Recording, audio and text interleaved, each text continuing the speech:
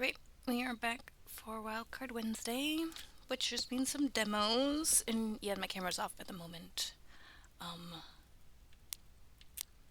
Just looking through some games to download. I downloaded a few already.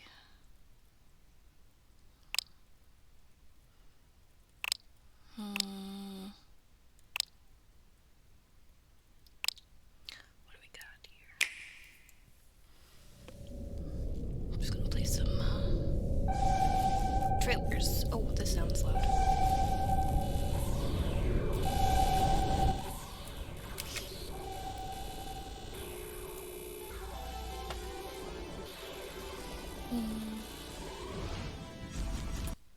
Oh, whoop.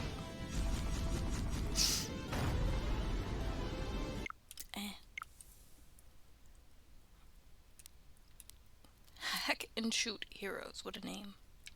Party time. What do we got here? Oh, I'm still sniffly. That's annoying.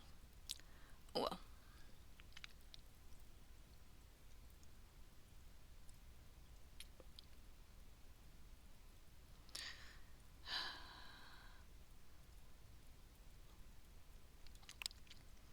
Play Store likes to not load very well. Well, is this, has to be multiplayer. Kinda looks like it. Oh, dang it, I hit B again. I did not mean to do that. Now I have to scroll through everything again.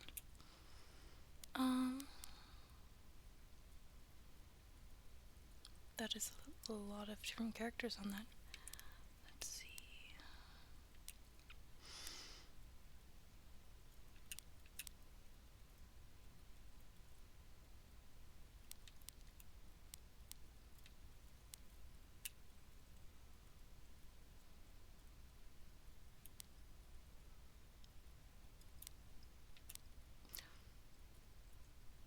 Oh, how many of these are there?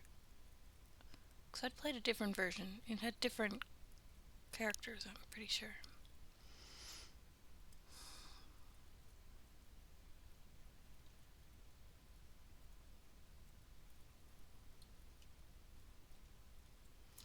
Why is it loading? Always take forever.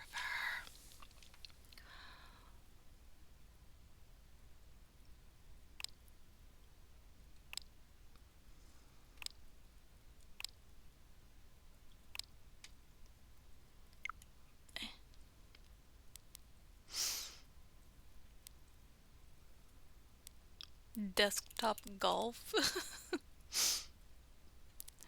think I'm okay with not playing that. Sugar Dew Island. Wow.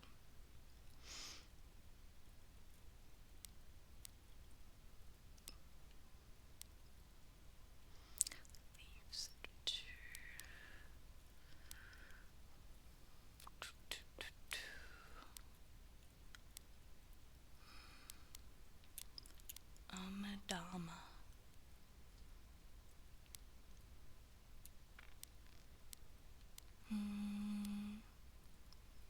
Voodoo Strikers? What? Angel at Dusk? It's creepy. I think you can. What do we...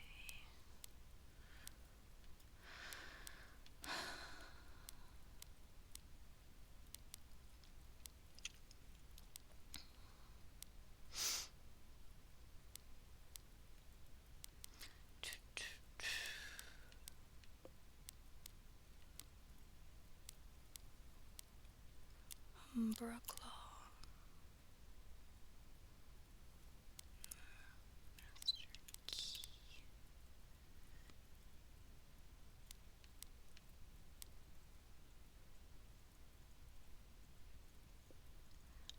Trust no one.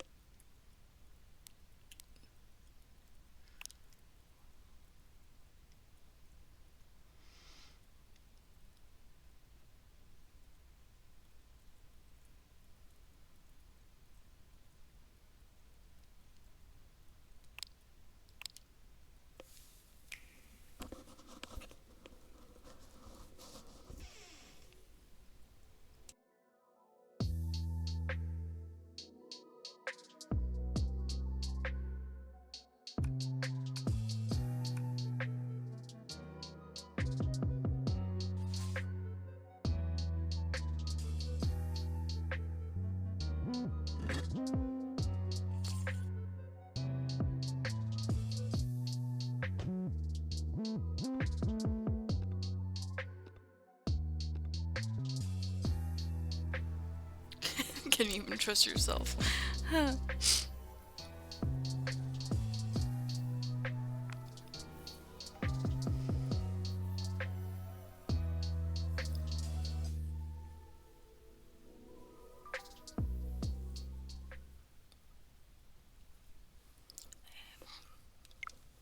Download the demo. I don't know how I feel about it, but I'll download it. Let's see. Dang it. I hit back too many times.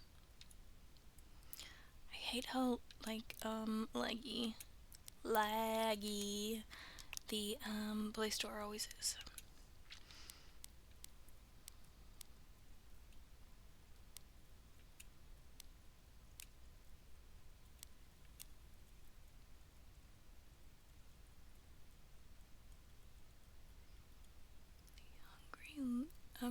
I'm like, there's a manga, and this reminds me of it, but oh, across China.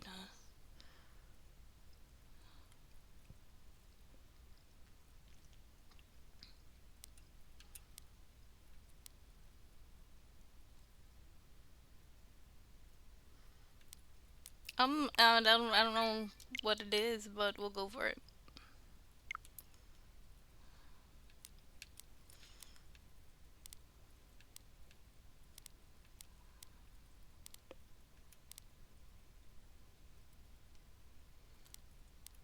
Steam Prison Beyond the Steam.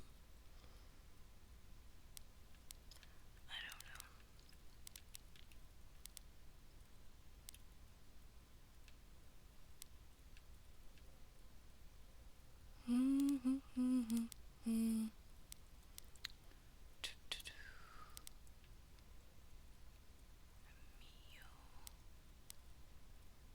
Gory, cuddly carnage?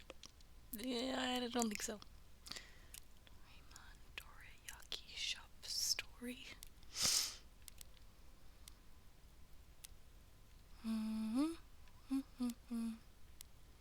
Throw it, dinosaur panic. What?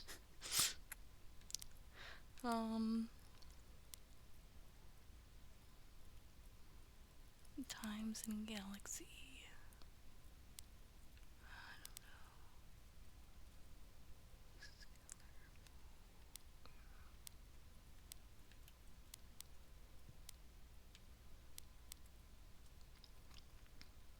Purple slime production line. That's kind of fun to say. Okay, try saying it. Purple slime production line. Purple slime production line. It has like an air of rhyming from the slime and the line, although it's not actually a rhyme, but it's the eerie surroundings. Our field trip adventure. Okay. Pepper grinder. Find room 96. Interesting.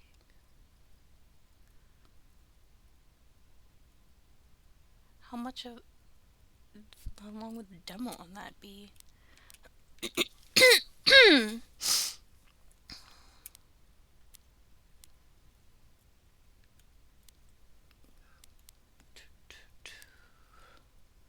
Gunvolt Records. Was that your credit card? Yeah, totally. You figured me out. I totally have my credit card on here. Airport.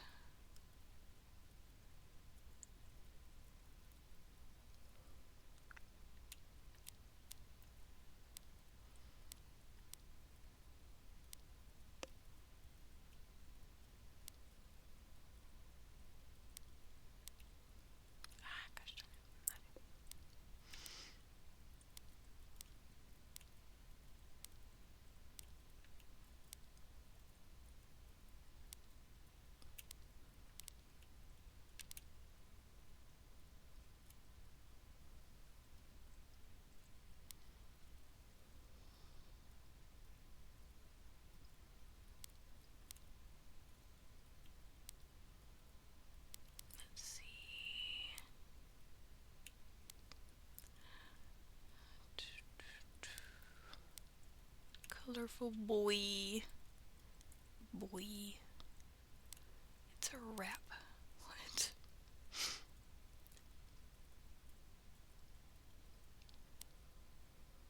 See you stars. Have I done that? Okay.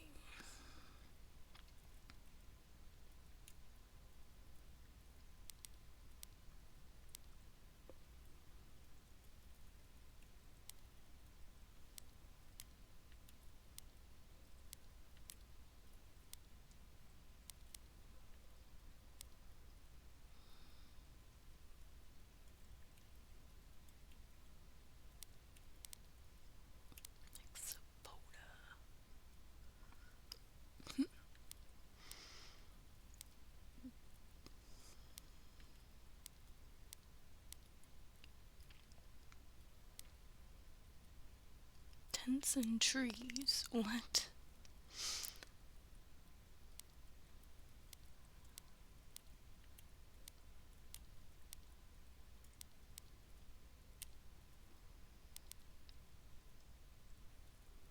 Logi King.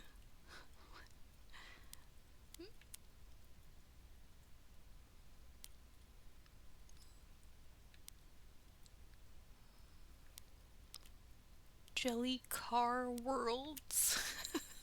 Sometimes it's just the names. It's fun to say them all. Q remastered. Let's see. Harvestella. I played that one before.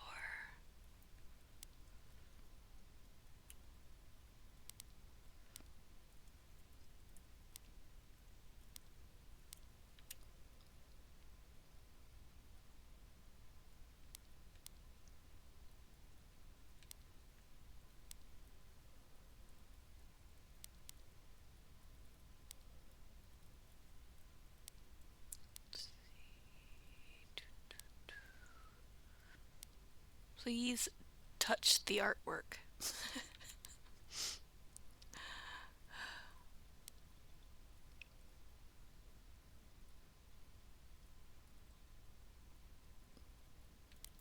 We then.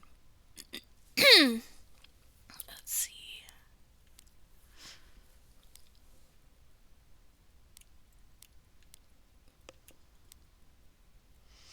Over Rogue. Fire Emblem Warriors. Three Hopes.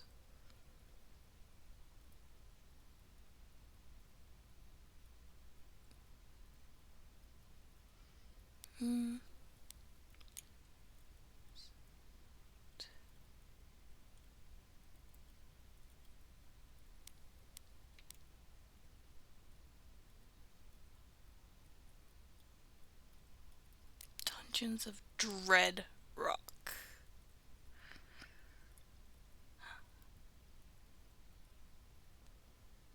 Darkness and Flame.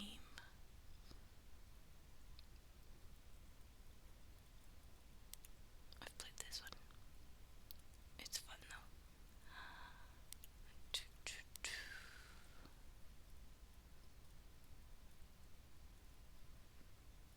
What a long name. Let's watch the demo or trailer. Come on. Abyss Memory, Fallen Angel, and the Path of Magic.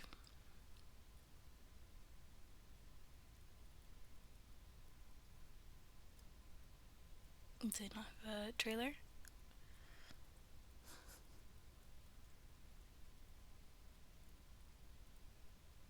I guess there's no video trailer.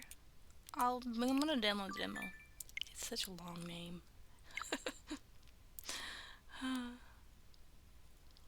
Okay, I think I'll find one more. And then Kurokami-sama's Feast.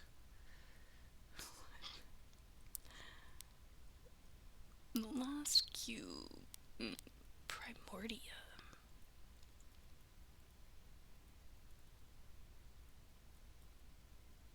Potato flowers in full bloom. What?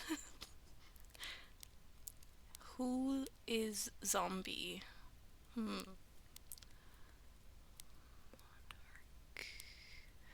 I have that on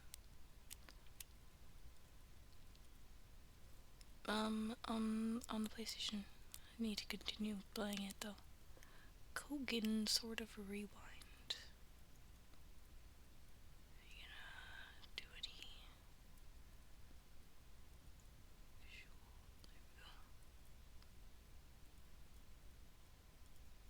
visual? Magic code. VB Storm. Work it out job challenge. What in the world?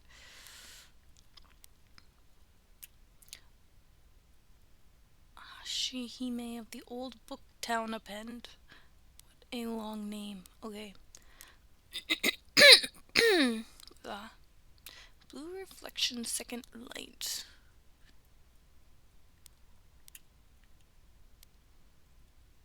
Guardians of the Galaxy.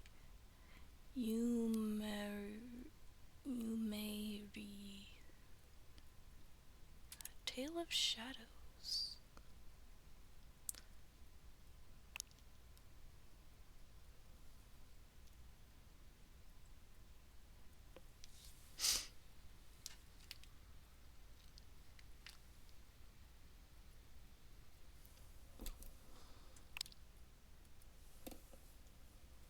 Fantasy violence. 10-year-old Emma, intrigued by the disappearance of Thomas Kane, is determined to investigate. With the help of mysterious teddy bear Fenton, Emma explores the huge rooms of Kane Mansion. The only way to pursue the quest is to join forces, each in their own dimension.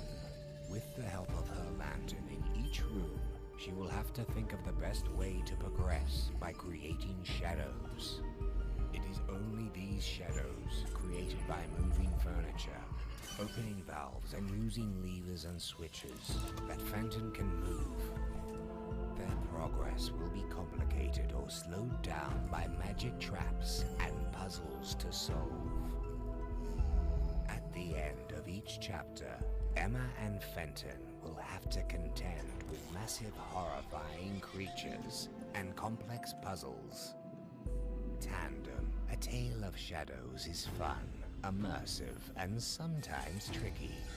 But don't be fooled. Even if you are charmed by the richness and sweetness of the Tandem universe, if you're not clever or fast enough, be prepared to die in many ways. Be strong, be brave, be smart.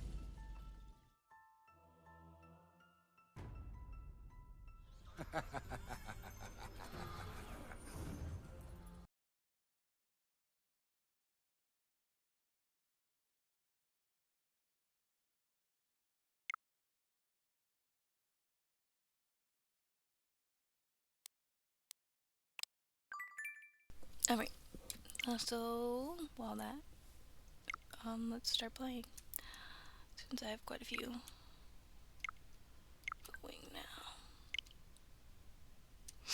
Also, where's my camera? Here I am. Let's see.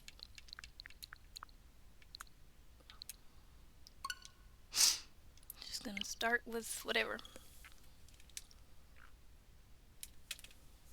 Okay. So peculiar. Welcome to the Bug and Seek demo. You have 1.5 game days to explore Bugberg. The demo ends at dawn on day 3. Happy bug hunting. Hi, I'm Craig. I'm Chera. Okay. Oh,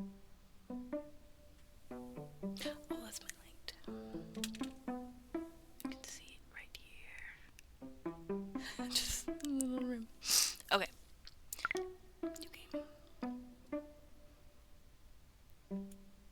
Do I care about customizing? I'm not playing for like... There's 4 different eye colors. Like, what are these choices? how is that any different? You get one's a bit more blue and one's more green, but like, you wouldn't even be able to tell.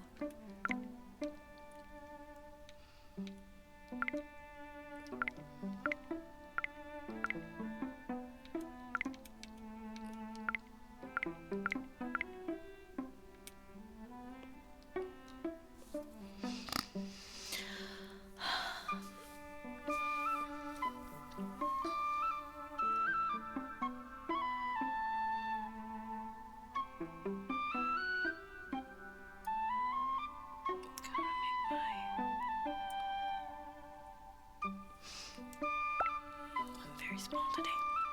Use the left stick to walk around. Okay. That's it. Hang on. Looks like you have a visitor. Okay.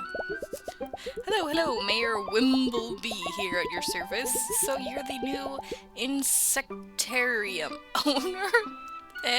That's me? Was it? Yeah. Well, it's nice to see a new face around here, and even nicer to see someone trying to revive the insectarium. That kind of is a bit of annoying noise. You know, this town hasn't been the same since, well, I'm sure you've heard. Heard about what? Whoops. I don't like the sound when they're... I don't like the sound.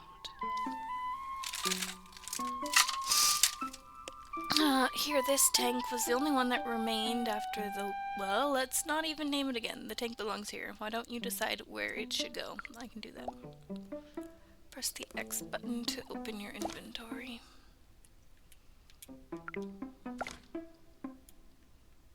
Have a mind to just move on to the next game because I don't like the noise.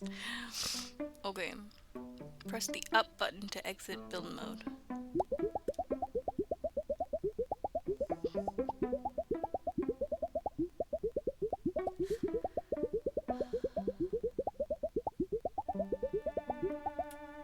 Why is... Oh, there's a bug because it's an insectarium.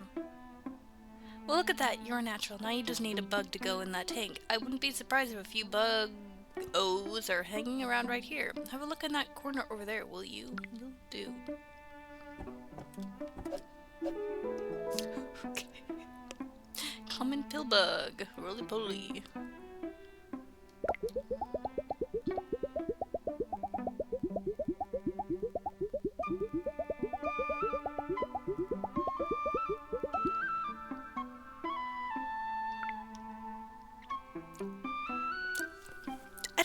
I don't know why. I just do not like the noise that it makes when they're talking.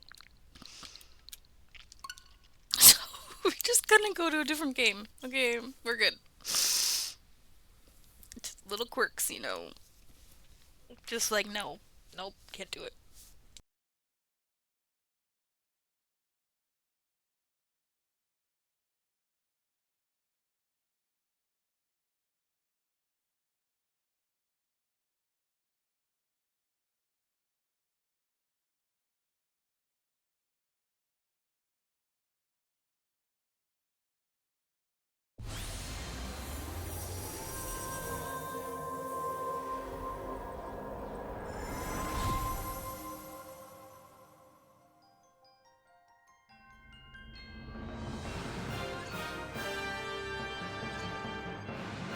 My witch terms are gonna be a breeze. Have you the right to control the Dismal King? Care to hear a song? Have you the right to... My witch terms are The hero of the story? Gotta be me, bud. Only the one is lit up, so I'm thinking that means My that witch I terms can't are play gonna the be other a one? breeze. The hero of the story? Gotta be me, bud. My witch terms are gonna be a breeze. The hero of the story? It's my first job. No. I'm care to hear a song? Let me select... Nah. Hit A. Have you the right to... My witch terms are I'll show you what a witch can do.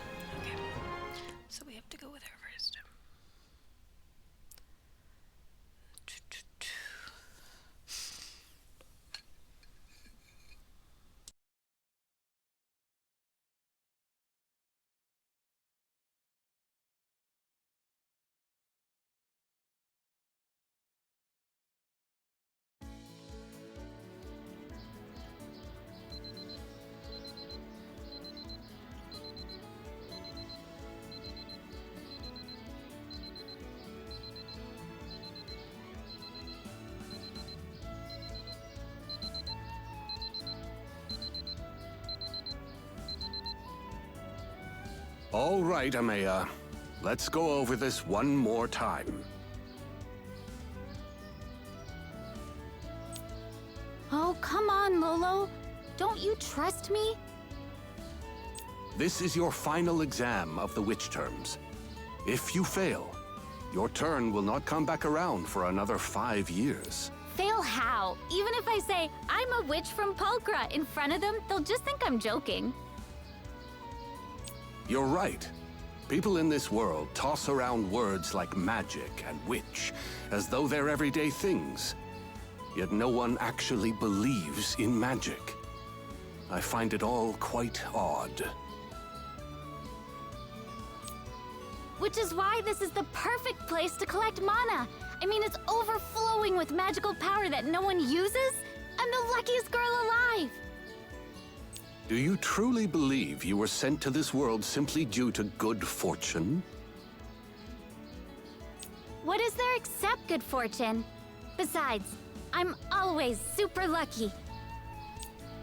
Oh, hey, I gotta go. Can't start off late. For all these many years I've been your familiar, you've always overcome your trials with luck. But hear me, Amaya. This is the one thing you cannot overcome through chance alone. Oh, a kitty.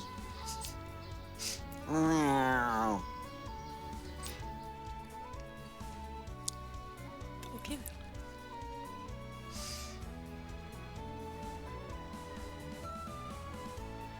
We have a new friend joining us today, class.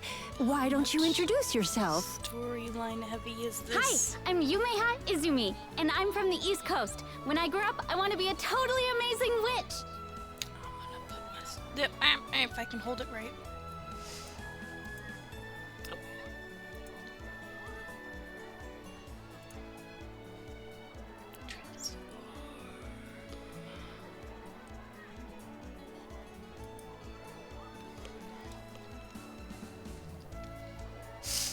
Okay. Oopsies. Did I say that out loud? Yep.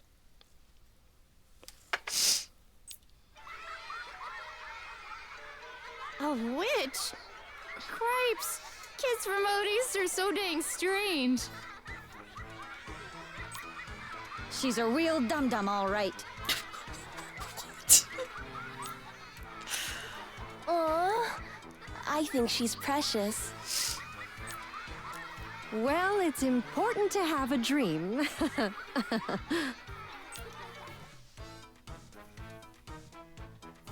know what is going on in this game. Man, why did I say I want to be a witch? Now all the kids are gonna think I'm just some huge weirdo. Okay, then maybe they'll leave you alone and you don't have to deal with any of them. But maybe not. Maybe they'll just bully you. Still, I suppose my job will be easier if I end up making a big impression. Oh, what is her job? You are a Amaya Ashling, yes? A witch of Pulchra? Huh? Who are you? Merely a man who will be stealing your magic. Now hold still, girl.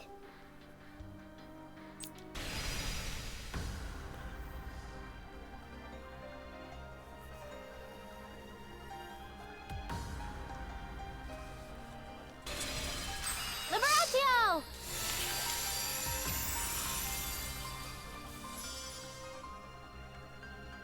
Okay. I'm like, I'll she show doesn't you look the like power the of character a that I witch. chose, but I guess she looks completely different when she...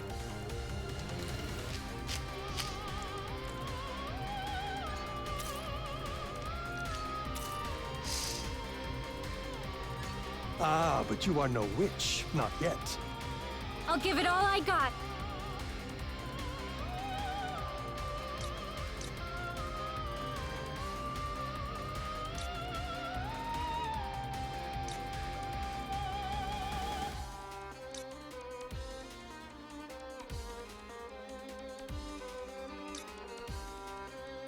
I don't know what I'm looking at, but... What? Ah, nope. Oh. Oh, it goes further down?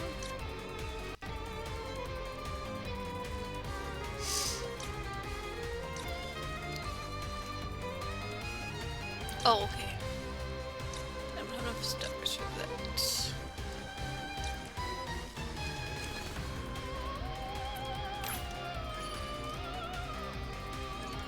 Sure.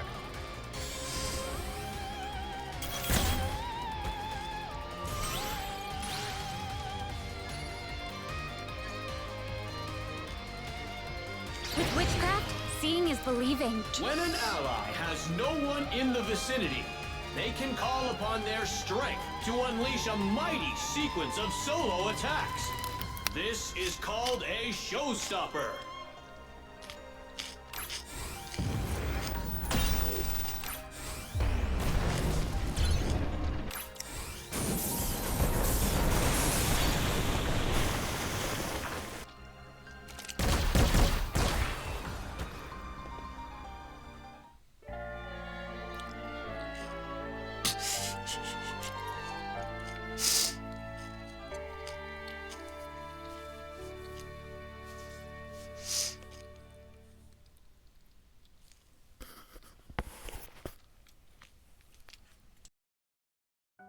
You are immature, as I thought. But I suppose this magic will do.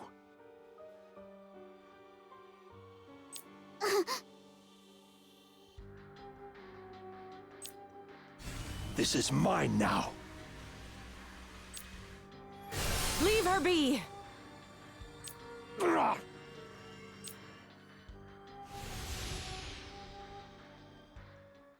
Alas, the magic has been scattered.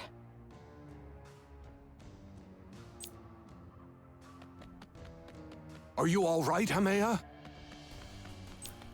Yeah, Lolo, I am. I just... Wait, no, I'm not. Where's my magic?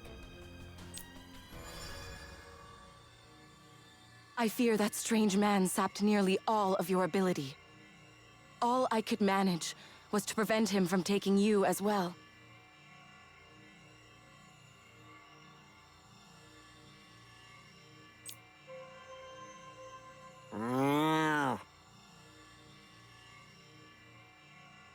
Look, I appreciate you saving me and all, but who even are you? Also, what did you mean by... Soft child. With the power you have left, conversing with your familiar is the most you can manage. I shall share with you a small amount of my own magic. Consider it my gift to you. I have half a mind to turn audio off and just read it myself. I can't stand. I don't know if it's the lines or just the way they're reading them, but it's bad, guys. This is bad. I'd rather just do it myself.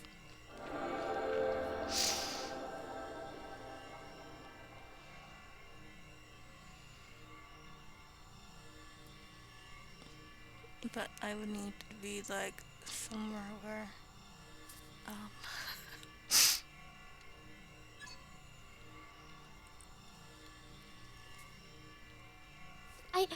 I can feel it returning. Thank you very much. yeah, which one is it? Not that one. What? Okay, there we go. Now I get it rated for it.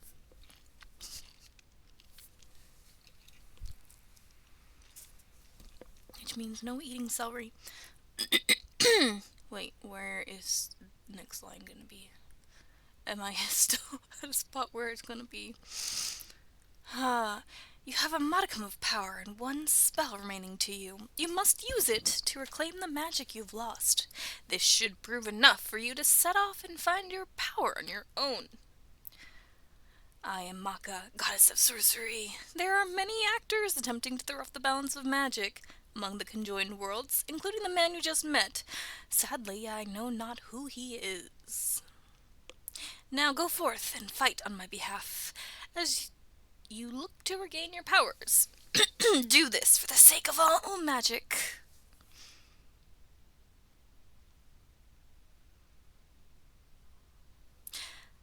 And having said her piece, she departs. Yet I wonder if we should accept her words at face value, for I have never heard of a Maka goddess of sorcery.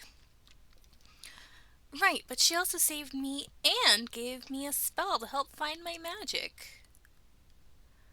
Take care, Amaya, for it goes against all the laws of sorcery for a witch of Pulchra to use otherworldly magic. Also, I thought you witches did not acknowledge the existence of gods.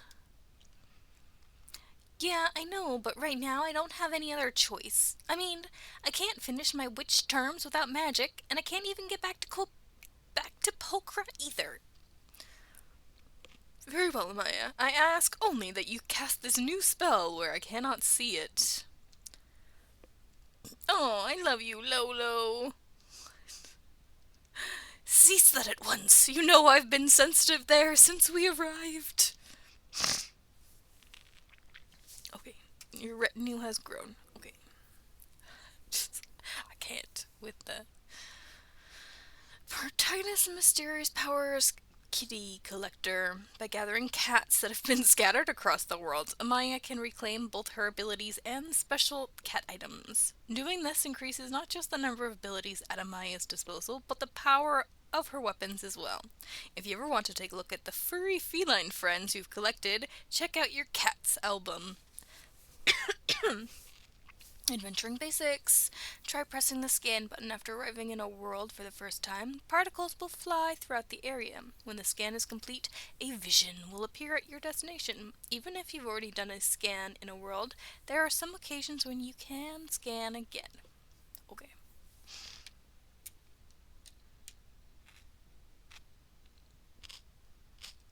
I don't know what the scan is supposed to do.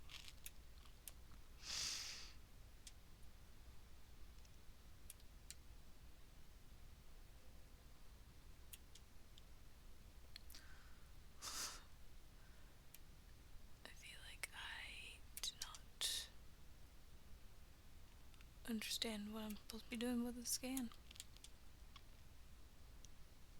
Combined middle and high school for young women, there are no rumors about it becoming a mixed school to combat declining birth rates. What? There are no? Or there are? Okay then. What is going on? Okay. I just sit right in the middle. Ah, what did I... Oh, there I am. We're just gonna do, whatever. Where am I scanning? I don't... Shrine. Am I supposed to go... What is X?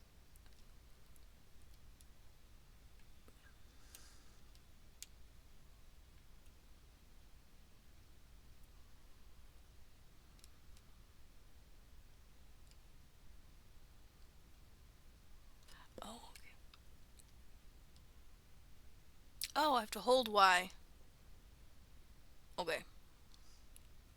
That did something more. So I guess I'll find some of my magic at the end of this green line. It seems this Maka character left you a form of searching magic. Only you can see these lines, Amaya. Follow them carefully. Emerald vision, the green line. Okay. A green line stretches before you. Could it lead to your magic? The string of light connecting a vision to a protagonist is called a wave. Interacting with visions causes all sorts of events to occur, and engaging with such events drives the game forward. There are even times when new visions appear as you progress. Okay.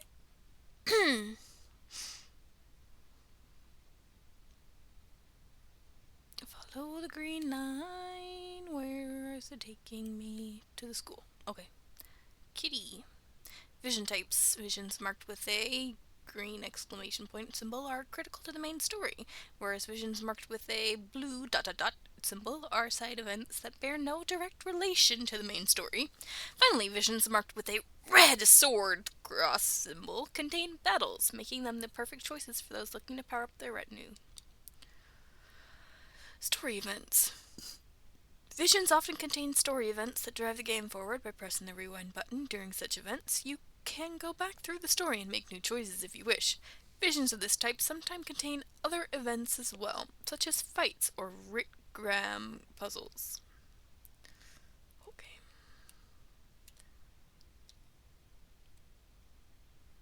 Let's go for it. There's a cat. Meow! Oh, it's a kitty! This is no ordinary cat, Amaya. It is a magical animal that serves as a manifestation of your powers. Really? Wow. But why didn't my magic take the form of a cat? Is it copying you? I am 100 times more elegant than that flea-bitten feline. Oh, that's still him. If I had to guess, I think your magic has simply taken on a form that suits this world. Oh, so I get to collect kitties? Okay, now I'm getting excited. And before you say anything, Lolo, I'm well aware this isn't a game. Right. But just look how adorable she is. Oh, what a cute little thing. Cat secured. Oriental short hair. Its long limbs and slim build give this cat an elegant appearance. Blood curdle. Okay. Do you know how many you must collect? Not a clue. So for now, I'll concentrate on getting enough of my power back that I can start gathering mana. Best of luck, Amaya. Thanks, Lolo. Some magical cats transform into spells when collected. Be sure to set your reclaimed spell so you can make use of it. Okay. What? A content cat is being petted by the employee of a store near Rakunen Station. Beneath the streetlight, a cat awaits in the garden of your home. A cat awaits you on the grounds of a nearby apartment. Okay.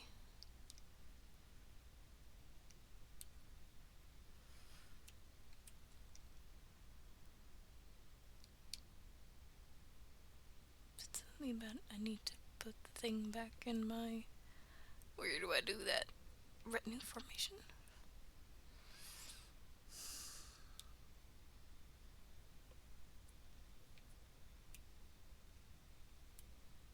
That's not what I was...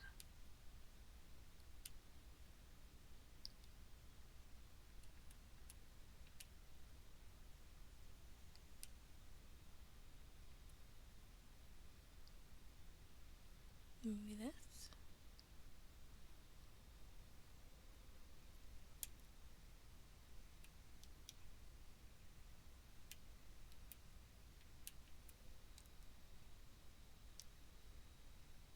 There we go.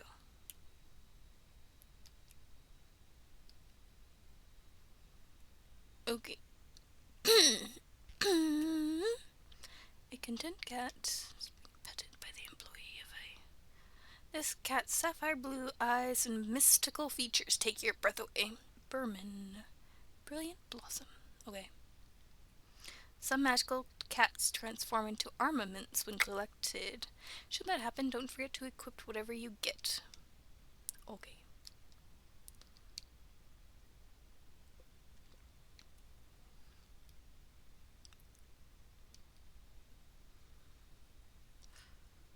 What did I get?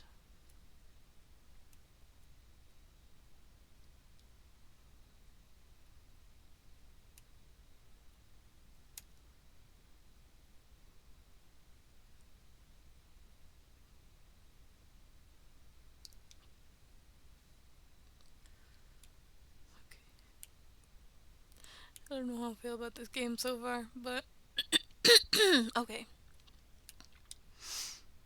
I just keep going to everything and I just get them like that? Okay. Chartreuse. This stocky kitty's most gallant features are its thick chest and broad shoulders. We're just going through a bunch of cat breeds at this point, but okay. Twinkling star. And then I just go and equip things.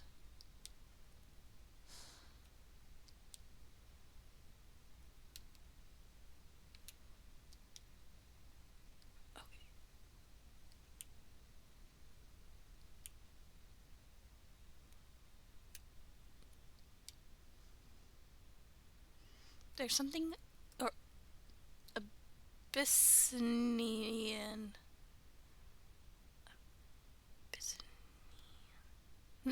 Okay, there's something glorious about its slender body and wild facial features.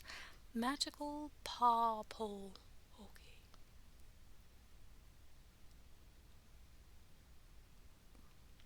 I believe you've regained the bare minimum of your power. Yeah, I have just enough to show the kids how amazing magic can be. What is this? Then you should begin collecting mana. That was your objective after all. I'm on it.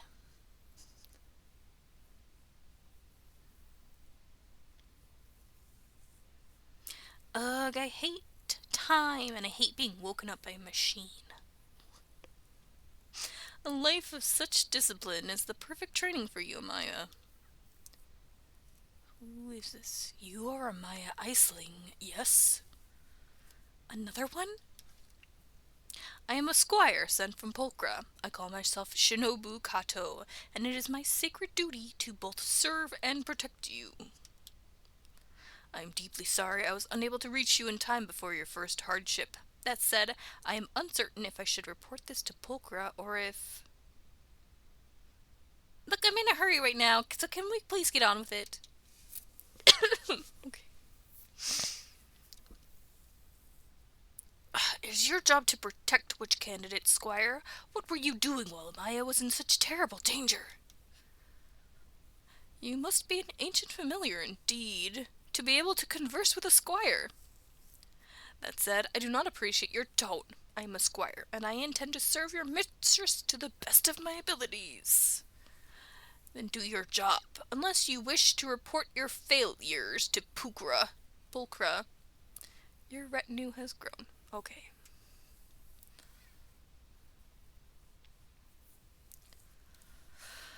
The Walking Puppet.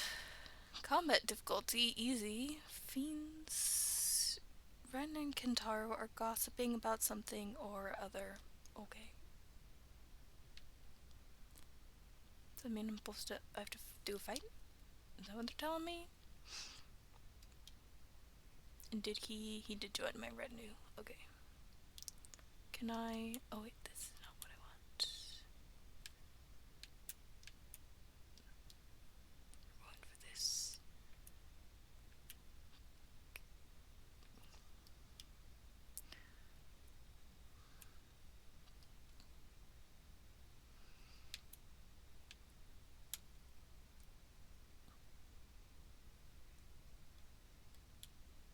I guess he cannot use my...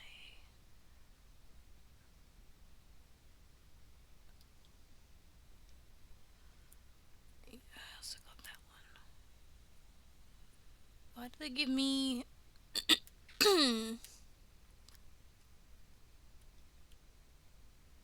so many weapons that I cannot use them all. Oh well.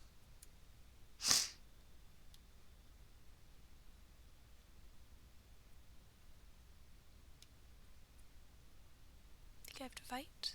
Is that what's going on? Hey there, Kentaro. You hear about the walking puppet, maybe?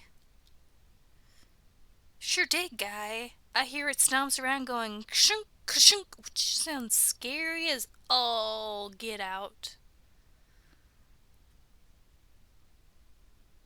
What is with this scripting? It's terrible. Okay, a walking puppet. This seems like a good time to show him some magic. Hey, what are you talking about? Share with me if it's fun, Kay? Oh, hey there, Yumaha. You into ghosts and stuff there? If so, you want to come with us to see the walking puppet? Wait a second.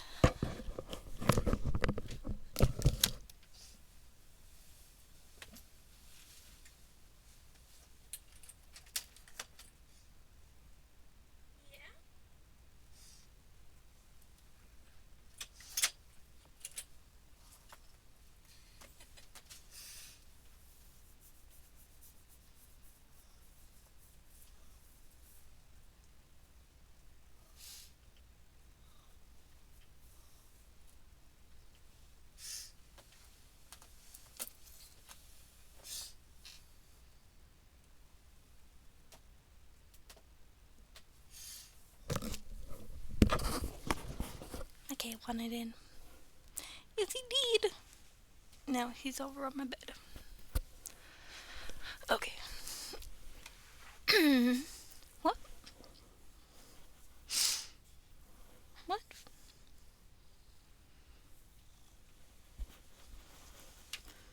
He's on my lap.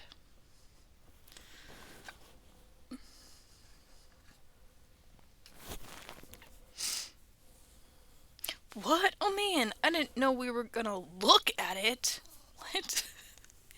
What is going on? You're coming, yeah? I mean, you still need to learn about the city, so... Not sure what a walking puppet and the city have to do with each other, but it sounds like a ton of fun anyway, so sign me up.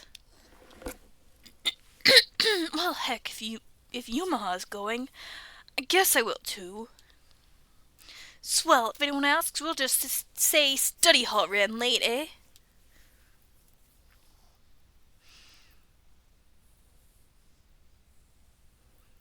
Suspicious figure. Okay. Criminy, the walking puppet's really here. So lucky.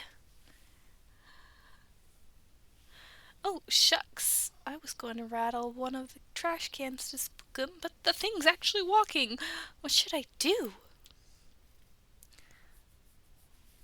Whoa, it's coming this way.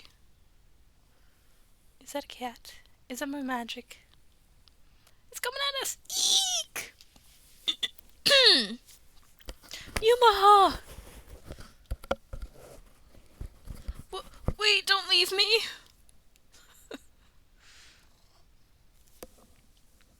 What, Turbo? What? Kentara's not home yet. Well, heck, what's he doing out so late? Sure hope the poor fella didn't get kidnapped or nothing. Whoa! Stop. I'm Amaya the Witch. I use my magical powers to stop the puppet, so you should all be safe now. Grah! It didn't stop. Oh wow, my magic really has weakened. Yes, mister? Yes? But never mind that. Time to chase a puppet. Oh, my kitty. No way in heck that pup's gonna follow us into the warehouse. But Ren, Yumaha's gone. We lost her while we were running away. Suspicious figure. Are you for real? Look, you can't just let the puppet find you, yeah? Just stay hidden. Okay. Hold it right there, you. I know you're scheming something, and I'm not gonna let you scheme it. Goo? I sense someone hiding. Must be Ren and Kentaro. Lady Amaya, I am Squire 1541-3837, known as Shinobu Kato in this world. The being standing before you is known as a Kugutsu. It is a type of automaton, one which will prove difficult to stop. But I need to show off my witch powers so I can collect mana. Copy. Worry not, child. The goddess Maka has come to lend you her aid. Your retinue has grown.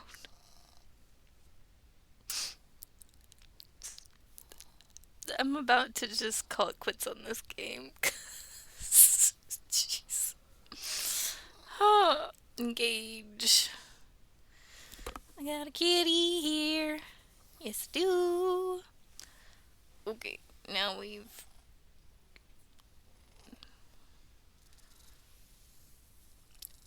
How is it that I, like, have 4 characters already? I don't even... Yeah, okay. I'm just gonna keep hitting A, because... Like, a retinue shouldn't grow that fast.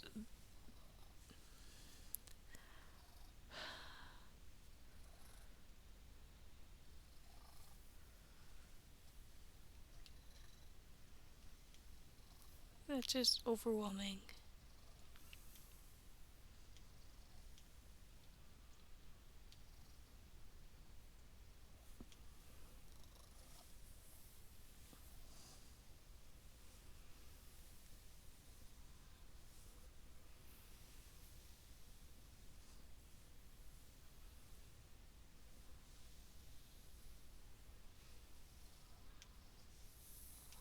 I'm just hitting A because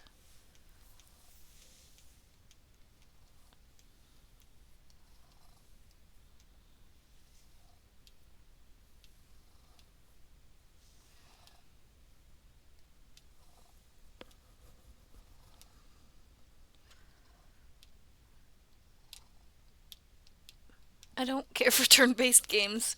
I haven't said that, but I don't like them really.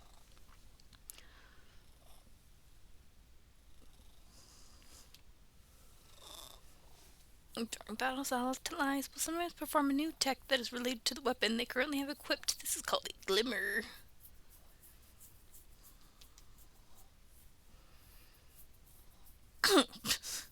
Each tech has its own combo range. When these ranges meet on the timeline, the attacks join together to great effect. This is called a united attack.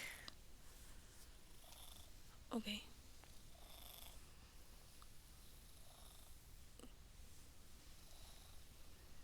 Why did you even come here?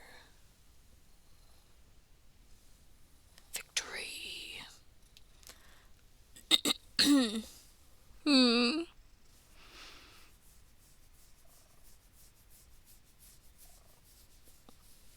Turbo. Turbo, turbo, turbo. Okay.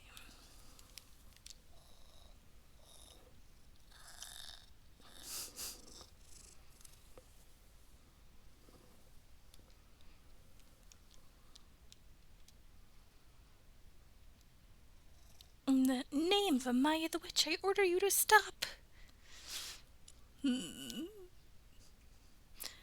She just say she's a witch there? Gosh, look at her. She's so cool.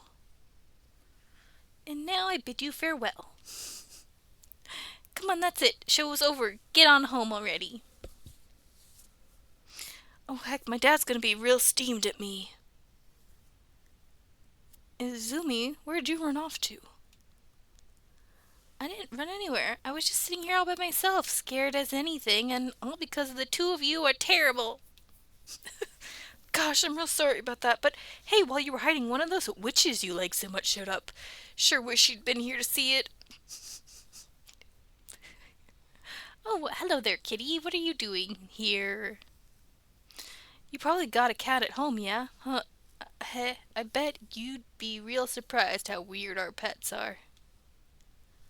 This slender, elegant beauty would be the belle of any ball. Turkish Angora. Gatling gun. Okay, I'm gonna call it quits with this game because we're just calling it quits mid-game. Okay. I think this one it seemed. Oh, let me turn the sound back on because it should be fine now. Hopefully. Oh, turbo. Turbo. Whoa, hey, what are you doing biting me? What are you doing biting me?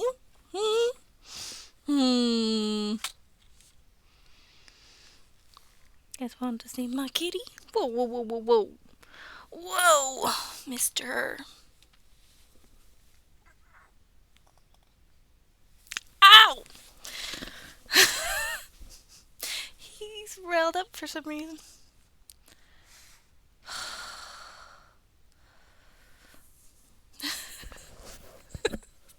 Okay, it might have been my fault. I should have just not moved him or anything. Okay, there we go. Now he's on my bed.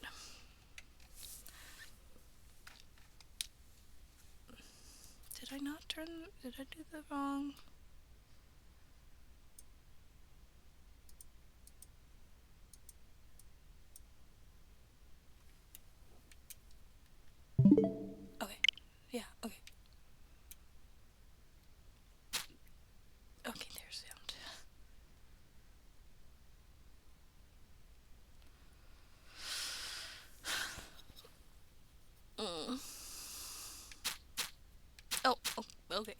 There's no like background music. Robbie, would you come over here for a moment? Really loud. What? Robbie, talk to the voice. Talk. I know this is a little sudden, but an important anniversary is coming soon. Do you know what it's for? No idea. You're gonna tell me, right? You don't? Oh, Robbie, you still have so much yet to learn. It's the anniversary of the first time we ever met Toriko. Oh. This is loud. That's right, it's cause for celebration. When we first met Toriko, she was covered in contaminants and on the brink of death. Then we created a terrarium, and maintained the ideal environment for keeping her alive. We cured diseases and protected her. Those sure were some tough times, huh? It really takes me back. So I think we should celebrate this grand anniversary with a party. What do you say? Yay! I knew if anyone would agree, it would be you, Robbie. I need to trim my bangs. They're in my eyes again. Now, according to my research, humans used to create fun atmospheres for such events. That's why I think it would be apt to place a number of fun objects in the terrarium to create a fun atmosphere. The only problem is, we don't have a single fun object in our possession. But never fear, I have prepared an assortment of fun-filled blueprints. I'll transmit the data to you right now. Robbie has acquired blueprints from Factory AI. Go on then, get crafting. Press X to open the home menu. The home menu features options related to item crafting and the terrarium. Additionally, functions for powering up the robot will be added over time. Start off, for now, by opening the home menu to access the item crafting function. Craft a balloon. Oh, now my camera's in the way.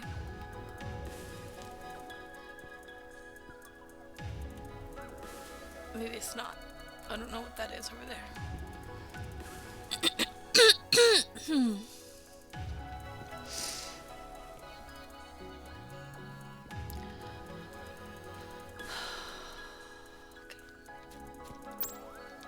Item craft. Balloon. Use resources at your home to craft a variety of items. Items you bring back from your expeditions are converted into resources when you return from the wastelands. General resources. All items are converted into one of 4 types of resources: organic, inorganic, energy, or contaminated. Which resources you'll obtain are found in the item descriptions.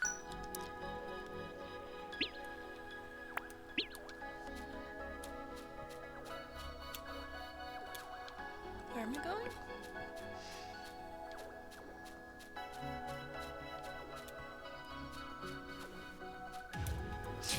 So I'm just keeping a human alive here in their terrarium.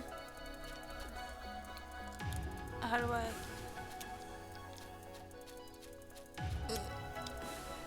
I know you must be busy with your expeditions, but remember to check up on Toriko using Penny.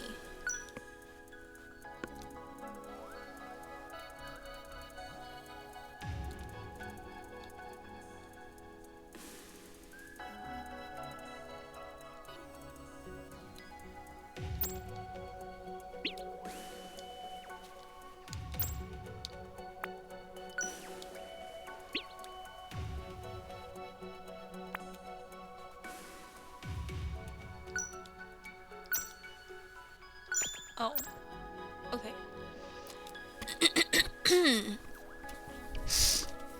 Some terrarium objects give off a certain vibe. Placing multiple objects with the same vibe can change the mood of the terrarium. The atmosphere inside the terrarium can affect Toriko's behavior, among other things. Not enough resources.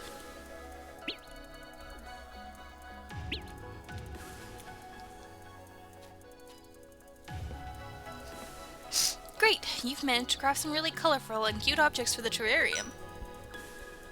Still it seems like we're lacking a bit of flair. The more the merrier, right? Bobby has acquired blueprints from Factory AI. I'd like you to craft these too. Oh, but it looks like you're all out of resources. You'll just have to head out to the wastelands and collect everything you need. That's what I was waiting for. You can get to the wastelands via that exit over there. But, of course, you already knew that. I always get so carried away.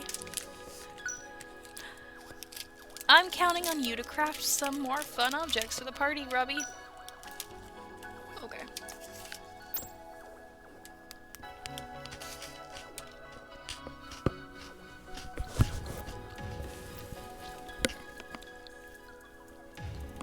Open the system menu by pressing plus. The system menu allows you to save or load game data. View your story progression via the quest screen, read in-game explanations via the archives, and more.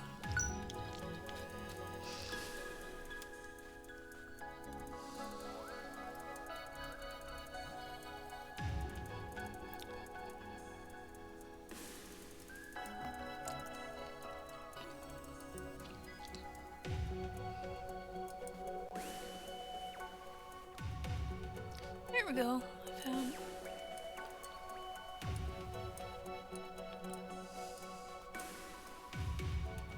Oh, is that not what I wanted?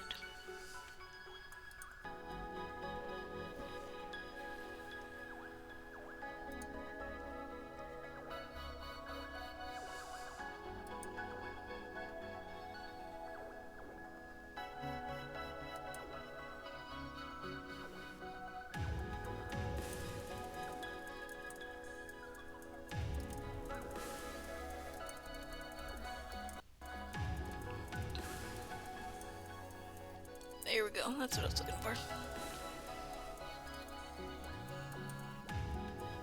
Okay, craft a small plushie, craft a jigsaw floor, craft an origami ring.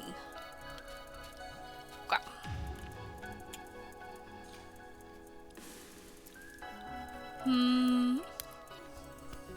Training grounds. Practice area. Residential area.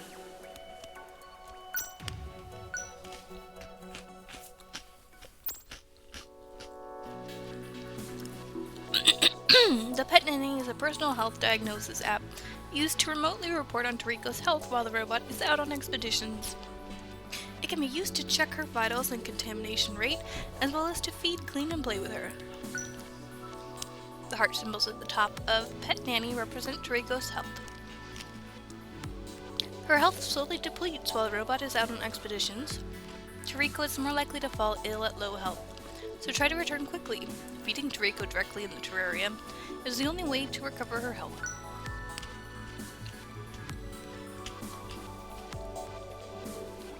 Press minus to open Pet Nanny while out on expeditions and make use of its functions.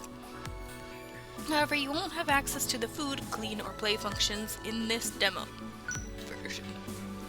Pet Nanny is programmed to provide an efficient way to return to the terrarium when out on expeditions. Use it whenever you want to return home quickly after fulfilling your objectives.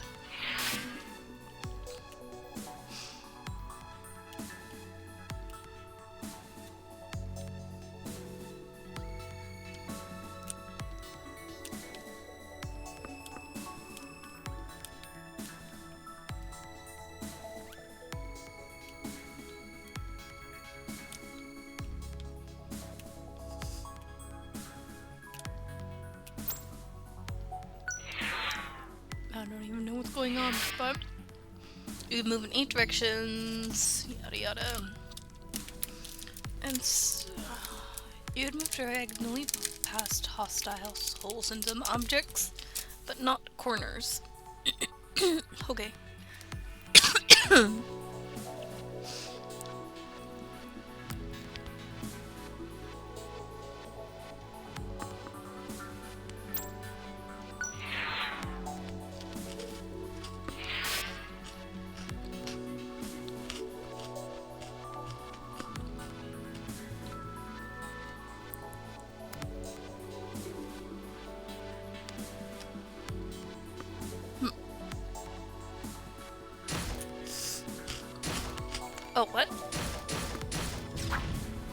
Okay.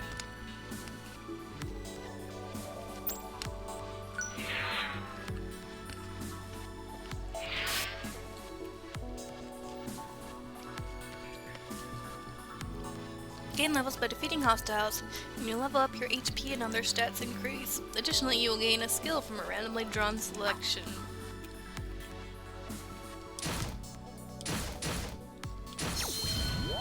Okay.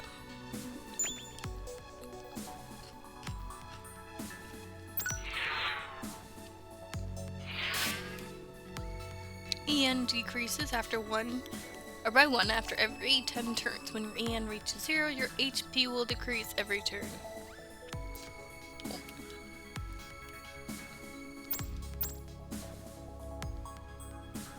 You can now view scenario objective blueprints from the Objectives tab.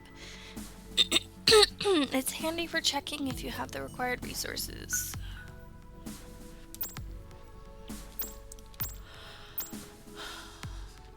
A number to the right shows how many resources you will obtain if your current items are converted. Special resources will be displayed in white, resources you won't obtain are in red, and those you will obtain will be in blue. What?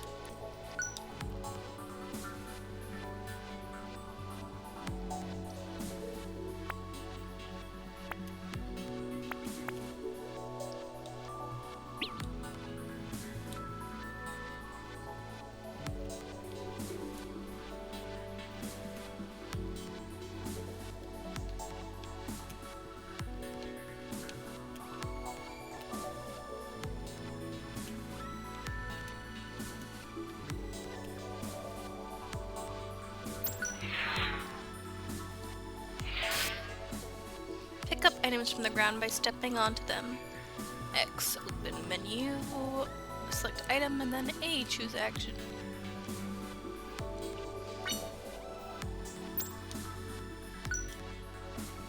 Use, throw, drop. Use, okay.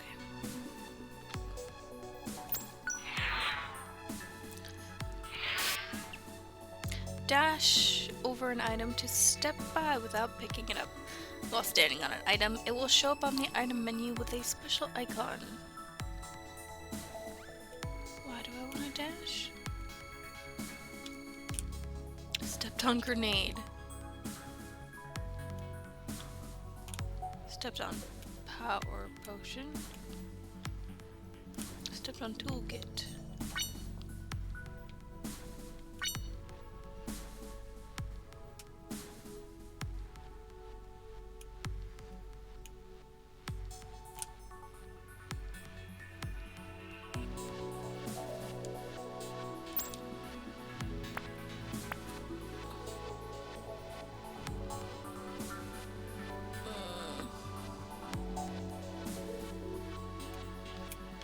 Oh, okay.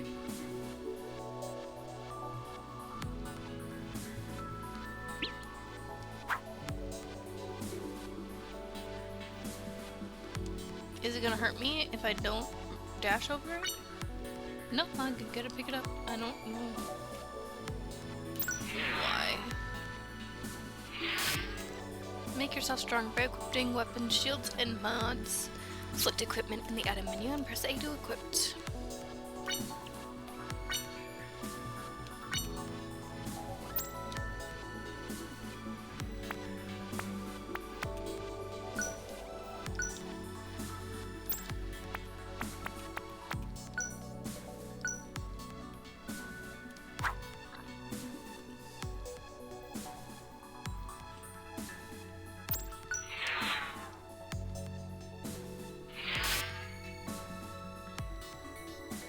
Weapons come with random skills. Some have active skills that can be used. L plus A, B, X, or Y. Use active skill.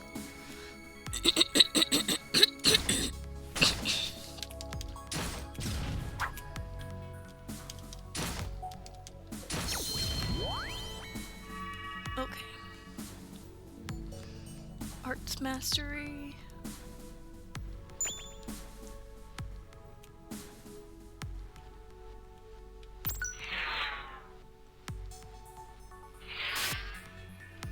Increase your weapons mastery by defeating hostiles. Mastery level increases the number of skills assigned to your equipment and carries over after each expedition.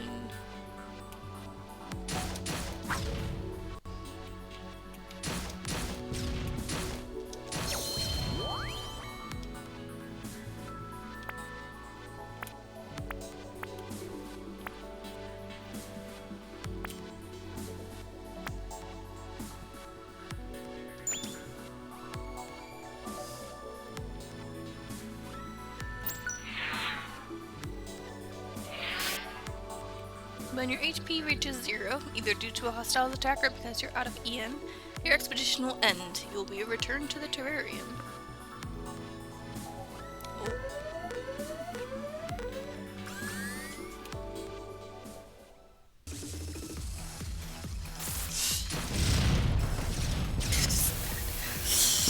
Okay. That was, overpowered. Okay.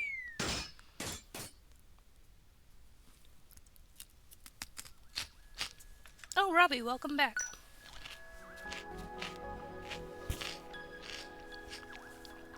Come to think of it, isn't this your first time coming home to the new terrarium?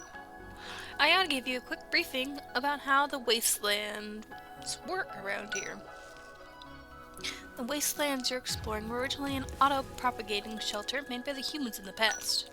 Now that they're extinct, the shelter has been automatically propagating and transforming uncontrollably. That's why the lay of the land is different every time, even though you're exploring the same place. Are you still following? Of course you are. That's my Robbie. Now on to the next part. As for the mechanism that allows you to return here after your expeditions. Shelters have a system in place to automatically retrieve objects that it deems as a waste. It transports them to the nearest scrapyard for disposal. It appears as though our current location was once a greenhouse where vegetation was cultivated. Now this place is just being used by the shelter as a scrapyard. So whenever you're incapacitated or reach the end of the wastelands, the automatic disposal system activates and returns you here each and every time. Of course, the drawback is that refuse is passed through its disposal unit as a safety measure, so all of your upgrades and items are removed upon your return.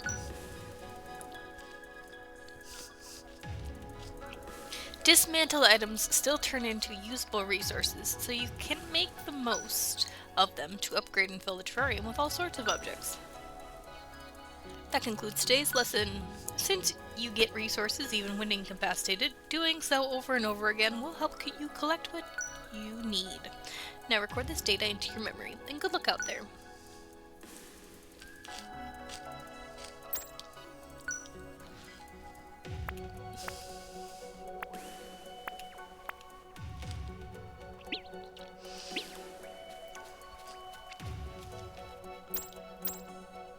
Vault.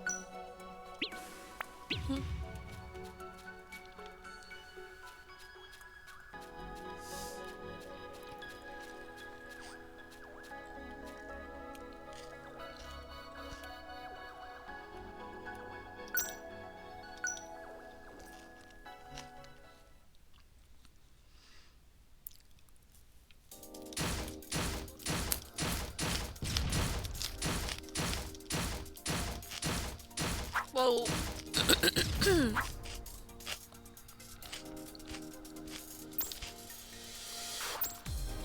Whoop. Oh, interesting.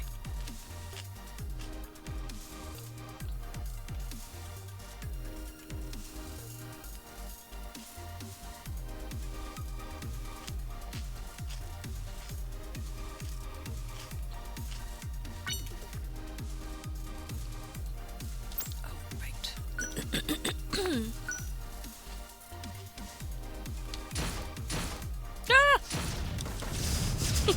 Just like that. Okay.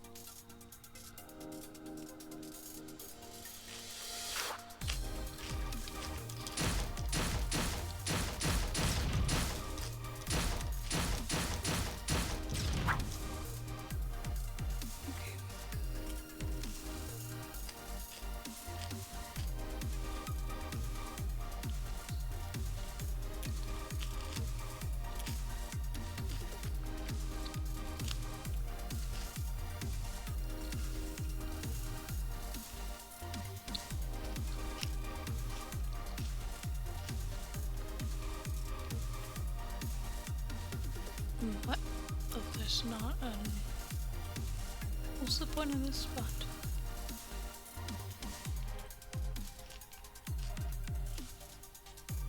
Oh, okay. Right, it's hostile.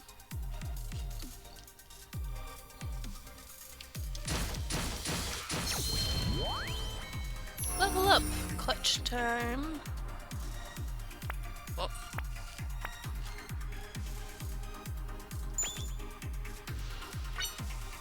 Colorful wall.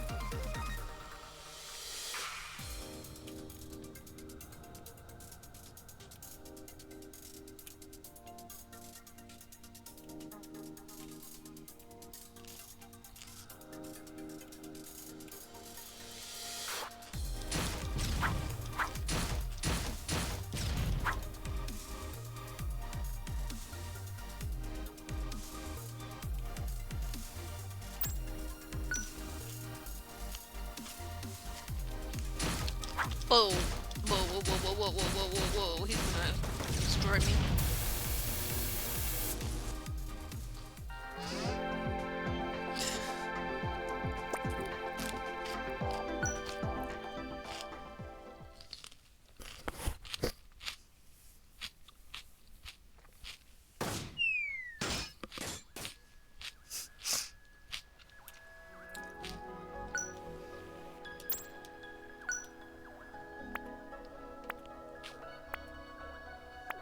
Colorful wall.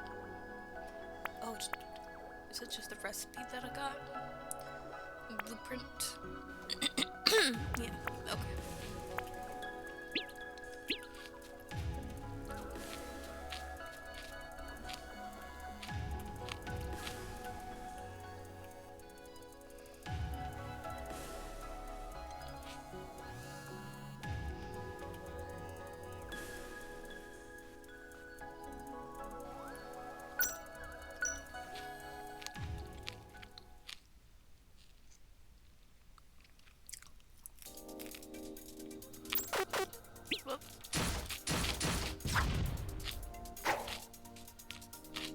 Oh, what? Okay.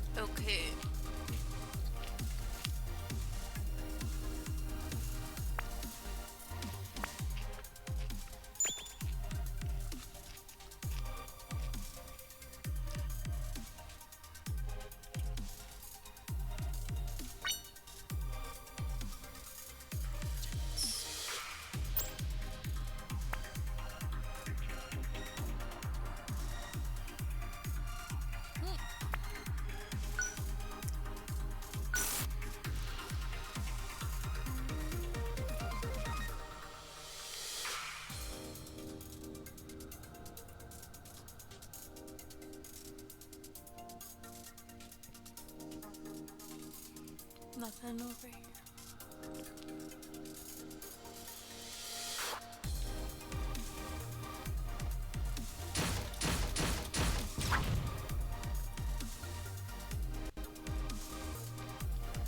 Oh, there's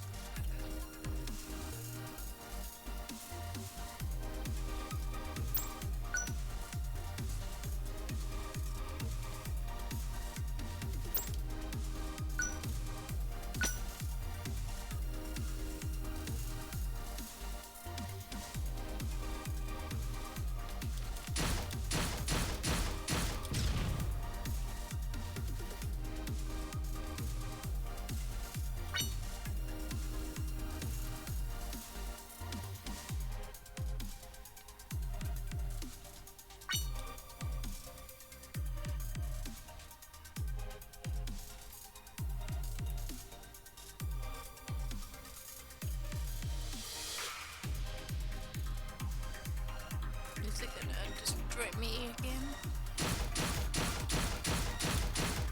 Got it? Okay.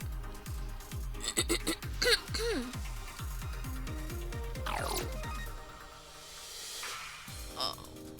Oh, we got a lag.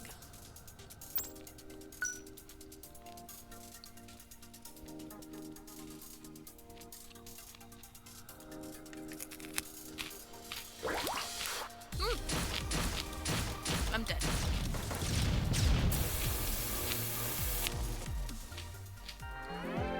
Oh well.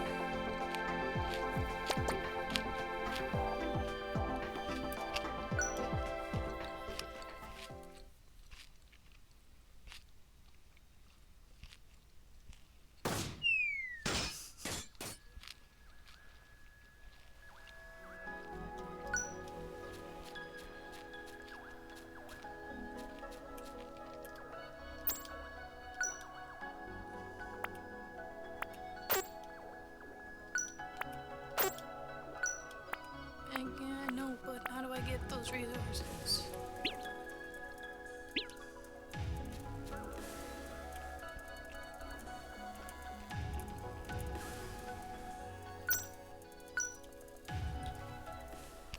Like, am I doing something wrong?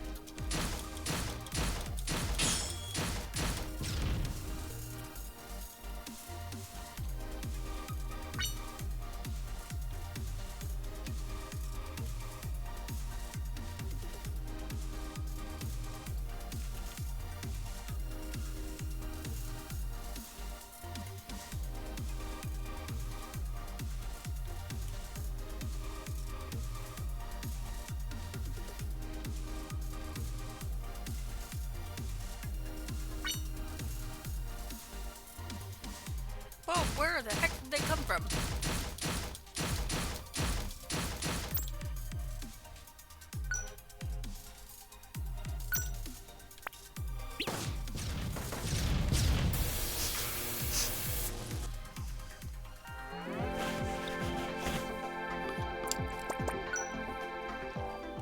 I'm a bit thrown off by this game.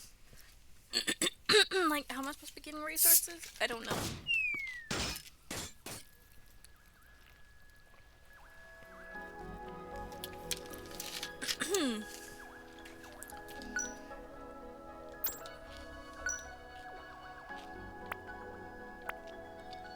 See, I still don't have the resources, and I thought that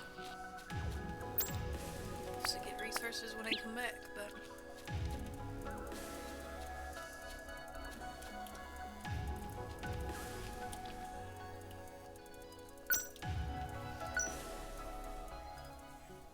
ooh, I had my leg crossed, and it's asleep now.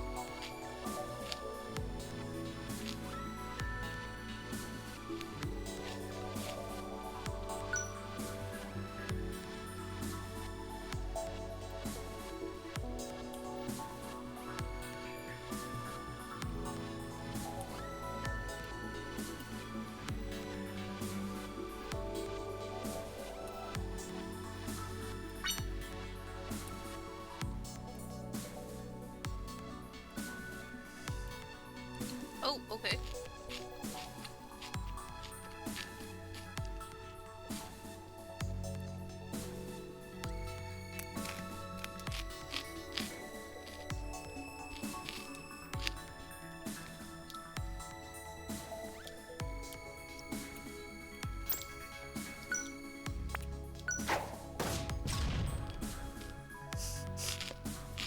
Okay.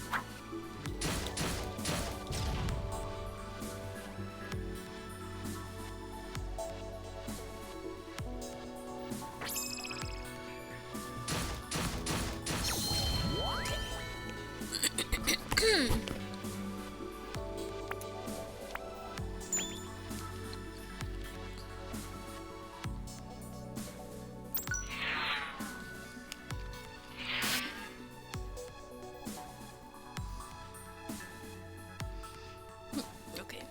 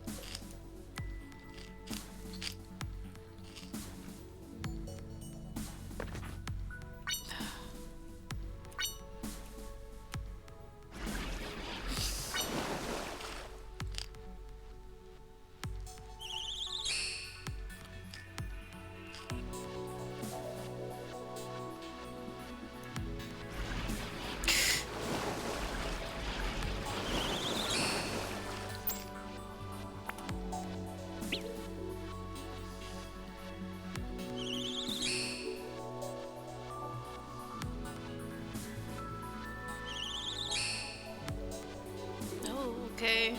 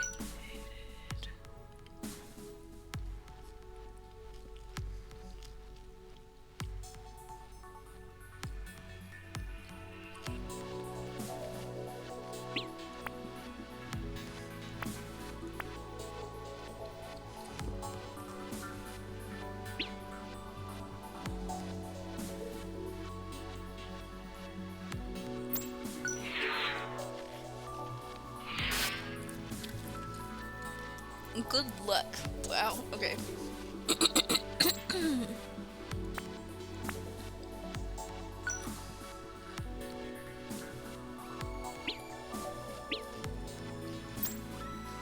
Neon is depleted. At this rate, defeat is imminent.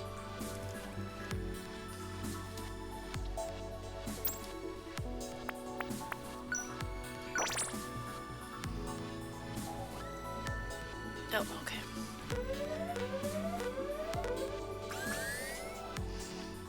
I don't think there's any getting past that. Oh, can I fight it?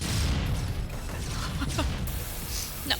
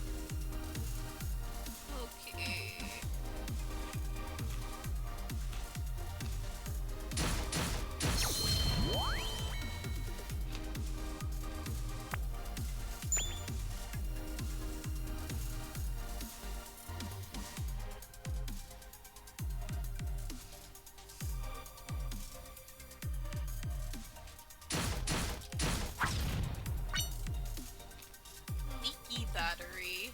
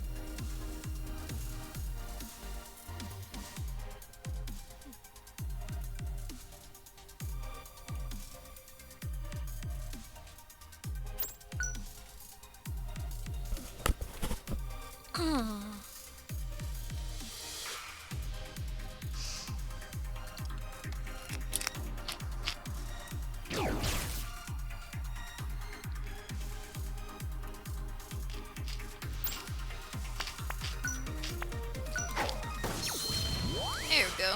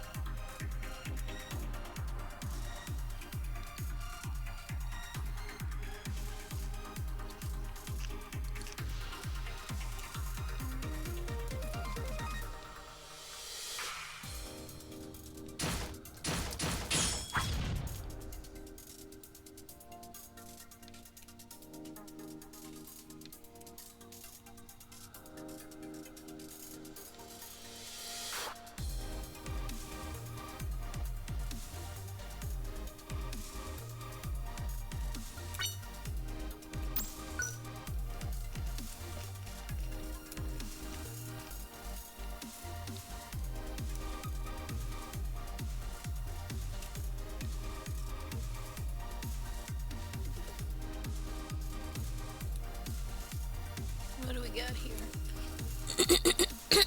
Okay.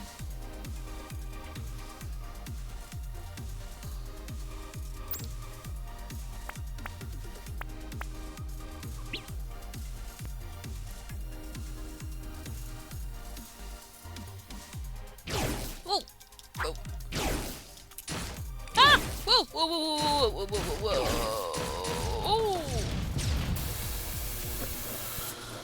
Whoa! Okay then.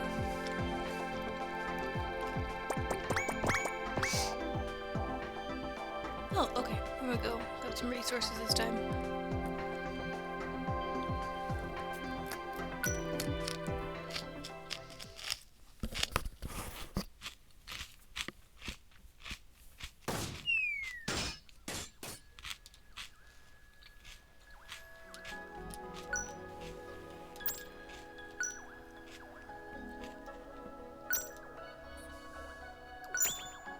Okay.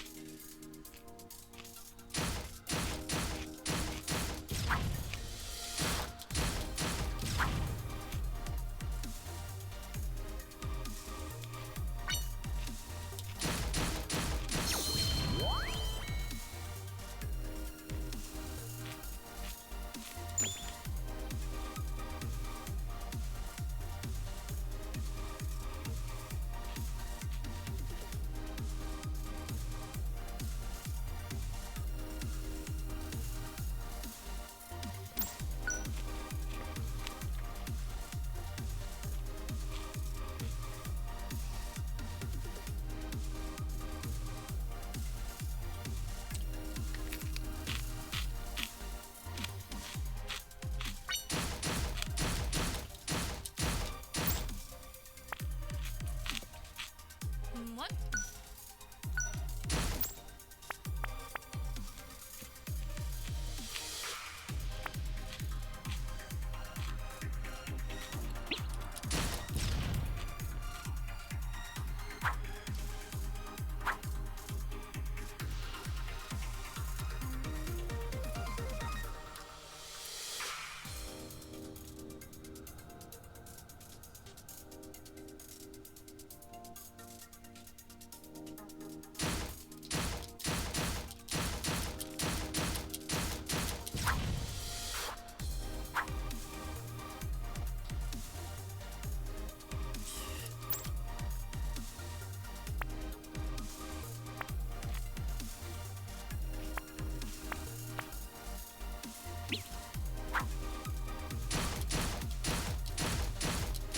No, what?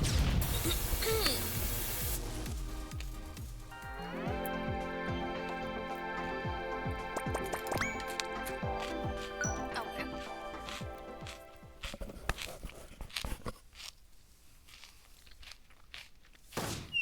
So I have the resources I need for the rest. Is the question.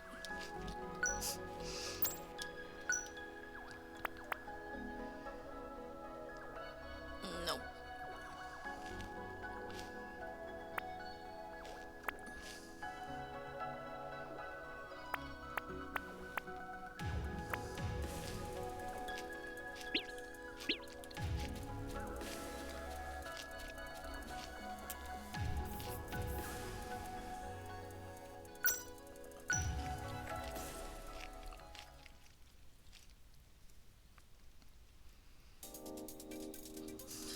I want to finish this task, so.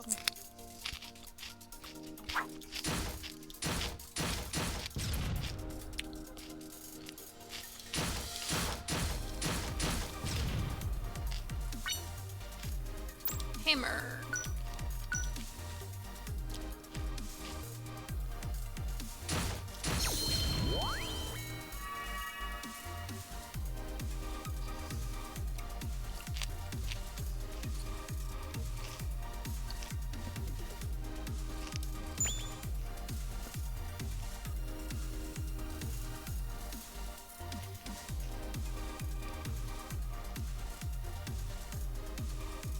Oh, okay.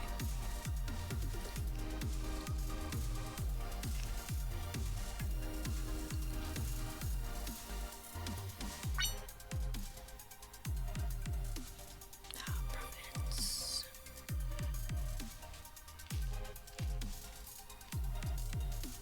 Nothing else in here. Let me just...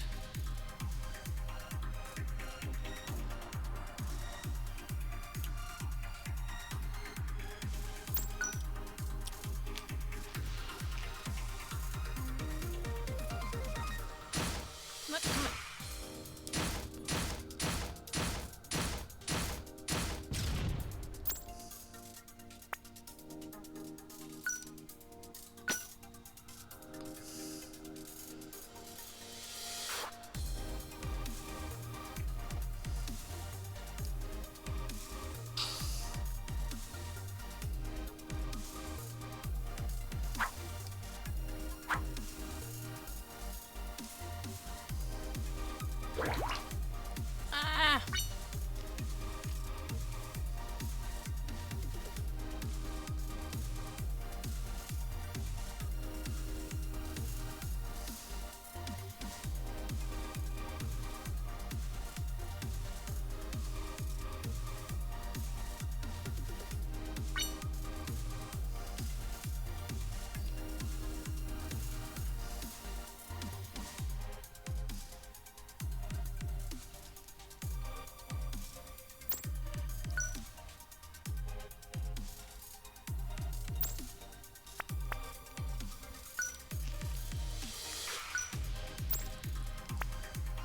Oh, what?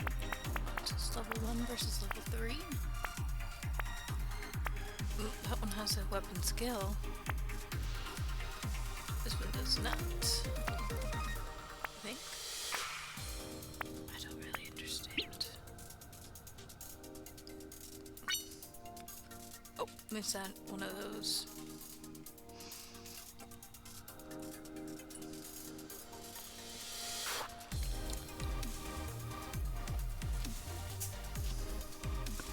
I don't even know what that is.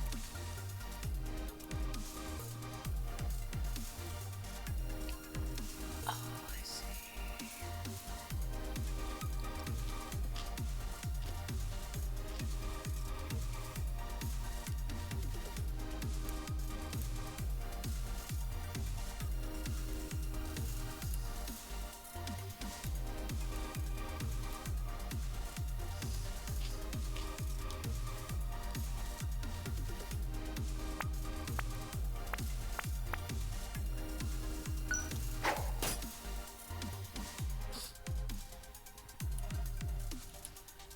There's also something behind me.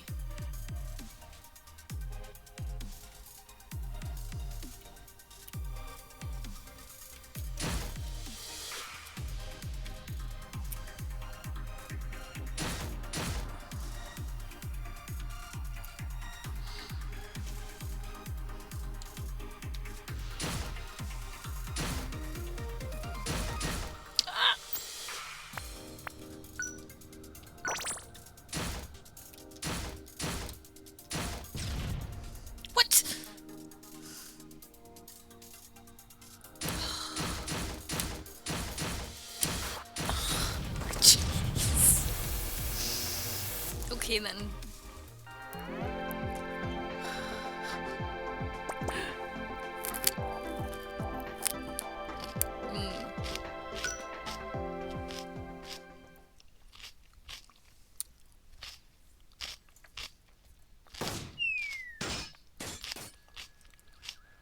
Looks like that is not what I need for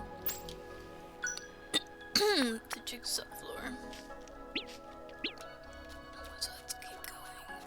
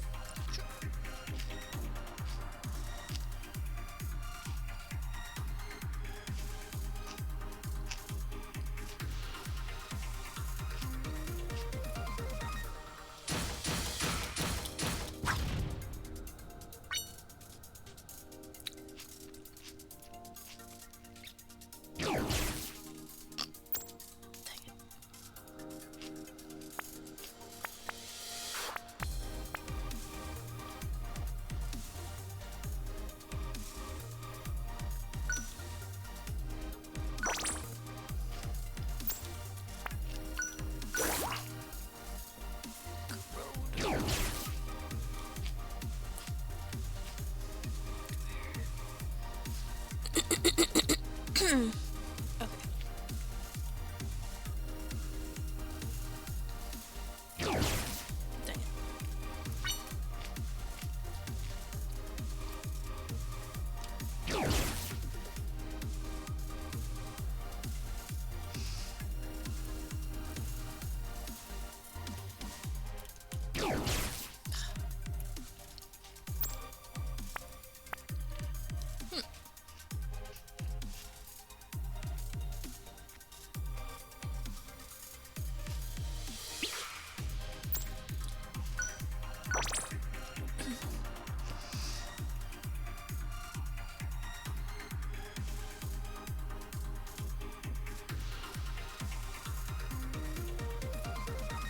That's the way to the next floor. Is there any other items?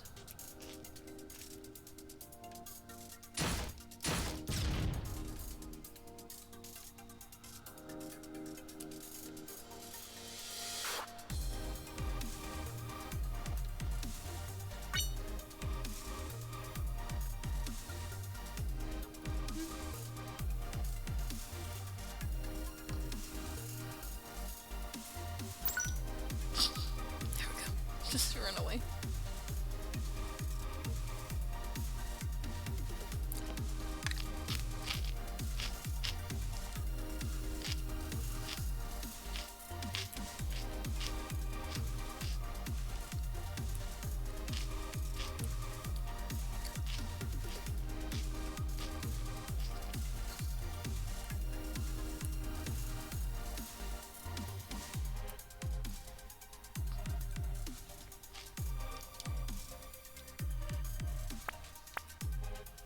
Oh, actually, I might just want to equip that.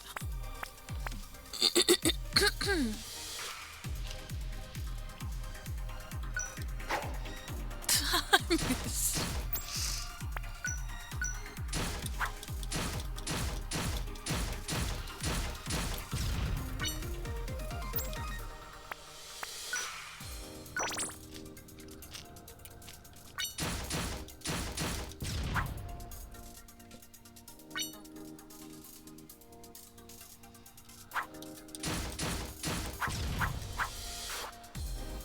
Okay.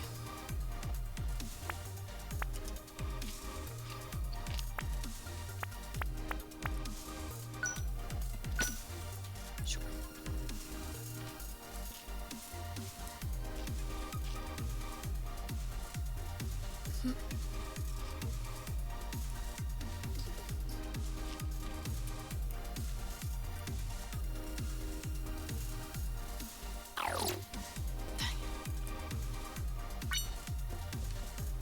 Another blade.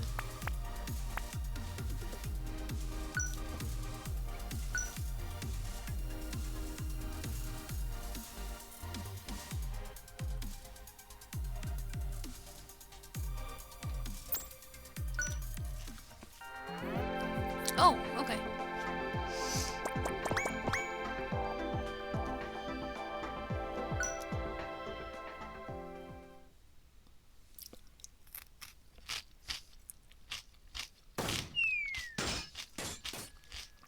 Actually made it through without dying. Check it out.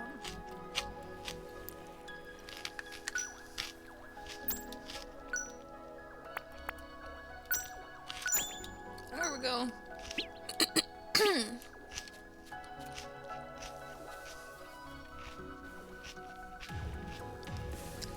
Looks like you finished crafting the fun objects. Time to place them in the terrarium. Select the terrarium editor from your home menu. It will allow you to place objects inside the terrarium. Decorate the terrarium with fun objects to create that real party atmosphere we're looking for.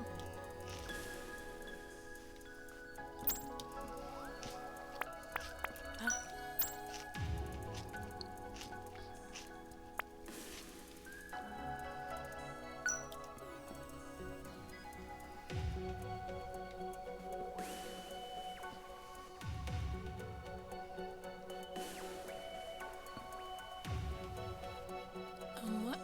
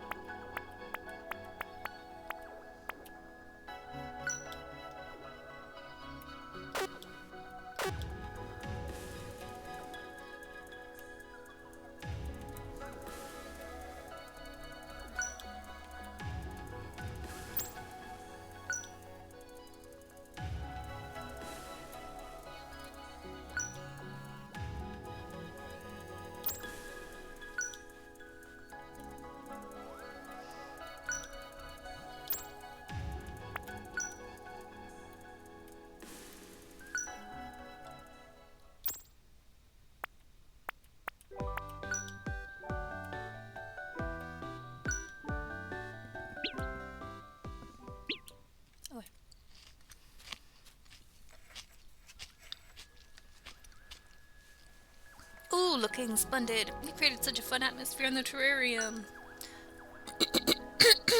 Still. I can't quite put my circuits on it. It still feels a bit stiff. Cold? Let me compare what we have to some old photos of human parties.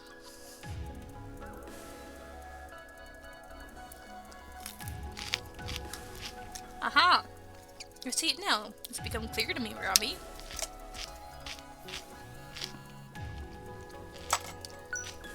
Our humble terrarium is lacking in flowers. Flowers really do make the room, and before the humans went extinct, plants were even more valuable. More valuable than gold to them. They're the perfect party decoration. So without further ado, let's grow some flowers. I see you're just as enthused as I am. Do you remember how to grow plants? That's okay. I'll give you a quick lesson on gardening.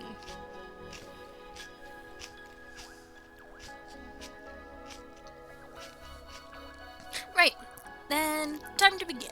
First, retrieve the seed I left in the vault and plant it inside the terrarium.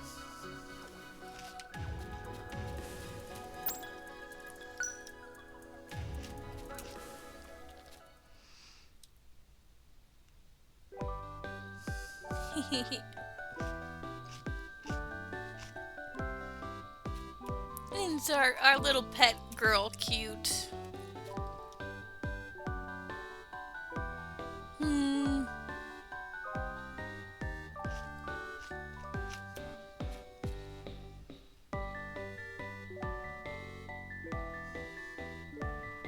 No.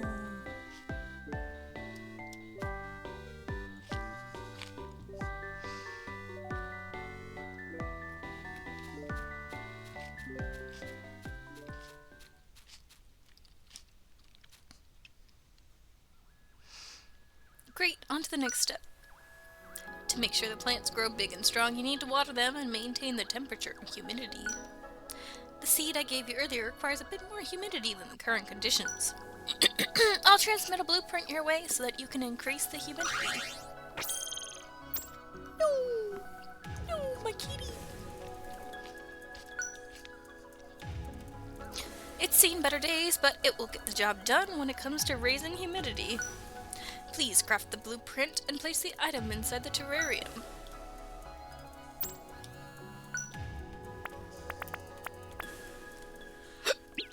Okay.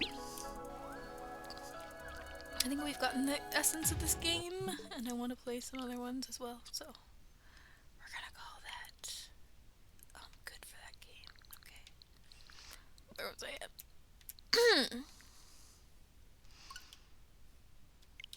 Trust no one.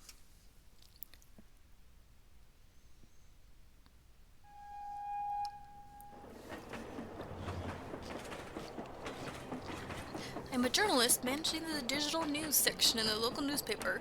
Recently, I received an anonymous letter via paper mail. It's been a while since I last received a paper letter.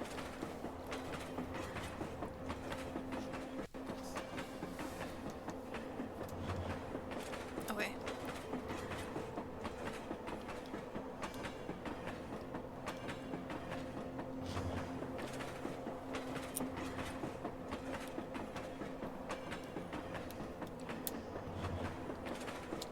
Okay. No buttons are doing anything.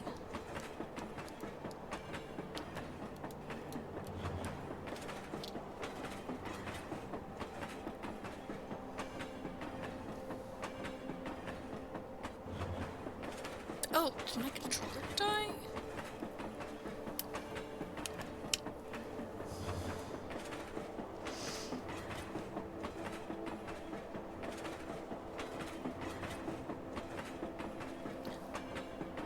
Okay. I think I understand. For some reason, that controller will not register for this game. I think that's what they're trying to tell me. Yeah, there we go. What happened? Okay. I cannot reveal who I am and where I work right now. but the company I am employed with is developing technology that could significantly impact our world if misused. I fear for my life and suspect that I am being watched, so I want to ensure my safety by making this information public. I'm willing to share everything in person. It's risky to trust such information, even to paper, let alone modern means of communication. If you, as a journalist, find this intriguing, meet me at the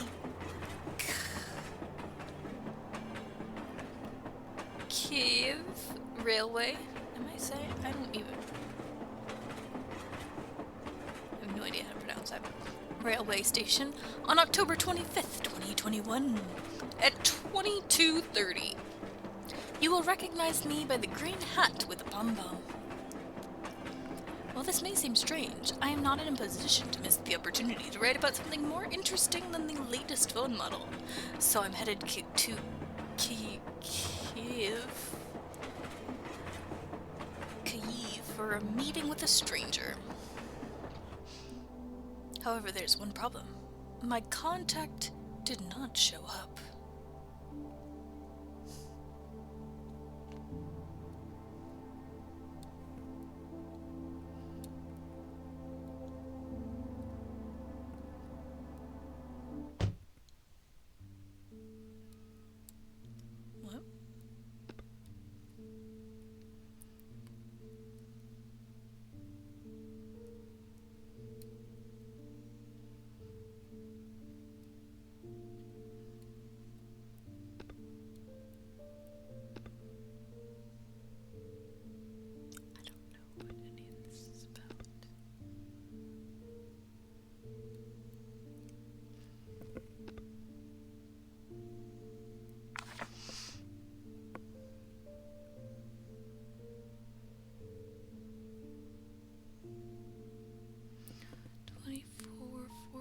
What?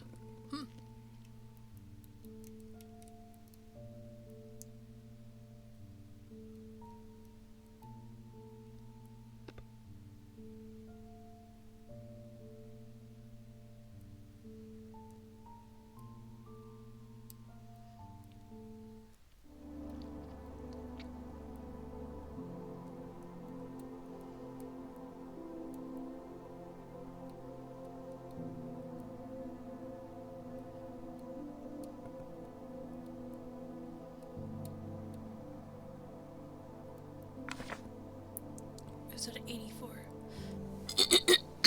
84, 451?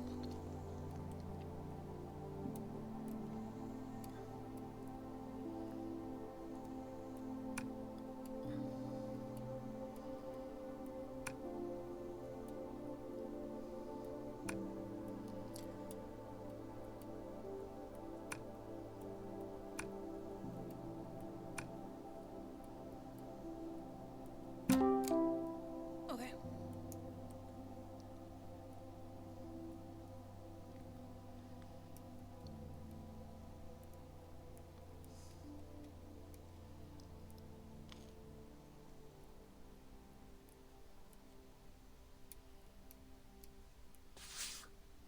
I foresaw that I might be unable to make it to the meeting, so I am leaving instructions on how to find me. I'm at Mazapi 11, but if I'm not there, I will hide the key in a secret place. I think you'll figure it out where.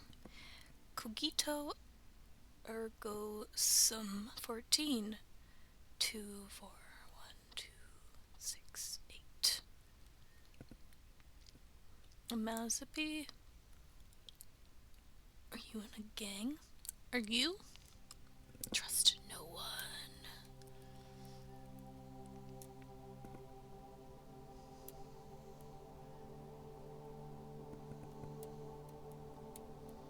Oh.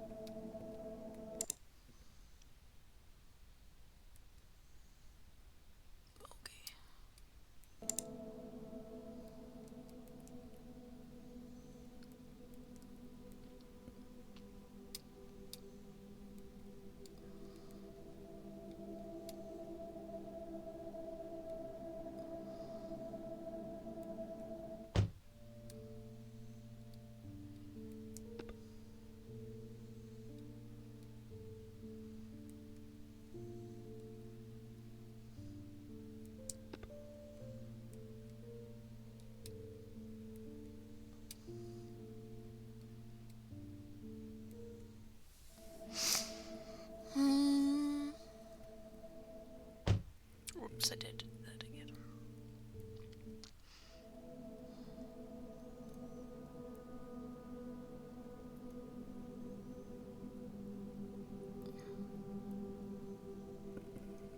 Oh, is that what?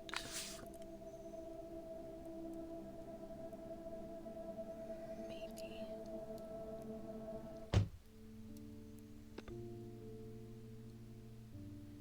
There's no cookie dough.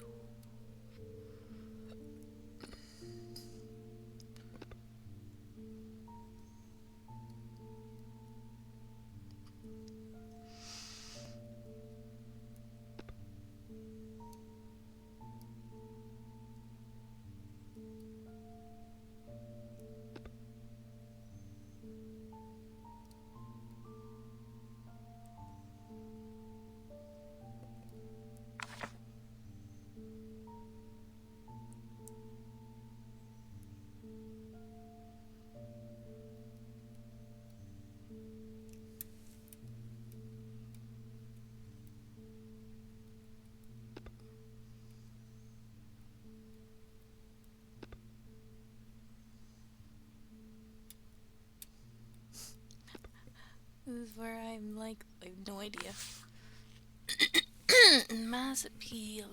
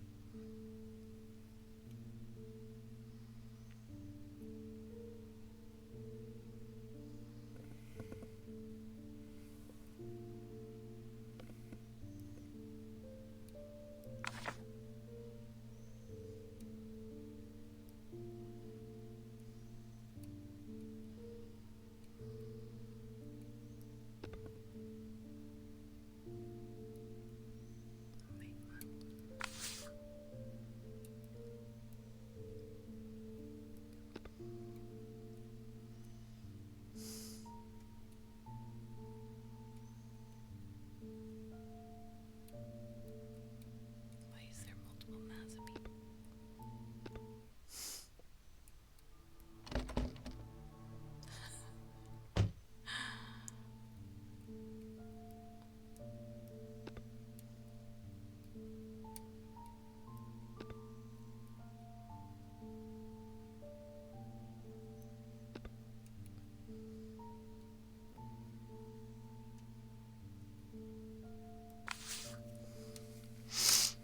Is that weird that I just...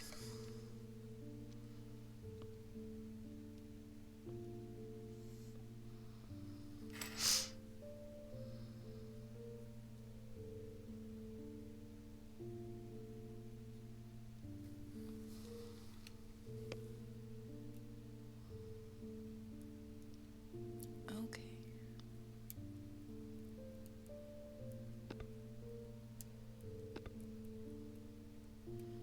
Back.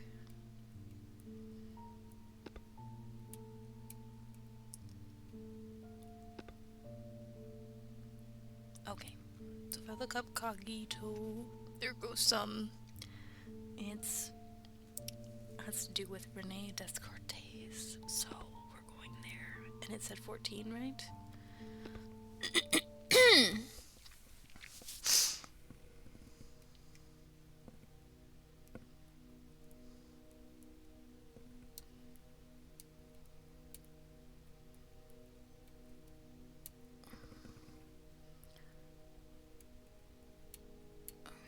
What is... I don't know what that means. Oh, the brick. I'm gonna say this... No.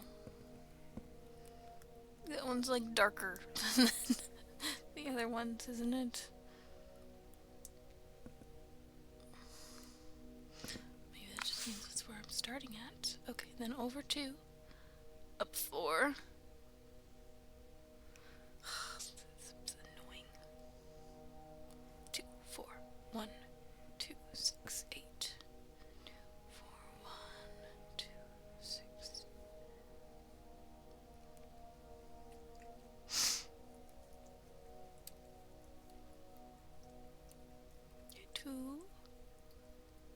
Go up 4. Like individual.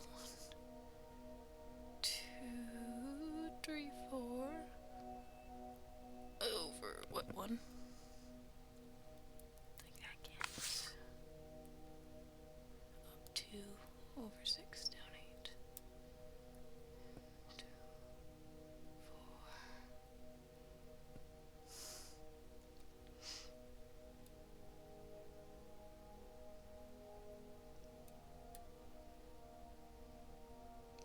2, 3, 4, over 1, up 2,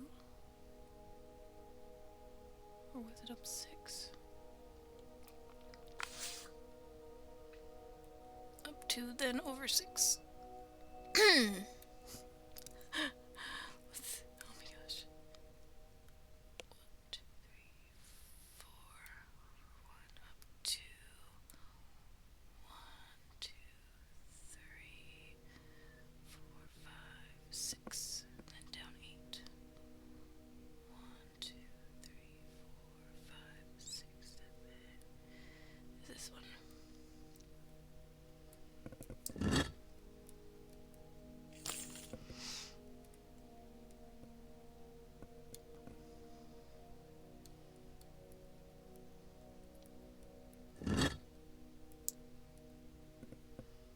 Back into the taxi.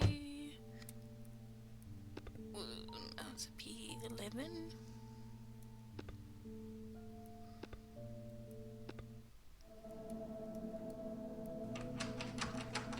Yeah, but I have the key.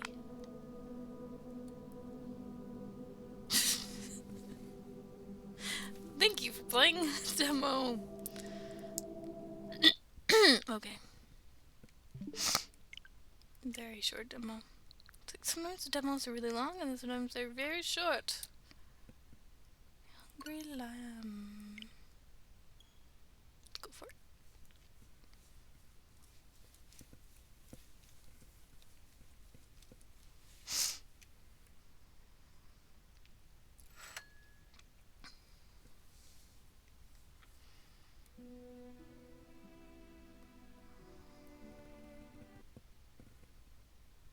Leon Prologue Wolf Year of...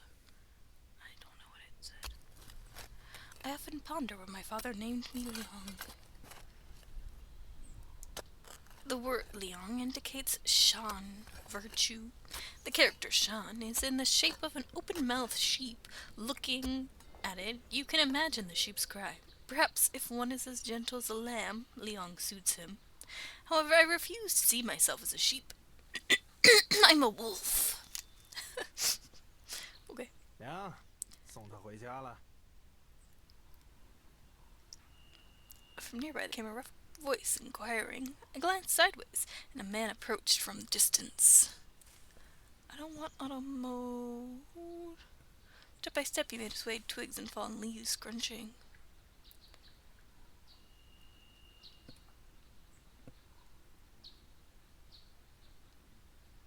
Oh, I can do previous dialogue.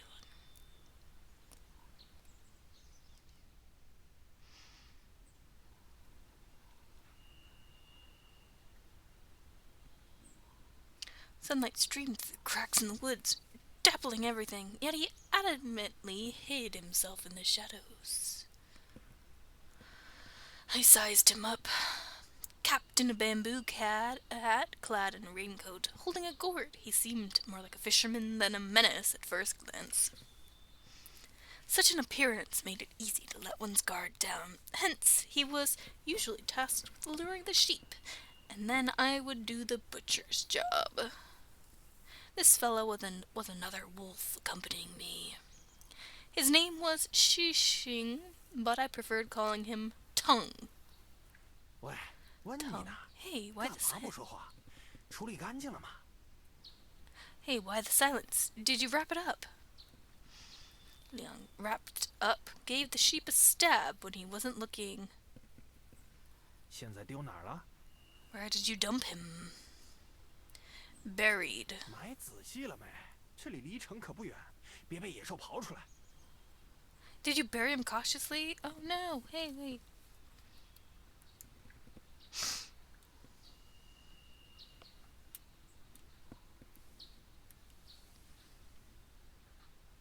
Why is it being so slow about? They bury him cautiously. We're not far from the town. Make sure no beasts dig him up. Buried him tight, no worries.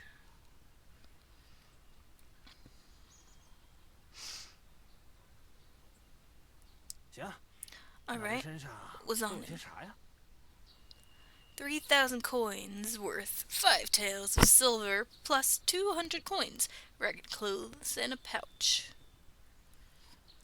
I take 4 taels, you get the ragged clothes, and the pouch is mine. Why? Yeah, this time there was just one sheep I killed and buried him, so I deserve more. Alright. How much is the pouch worth? Not much, it's just a common item. Let me take a look. Tongue wanted to see the pouch. I reached into my waist bag and pulled it out for Tongue to see. What is this?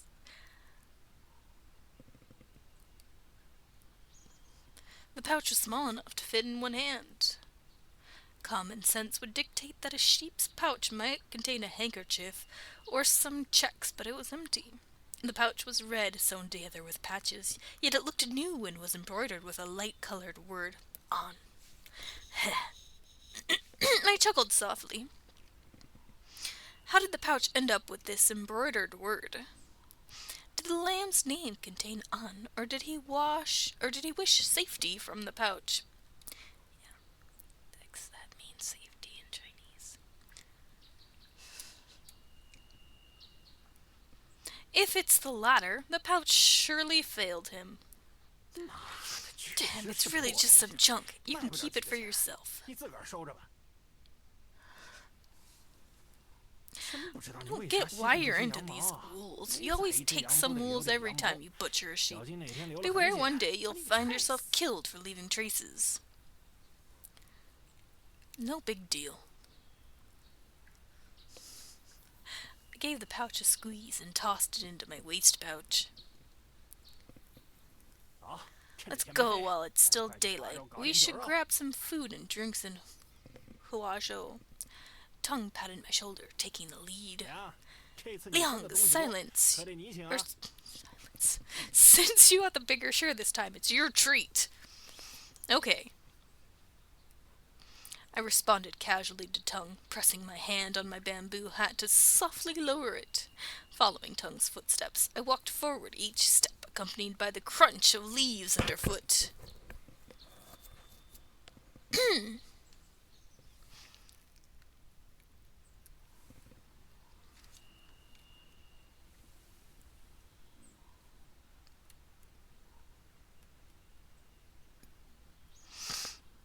Flowchart. Year of 1628.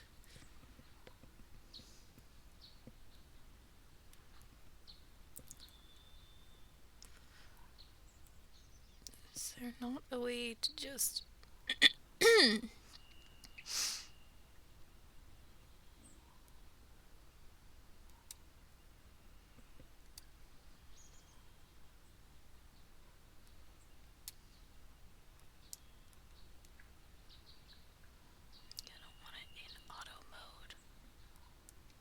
It was fine not to pay attention to these sounds, but if you do, they could become quite loud.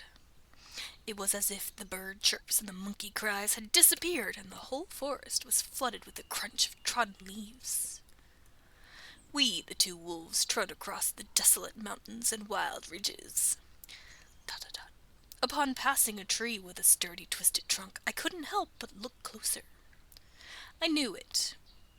Beneath that tree lay the sheep I butchered. Okay.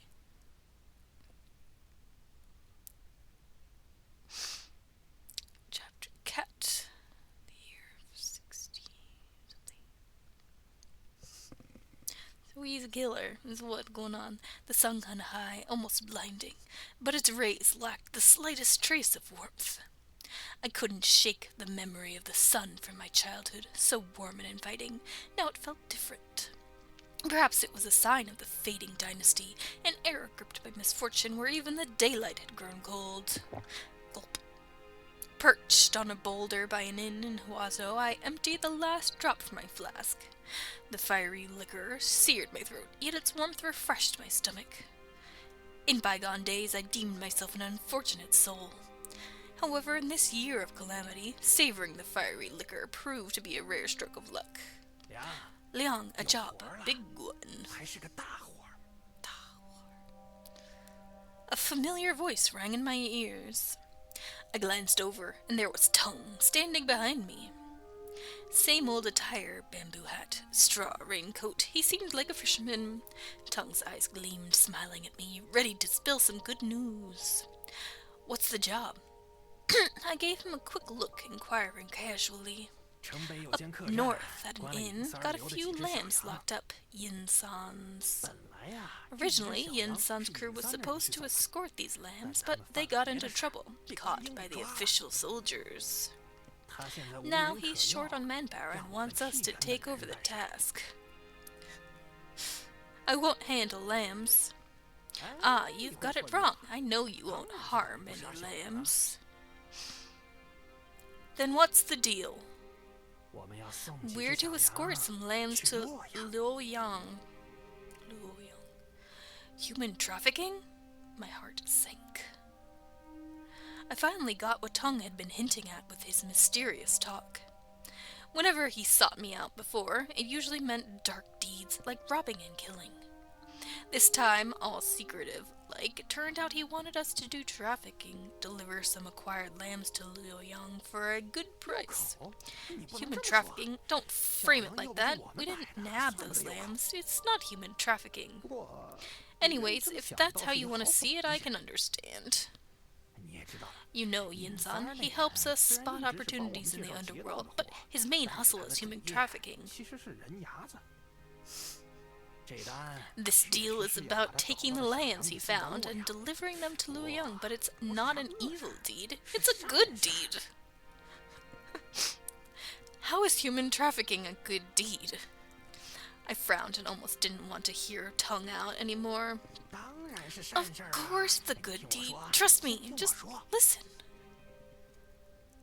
Liang, with widespread drought in recent years, many families are on the brink of starvation. So you know, in desperate times, they sell their lambs to Yin-san for some money and food. In Luoyang, there's a fancy sheep with deep pockets but no offspring. He's eyeing a deal to acquire a few from impoverished areas. Just think about it. Those lambs from poor families were bound to starve. We're just giving them a chance in wealthier places. So their parents won't starve, the lambs will be well fed, and everyone's satisfied. We're doing a good deed. Haha, no secrets here. 1 lamb for 100 taels. 4 for 4,000 for 400 taels. We split it 50-50, and we're set for a few years without worrying about food and clothes. Damn it, why the fuss? Just spill it. If you decline, I'll find another guy for such a great deal. No, why, I believe it has to be you. You are a veteran, one who can do the job. Hold on. I called out to Tung. When do the lambs need delivering? As soon as possible. I'm checking it out today. Fine, I'll join you. I rose, brushing off dust. Tung laughed, leading the way. Tung said a few words, managing to convince me. Maybe it was the promise of no worries about food and clothing, or perhaps the idea of doing good deeds that swayed me. Oh, I think I just realized. To the point, what does he mean he doesn't deal in lambs? Because he deals in sheep. And they're saying it's children. He doesn't kill children. He doesn't kill lambs, he just kills sheep.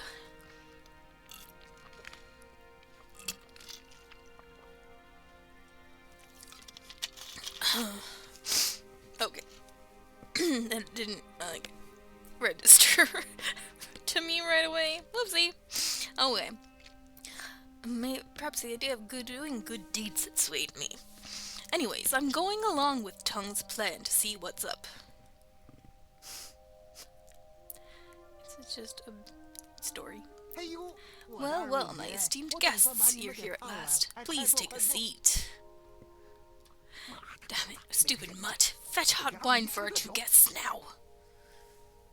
Just arrived at the inn with Tongue, and Yin-san greeted us with flattery. Guiding us to our seats at the inn, he scolded his workers to bring us drinks. The sudden shift in behavior made me wonder if he was just acting. I stayed standing, eyes fixed on Yin-san, my mind wandering into some interesting scenarios. Possibly from my childhood love for shadow plays, where I meet someone, their animal form pops into my head. Most are sheep, Tongue and I are wolves. Yin-san, though, comes across as a fox. This fox's lair was the inn in North Huizhou. My guests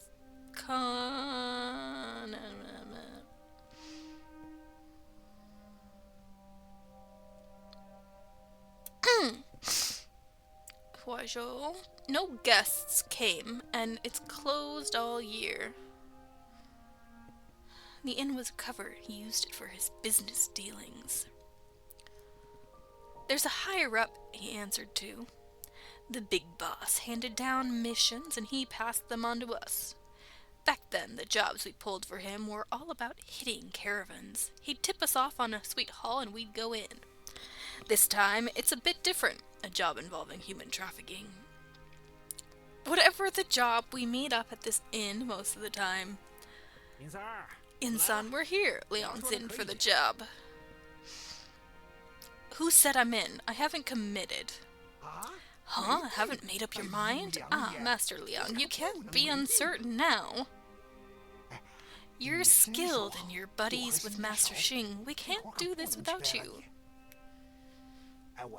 Ah, I know. You've never been in this line of human trafficking before, and I don't want to. Just relax. Your job this time is just delivering lambs. How they got here and who they're for, none of your business. What's more, I'll be straight with you. The person getting the lambs wields serious power. Even if things go south, the government won't be able to dig into it. And in this chaos, the government can't keep up anyway. Master Xing, you agree, right?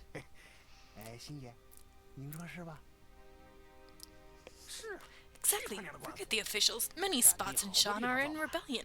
They're either chasing money or hoarding it. They won't hassle us.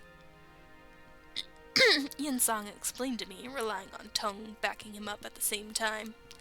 Tongue chugged half a cup of hot wine, backing Yin-san and shooting me winks. Leon, no worries about food and clothes, doing good deeds, and times are chaotic. They kept echoing in my mind, challenging my principles. Now, do I dive into this job, or think twice? Accept the job. Scope out the lambs first. I'll take a look at the lambs first and decide after. I said slowly to Yin-sang and Tongue. Alright, if you are interested in checking the lambs, I might have a chance. Mutt, go! Bring the lambs up here! Yin-sang shouted, his voice echoing. The inn's waiter nodded, hurrying toward the back door.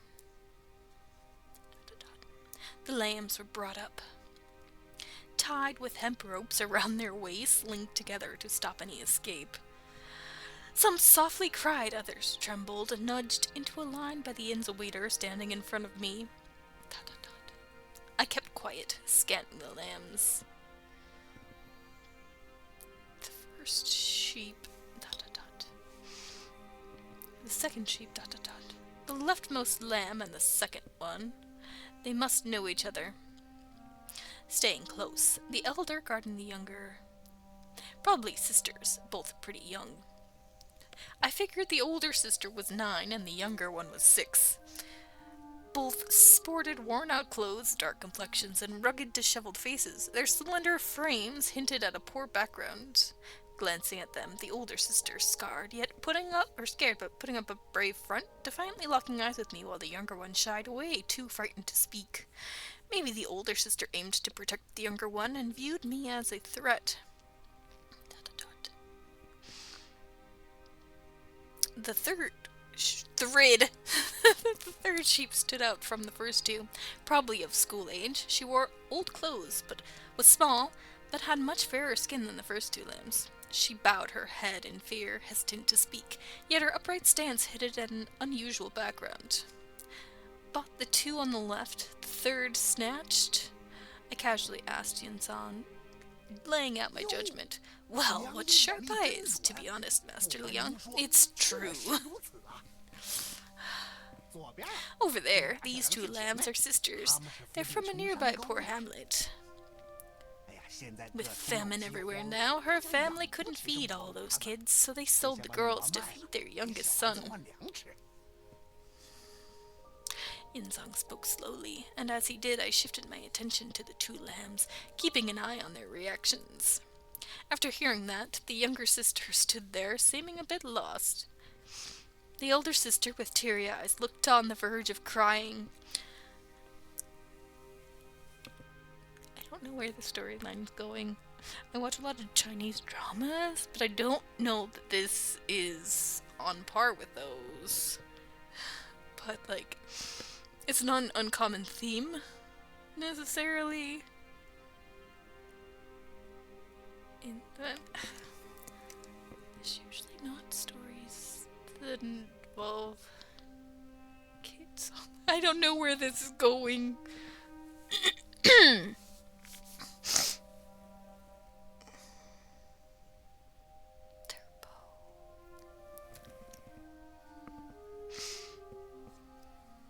But I mean, obviously, it's on the Nintendo Wii store. It shouldn't be that dark, right?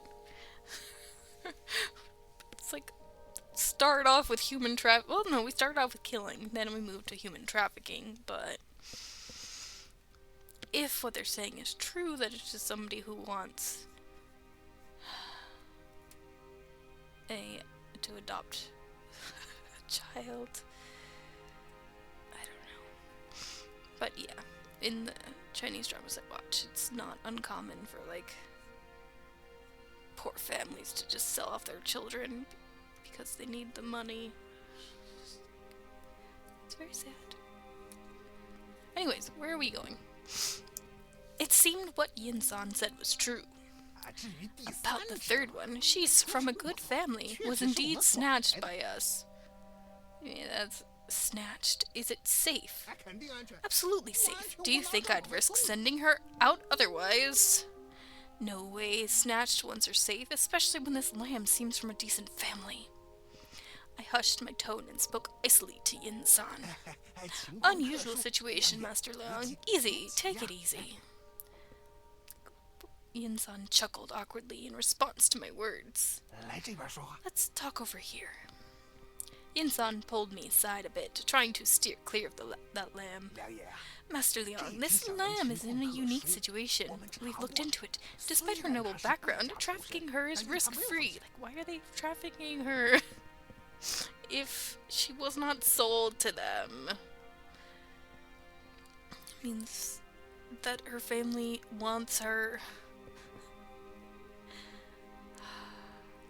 Not that I think it's okay to be selling children to pay for the other children to have food. It's not... Okay, let's just... Okay, we're gonna continue. Why? When does trafficking a noble young lady become risk-free? Aren't you worried her family might report this to the government? Report to the government? No chance. Her family is too occupied right now. No way they'd come looking for her. What are they occupied with? What happened? Her family had close connections with Inspector General Yuan, seemed to be distant relatives. You know, Inspector General Yuan, right? The one who offended the Emperor, got sliced up and had 3 generations of his family wiped out. After Inspector General Yuan's death, her family faced consequences. Some were killed, some banished, and others demoted. Their household has already fallen apart. Okay. Like, not that makes it okay, but like, it's still like, maybe they're still giving her a better life if her family has fallen into ill repute.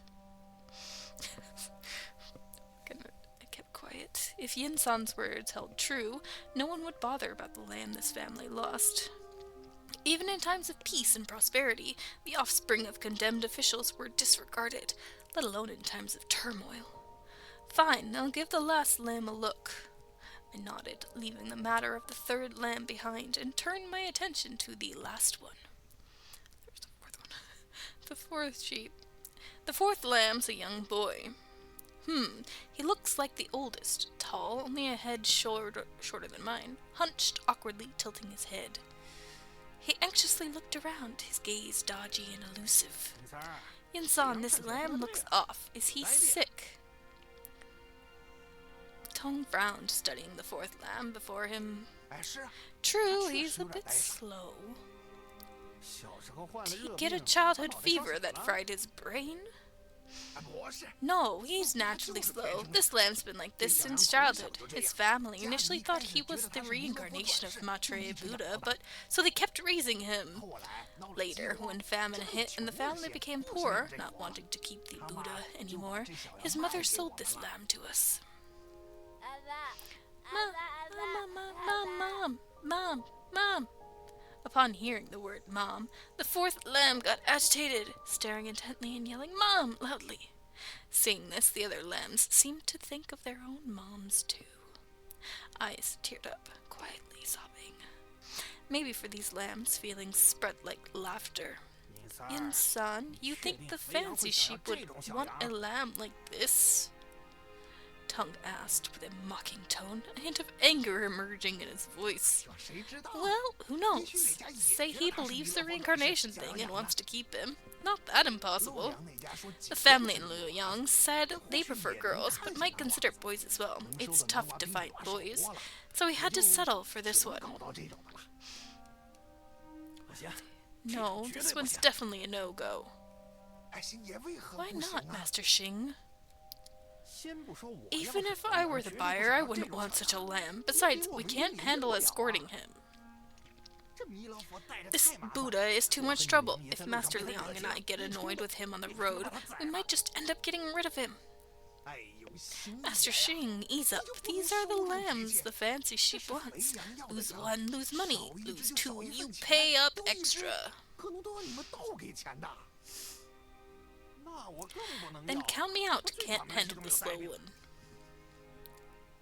We can't handle him. If he keeps yelling, it'll draw attention from soldiers and bandits. Everyone will be in trouble. Agreed. I sided with Tongue. This lamb was too hard to handle and might stir up troubles. Alright. Figured you wouldn't be keen on this one. That's fine. Honestly, I was worried the fancy sheep wouldn't like a boy, even a plump one. There's a high chance of a return. Might as well bring that lamb. That lamb? I furrowed my brow, puzzled by Yin-san's words. Before long, the waiter returned with another lamb. Fifth sheep. The lamb stepped out from the backyard, immediately catching my eye. Appeared to be around 10 in the early years of schooling. Donned in worn-out clothes, her skin neither dark nor particularly fair. Quite slender, my first takeaway from observing her age. She had a small frame, clothes tightly wrapped around her, revealing protruding bones at her wrists. The thin fabric outlined her bones. Her hair was pitch black, while her eyes had an unusually deep blue hue. This lamb appeared delicate, as if she were a bit plumper. Perhaps she'd be a beauty in the making. This lamb looks alright, honestly. Apart from the Buddha, your other lambs ain't bad. Are they selling them to a brothel? That's my concern. We have to figure out where this is going.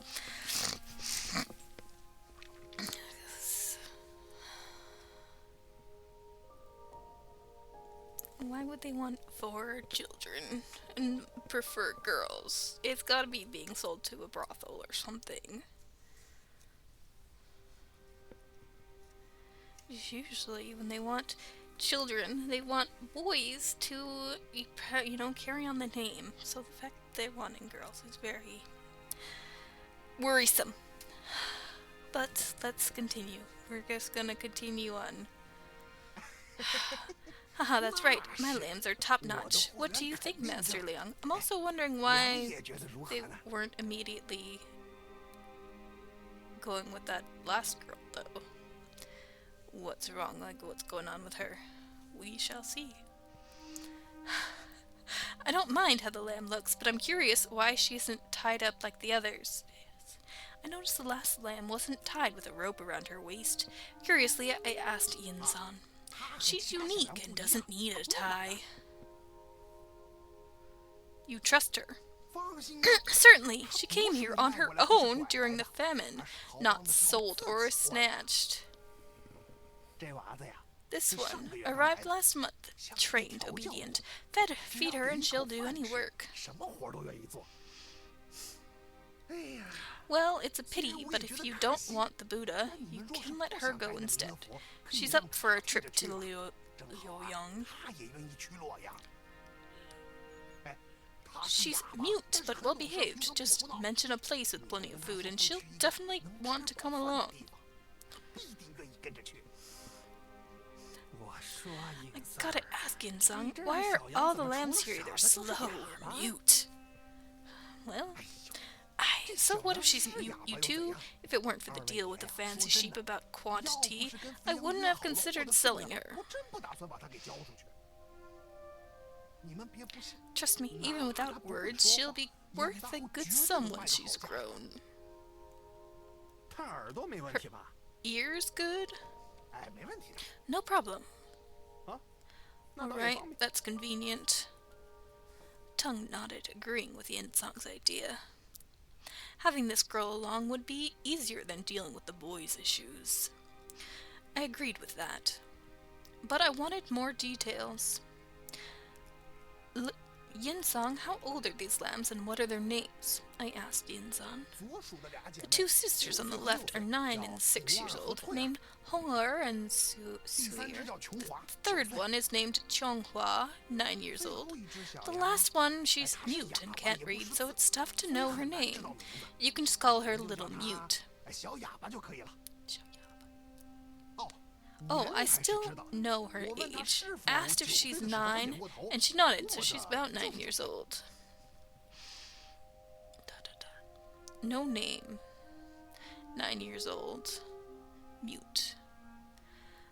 I looked again at the last lamb brought in as a backup. This time she looked up and met my gaze. Surprisingly, she didn't shy away like the other lambs.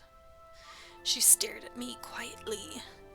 Her deep blue eyes reflected my image. A faint moisture seemed to be layered over her eyes, or maybe it was just my imagination.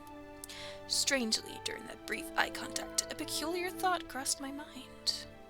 She stood out as the only one among the children who didn't resemble a lamb. Oh, a cat. She appeared to be a cat.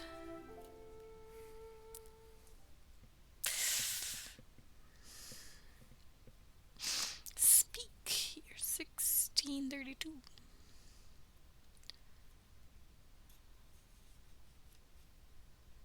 I agreed to Yin-san's job. After that, Tong and I spent a night at Yin-san's inn. The next morning I tidied up my attire, wiped down my sword, and sheathed it. Before we hit the road, Yin-san got us 2 pack horses for the journey. Can't ride them, but they're perfect for carrying stuff. To avoid checks on the main roads, we'll take lots of mountain paths. Those trails aren't good for wagons, but pack horses will work. The inn was in a remote spot, and very few people were around, especially in the early morning. Tong and I stood by the inn, estimating how much time our job would take, and planning what things to bring along. Huazhou to Luoyang, 200 miles. Even at 15 miles a day, it's still around half a month. Can't reckon it that way. With the lambs, we'll make at most a half dozen miles a day. Taking detours will extend the distance, if anything. Damn, gotta pack 30 days worth of food and water. With famine all around, it's gonna dig deep into our pockets. Pack light for now, buy provisions on the road. Head east, fewer folk fleeing, cheaper grub. Sure, if we're stuck in the mountains and super hungry, we'll munch on a little lamb. Jesus, terrible. ... Tongue grinned and cracked a joke. I just shrugged it off and didn't say anything. Time to roll, I'll fetch them. I tossed a quick word to Tongue, grabbed my blade, and headed straight into the inn to call the lambs. I woke up the lambs and took them outside. 3 had ropes around their waists, tied together. The mute one, without a rope, bounced around strangely. Liang, should we type the mute girl too? Insan says she came willingly, but with her bouncing around, I'm not so sure she won't dash off. Yeah, makes sense. I nodded, went to the saddle, and found a rope in the bag. I connected the new rope to the 3rd lambs, tied a knot, and then went over to the mute girl with the other end of the new rope. The mute girl surely caught wind of our talk. She peeked at me, then turned away. Though she didn't look at me directly, she stood tall, arms raised on both sides. I didn't say anything, just stood behind her, head down. I took the rope, looped it twice around her waist, and tied a knot at her back. As I wrapped the rope, I could feel how skinny she was. The rope around her waist was only half an arm's length. So thin. After that, I double-checked the ropes on the lambs, and then tied the rope's ends to the pack horse. These knots were really tight, so unless they had something sharp, it'd be tough for them to untie. Even if they tried to cut the ropes, it would take time. Tongue and I would keep watch, making it tricky for the lambs to get a chance. When I tied the rope around the little mute's waist, she went along with it, didn't put up a fight at all. She did seem as sensible as Yinsan said. Hey, listen up, brats. We're setting off. On this journey, call me Master Xing and him Master Liang. We're gonna be on the road for a month or 2, aiming to take you to a place with lots to eat and drink. Once we're out of the city, we're heading east, mostly taking mountain paths. Won't be covering much ground each day, just half a dozen miles. Got the food ready. We're eating twice a day now, noon and evening. Eat more during those times. No whining about hunger at other times. No crying or fussing on the road. Break the rule, no food for a day. No thinking about running away on this journey. Runners get 100 lashes, and if you die, I'll strip your skin and have a feast. Tongue, all red-faced and loud, introduced himself for the lambs and set his rules. While he talked, he pulled out a switch from his bag and waved it in the air, showing it to the lambs. The young lambs couldn't hide their feelings well at that. When they heard about a place with lots to eat and drink, their eyes got big, but when they heard about "I'll strip your skin and have a feast," they all got scared and huddled up. Especially the refined lamb named Chonghua. When Tongue waved the switch, she got so scared her legs shook, almost falling down. Humph. Tongue always liked seeing the lambs scared because of him. He glanced at the frightened Chonghua, a playful smile on his face. Don't dawdle, time to go. I told Tongue not to overdo it, and pay attention to the time. Got it, let's roll. Tongue turned around and yelled at the lambs once more. His shout made the lambs shiver. He chuckled, licked his lips, and led the way forward. We followed Yinzan's chosen path to leave the city. Outside, we headed east along the planned route. To steer clear of the main road, we had to go through the foothills of the Tuhua mountain area.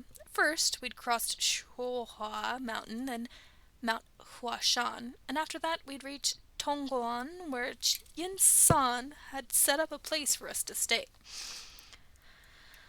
The mountainous journey would take 4 to 8 days. Tung and I knew this part around the Tuhua Mountains area well enough to avoid bandits, but with wild beasts in the mountains, can't be too careless. We walked through Shaohua Mountain. We didn't speak along the way. All we saw were endless trees, dirt, and rocks. All we heard were hooves, insects, and footsteps. After about 2 hours, Tung suddenly started talking to me. Hey, Liang, know about Tiger Herd? Tiger Herd? Oh, you don't know. The Tiger Herd are tigers that come together. Usually, tigers like to be on their own. A few years back, during the famine in northern Shan, lots of folks fled east and ended up in the mountains, where they got eaten by tigers. With tigers chowing down on more folks, they had more babies, and after a couple of years, they turned into a herd of tigers. Liang, what if a dozen tigers show up? Can we survive? Doubt it. Haha, you never know. We have blades. If we run into tigers, swish, cut the lambs, spill some blood. When the tigers see blood and meat, they won't go after us with our blades. They'll charge to eat the lambs, and that's when we can escape. Ha ha ha. Tung burst into laughter, cranking up his voice in the last 2 sentences. Oh gosh. I knew he was doing on purpose, trying to let the lambs behind us hear. You seem to enjoy frightening these lambs, huh? Is that fun? I threw a cold remark at Tung. Sure is fun. Tung chuckled. Dagger slung over his shoulder, moving forward. Or slung over... what?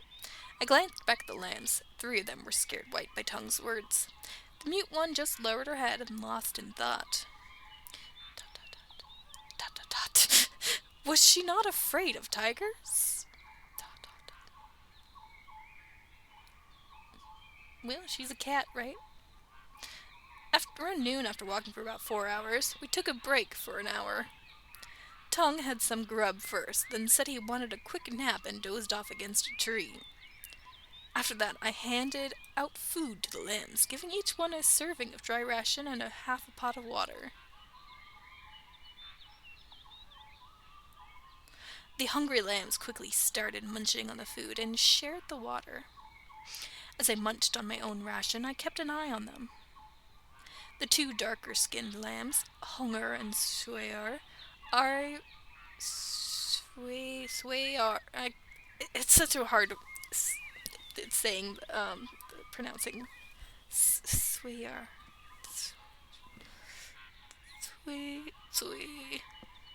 Is hard on me to pronounce. Swayar.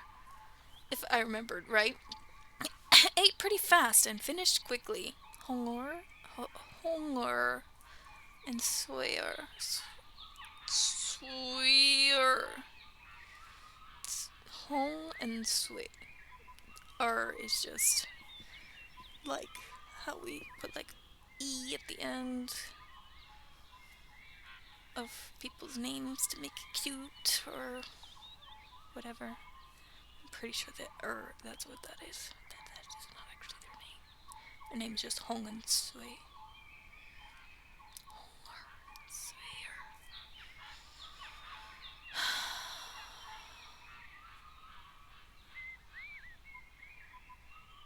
Anyways, okay.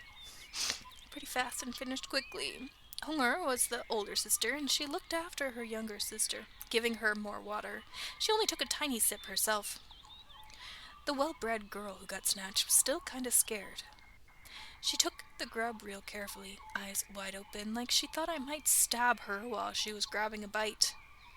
Surprisingly, even though she's a kidnapped miss, she didn't complain about the grub and finished it all. Not sure if Yinzan did a good job training her after the snatch, or she just figured out how things are now. While eating, her eyes got teary, and I figured she's thinking about something.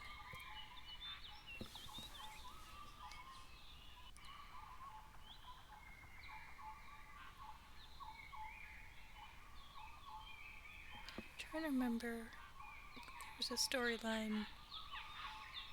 I don't remember if it was from a drama.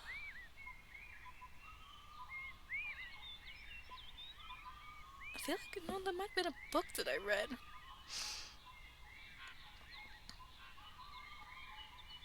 But this is the human trafficking thing, and it's like one of them was like they would take kids that were perfectly fine and then they'd like cut off like an arm or something, so that because crippled children, people will take even more pity on them and give them, you know, alms. That's, you know, if a crippled child goes and begs for food and money, people will be more likely to take pity on them. So these people would just round a bunch of children and, you know, hurt them. I think it was in a book that I read that it happened, but like the girl like knew it was happening, so she escaped at night so that she wouldn't. I think later she went and she killed those guys, but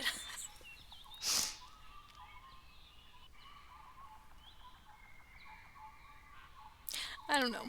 I watch a lot of strange things, but I think that was in a book, but because I don't remember the images of it, but I remember the plot line. So I think maybe it was a book that I'd read, but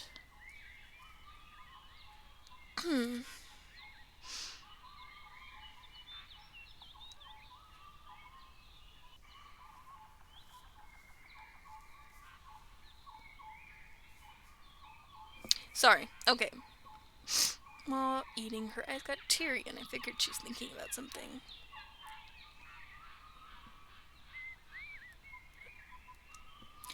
Heard it's easier for poor folks to handle a rich life, but rich folks struggle in poverty. Probably hits lambs like her hard. Dot, dot, dot. Yeah, besides watching those 3 lambs, I also kept an eye on the mute girl. She chowed down on her grub, eating real quick. Looked away for a second, she's polished off everything, like she hasn't eaten in forever. Liang Ye. Oh, hunger. Master Liang. While I was watching the mute girl, a lamb's voice suddenly reached my ears. It's the older sister. The sister named Hunger lifted her arm, shyly calling me, not quite used to saying my name. What's up? I stood up, furrowing my brow, and asked her. Sis needs to go poop. Can't hold it. Hunger told me a bit awkwardly. I turned to look at her younger sister.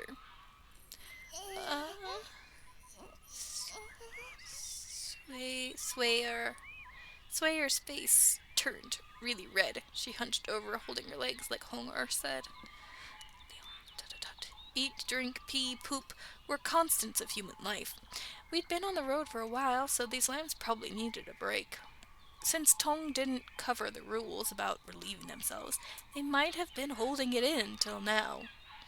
Sure, if anyone needs to go, just do it on the spot. I looked at them and casually announced my solution. Hunger, Master Liang can't. Why not? The lamb called Chonghua seemed uneasy about my suggestion to do it on the spot. She looked at me awkwardly and then glanced nervously at Tung, who was resting under a nearby tree. Her eyes showed worry and discomfort. While I wasn't entirely sure of her thoughts, I could guess. Maybe she was concerned that if Tung woke up and saw them relieving themselves nearby, he might find a reason to punish them. Or she might be hinting that, being a girl among guys, she didn't want to do it in front of men. I leaned more toward the first one. After all, these young kids were still a few years away from being adults. so such concern shouldn't bother them. Alright, follow me with the ropes. We'll head to a spot behind those trees. Line up and take care of it there. I shared the plan and went to the pack horse, undoing the tied ropes. Holding the ropes, I guided each lamb.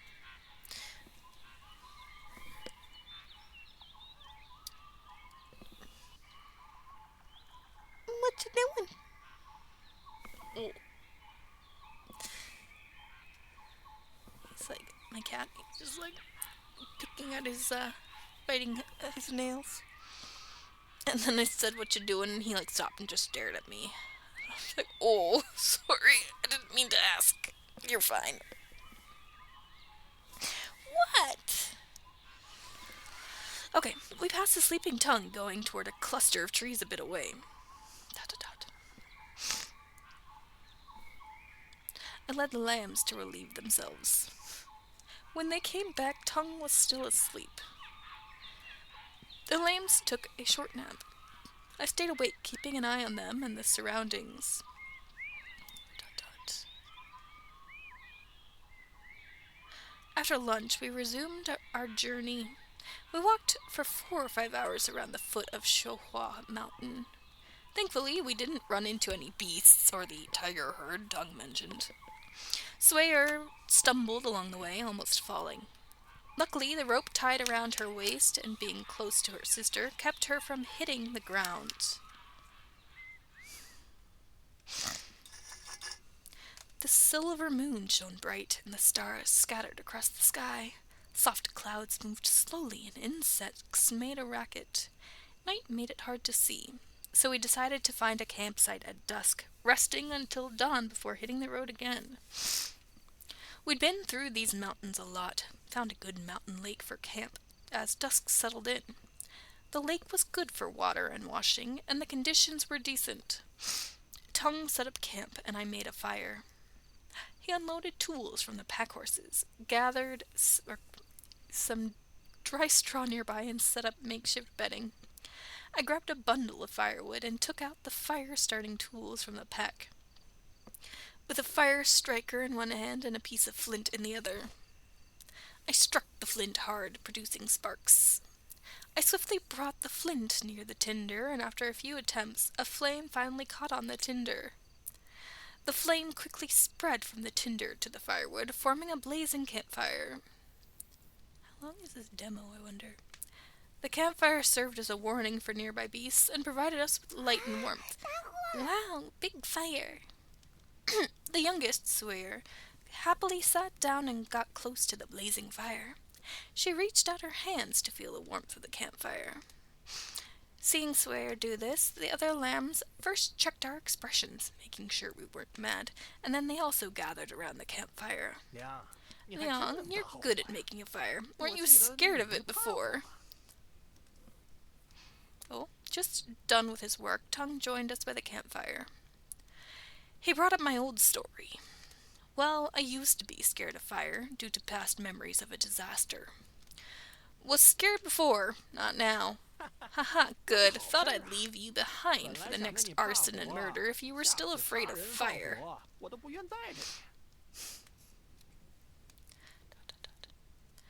Tongue scared the lambs with his words again, but I didn't feel like continuing the talk. And honestly, when you have to deal with someone, you don't need to resort to arson. Damn, I'm so tired. If it weren't for the risk of these lambs running off, I'd have them gather wood and make beds for us. Liang, I've had my rest at noon. You catch an hour nap first, then we swap shifts. All right. I nodded and settled down by the campfire. Dot, dot, dot. A gentle breeze passed by, making the campfire flames sway as torn red ribbons in the air. The fire's glow revealed the faces of the lambs, who remained still, perhaps fearing punishment. Yet their shadows had already adjusted to the surroundings. With the flickering firelight, those shadows danced freely, and the crackling of the burning wood added a lively tune to their performance. The scene in front of me brought back memories of the shadow plays I enjoyed during my childhood. Feeling a bit drowsy, while lost in thoughts of shadow play, I ended up dozing off. Guess I'll sleep first. With Tongue watching over me, over the lambs, no need to fret. Slightly on edge, I clutched my blade and fell asleep.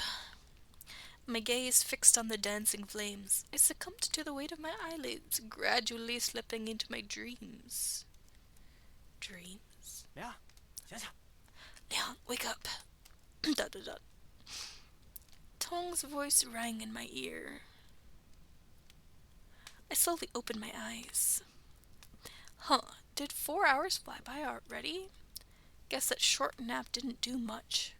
Honestly, I felt more worn out now. 4 hours already? I asked Tongue as I got up. 对， Yup, 柴火烧了 burned 2 2 口 bundles, 差不多2 nearly 个时辰 4 hours. The lambs okay? Yep, 睡了 all sleeping. Tongue gestured at the nearby beds. Lambs rested by the fire, Suer and Hongar together, Chonghua and the mute girl on separate beds. Ropes around their waists kept them in place. Okay, I'll take the next shift. I nodded, gesturing to Tongue, and decided to stand up for a quick stretch to refresh myself. Tongue saw me stand up, then he found a bed and lay down.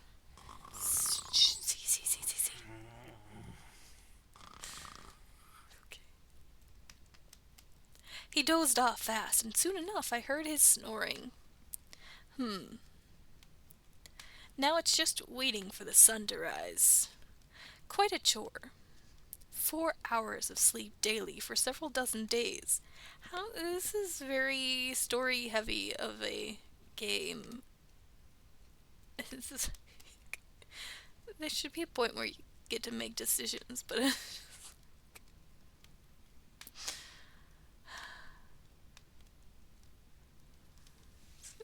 think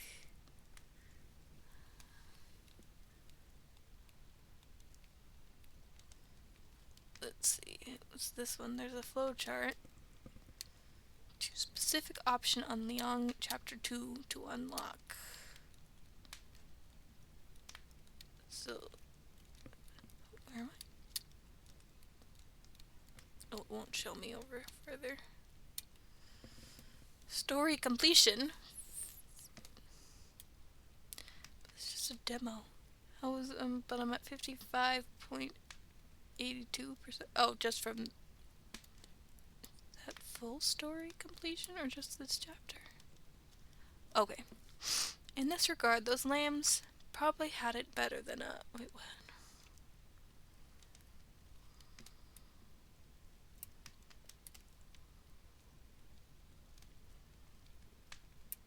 Oh, 4. He does have snoring. Now it's just waiting for the sun to rise. Quite a chore. 4 hours of sleep daily for several dozen days. In this regard, those lambs probably had it better than us.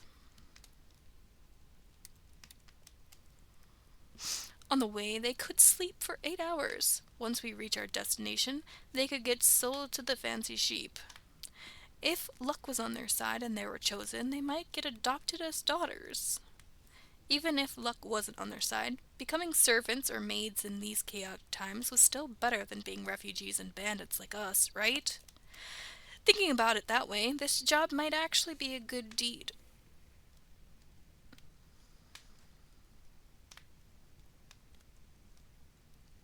Just finally thinking what book it might have been that I was thinking of before, but okay. Ta. While lost in my thoughts, a sudden noise caught my attention. I swiftly turned to see its origin. In the dancing firelight, a lamb rose to its feet. It was Little Mute. "Why are you up?" I asked Little Mute coldly. Dot, dot, dot. No words. She couldn't. "Hungry?" I asked again. Dot, dot, dot. Shook her head. "Need to pee?"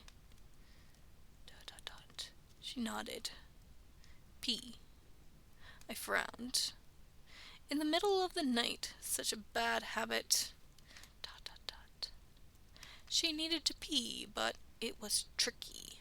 The rope tied her to the other lambs, and going could disturb their sleep or even bother Tongue. Going nearby wouldn't be ideal either. It could get smelly, and if I let her once, she'd probably do it again next time. All right, I'll untie you for now and lead you to the lakeside to pee. Just be good and don't do anything extra, I told Little Mute coldly. Dot, dot, dot. She nodded obediently. Rustle. I moved behind her, carefully looking for the knots, and after a bit of effort, I finally undid the rope for her. Follow me. I went to the fire, grabbed an unburnt stick, lit it as a torch, and continued forward. Little Mute followed behind me. She kept a grip on my rope, following closely to stay on track. She kept stumbling onto my back, using it to stay steady. We walked over dry branches and fallen leaves, pushed aside the foliage blocking our way, and finally stepped onto soft soil. I really don't know where this story is going. We reached the lakeside. Tall reeds bordered the lake and ground was damp, and it seemed like a good spot to take care of business. Here's a good spot to go, I said to Little Mute, pointing to the nearby reeds. Little Mute nodded and went over. She crouched down and tried to untie her belt, but then stood up again. She looked at me, a bit embarrassed. Well, seemed like she's shy. She preferred some privacy. Fair enough. She seemed smart. I respected her wishes. I turned around to give her some privacy. After a bit, I heard a rustling sound. She was undoing her skirt, doing it slowly, maybe a bit hesitant, perhaps worried I might turn around and catch a glimpse.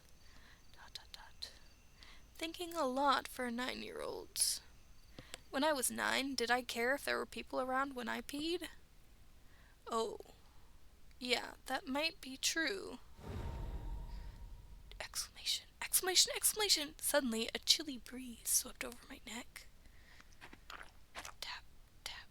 Quick, rhythmic footsteps came from behind. Someone was running right behind me. Little Mute. Exclamation. I spun around. The shiny dagger flashed in the moonlight.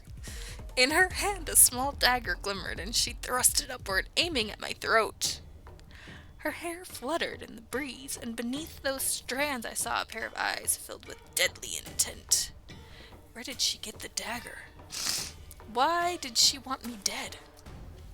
Thinking he killed her dad or something, I don't know. My mind went blank, beads of sweat forming. Oh no, I didn't read that.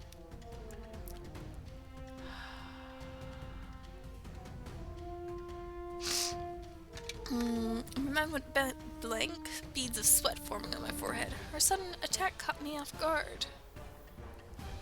Oh, I hit that again.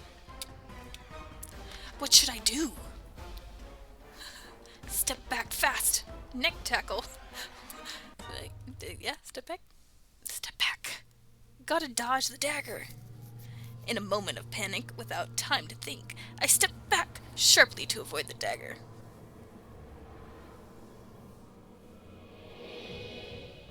But then, a problem. In my rush, I slipped on the wet ground by the lake. Unable to stand firm, my body suddenly lost balance, tilting backward. Damn it. It's over. I cursed silently and fell backward. Thump. Did he just die? We just dead. Okay, plunge, dot dot dot. 2 clear sounds.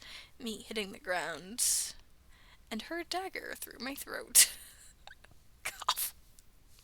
I stared at her, a killer Little Mute.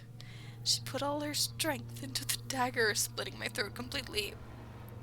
Couldn't see her expression under her hair, but those gritted teeth told me she gave it her all. Must have used every ounce of strength to take me down. Blood gushed from my neck. Tried to break free, but with my throat like this, it was useless. Little Mute, why did she kill me? No answers. Death's grip spread, draining my strength and warmth. With questions unanswered, I slowly closed my eyes and sank toward death. Ending, died halfway. Whoopsie.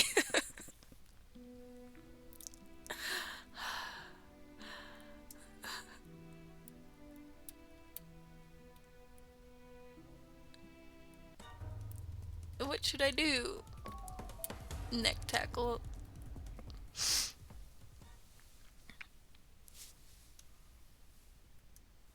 An ordinary person might have died from her surprise attack.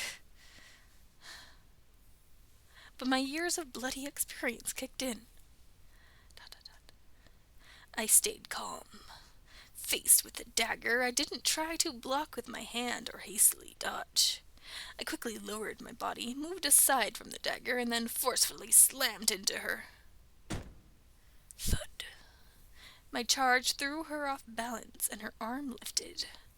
She missed the stab. The dagger pierced through the air. Relieved, I pressed on, pouncing like a wolf into its prey, and shoved her into the reeds by the lake. Thump.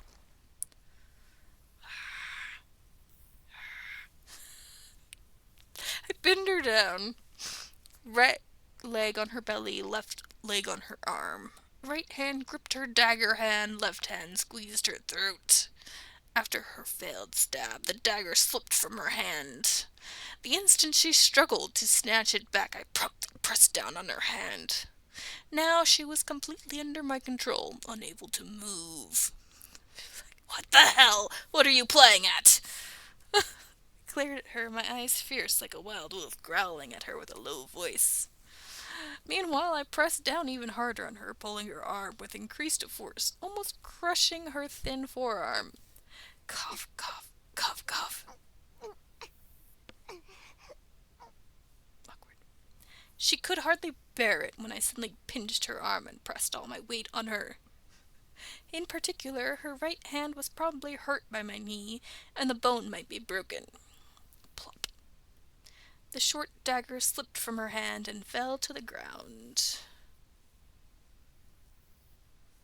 Oh. Right after that, something I could never expect happened. Ow! Ow! Spare me! Spare me! So she can't speak. With slightly red, teary eyes, she begged as she cried.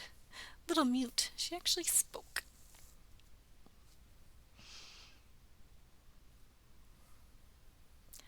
Where's the story? Swine, demon. Why did she try to kill him? How come you're talking? Dot, dot, dot. You're not mute? I stared blankly at little mute, pinned beneath me. She actually talked. Tears in her eyes, face red, struggling for breath under my weight. Even so, a moment ago, she begged for mercy, each word crystal clear. Did being frightened by me make her suddenly able to speak? No way. Never heard of a mute being cured. This girl must have had some sinister plan from the start, faking being mute to catch others off guard. Spill it. Why the mute act? And where'd you get that dagger? I snapped at her, eyeing the dagger that had slipped from her hand. Master Liang, you're crushing me. I can't talk. She kept begging for mercy. I glanced at her and sighed. Where is this going? Grab the dagger she dropped. My left hand held her arm, the dagger against her neck in my right. I rose, eyes fixed on her, pulling her up from the ground. Ow, legs busted. I can't stand.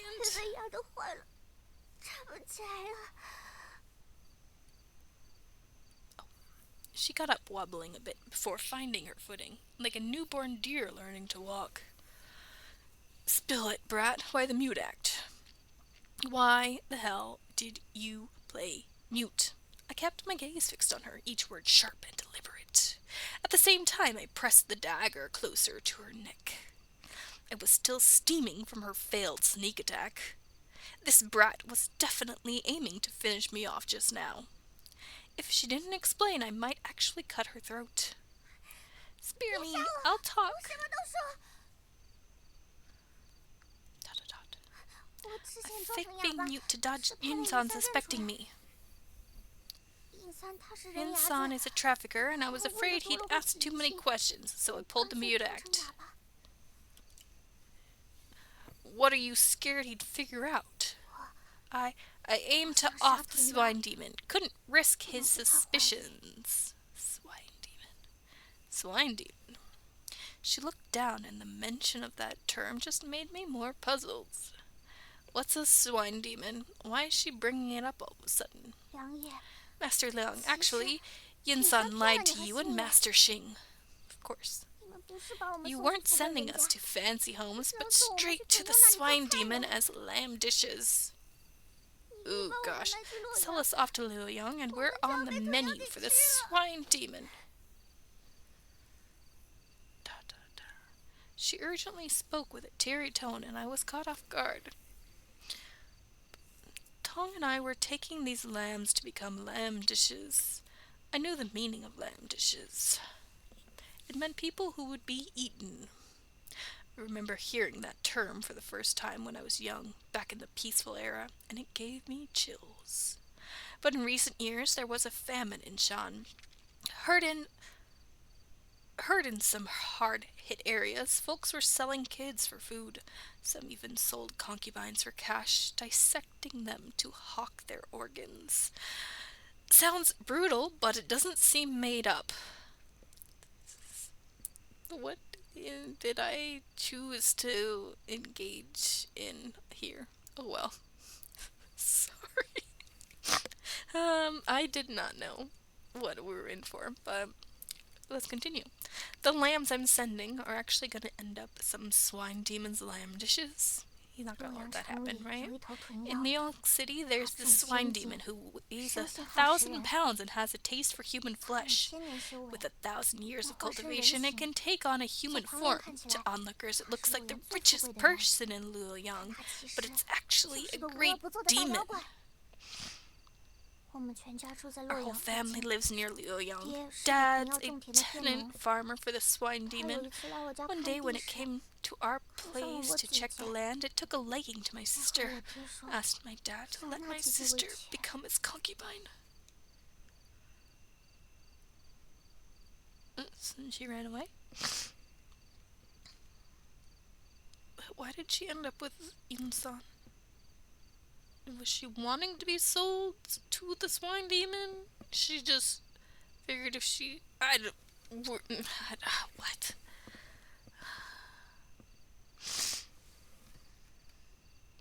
She was hoping that they would send the other boy and not her.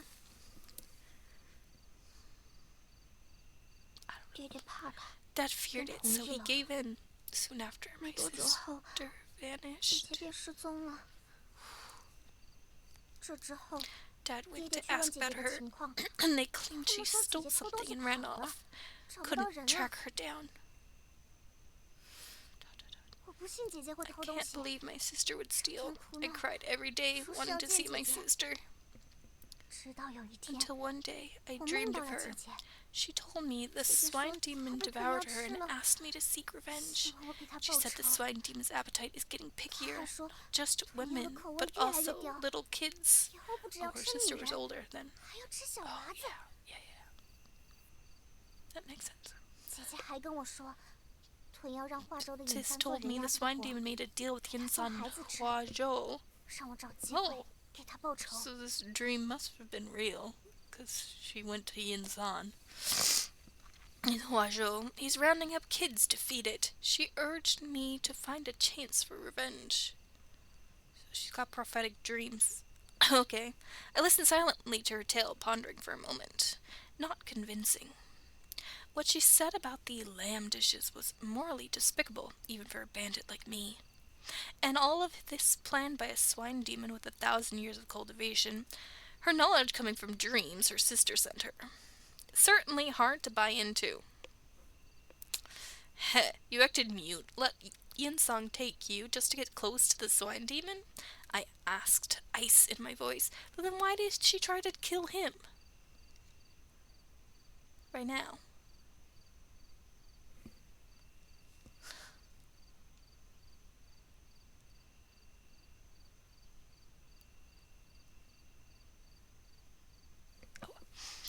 You think I'll believe your nonsense? Swine demon eating people? Sister sending dreams? Don't bullshit me. Don't get how a kid like you comes up with so many lies. If you really want to off the swine demon, why lay hands on me just now, which is what I just asked. If I die, who's gonna take you to meet the swine demon? How are you gonna avenge your sister? Ignoring the mystical talk about the swine demon eating people and her sister sending dreams as I spoke, I quickly spotted the holes in her story. While her tale could explain her choice to act mute and carry a dagger, it couldn't justify why she attacked me earlier. Her reasoning just didn't add up. If I died, who's going to escort her off to the swine demon? Sure enough, the little mute went silent, unable to answer my question. She lowered her head and stopped talking. ... Seeing her go silent, my suspicion deepened, and I began questioning the truth behind her words. What now? Should I end her? End this lying brat? Or wake up tongue and figure out how to handle her? I pondered, biting my lip, when suddenly I caught sight of a bean-sized tear rolling down her face, resembling a snapped string of pearls. 'Cause I'm real scared. Too scared.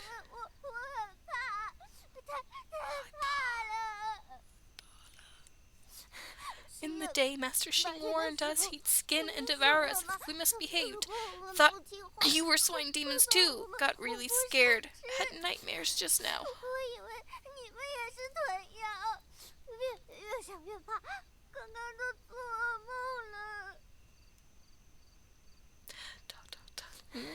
I just hid the dagger in my skirt. If you hadn't turned away and saw me peeing, taking up the skirt, you'd definitely spot the dagger. You looked away this time, didn't catch a glimpse, but if you peek next time, you'll probably turn into a swine demon and gobble me up.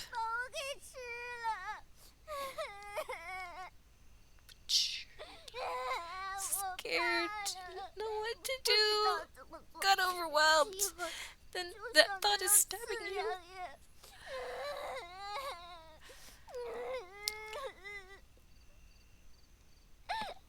Master Leon, sorry, I won't dare to do it again.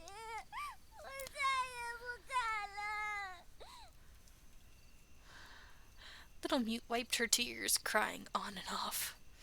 While crying, she kept saying sorry to me. She cried, gasping for air, body shaking. She looked real scared, asking me to forgive her. But I still wanted to see. You got it right. Since you've got a dagger, no matter what you say, I'll be suspicious. On top of that, you tried to stab me with that dagger, so I should kill you no matter what you say. I snarled quietly, seizing her dagger, lifting my hand, making a move like I was about to stab her. Master Leon, don't kill me! You can't! I won't do it again, I swear. I'm gonna kill you. Spare me, Master Leon. I'll make you rich when I grow up. I'll be your provider. I'll build the shrines for you. I'll make golden statues for you. Please spare me.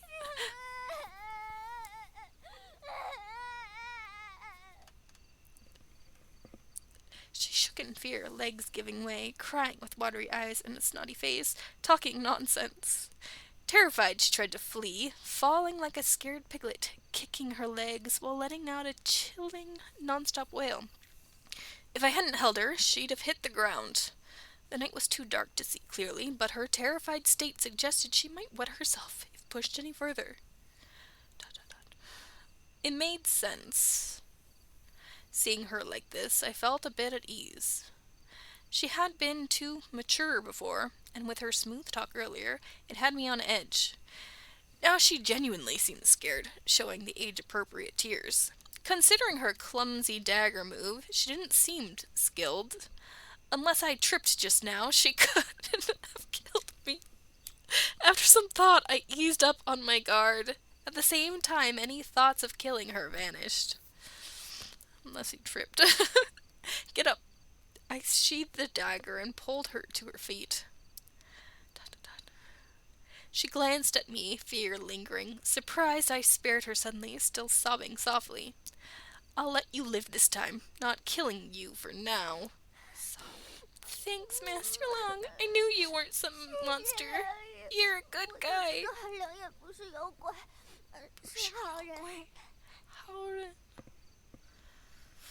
Heh, I'm no good guy. Tonight, I can't just pretend nothing happened. ... I went cold-faced. After my words, little Mute, who had relaxed a bit after narrowly escaping, immediately stiffened, her expression freezing.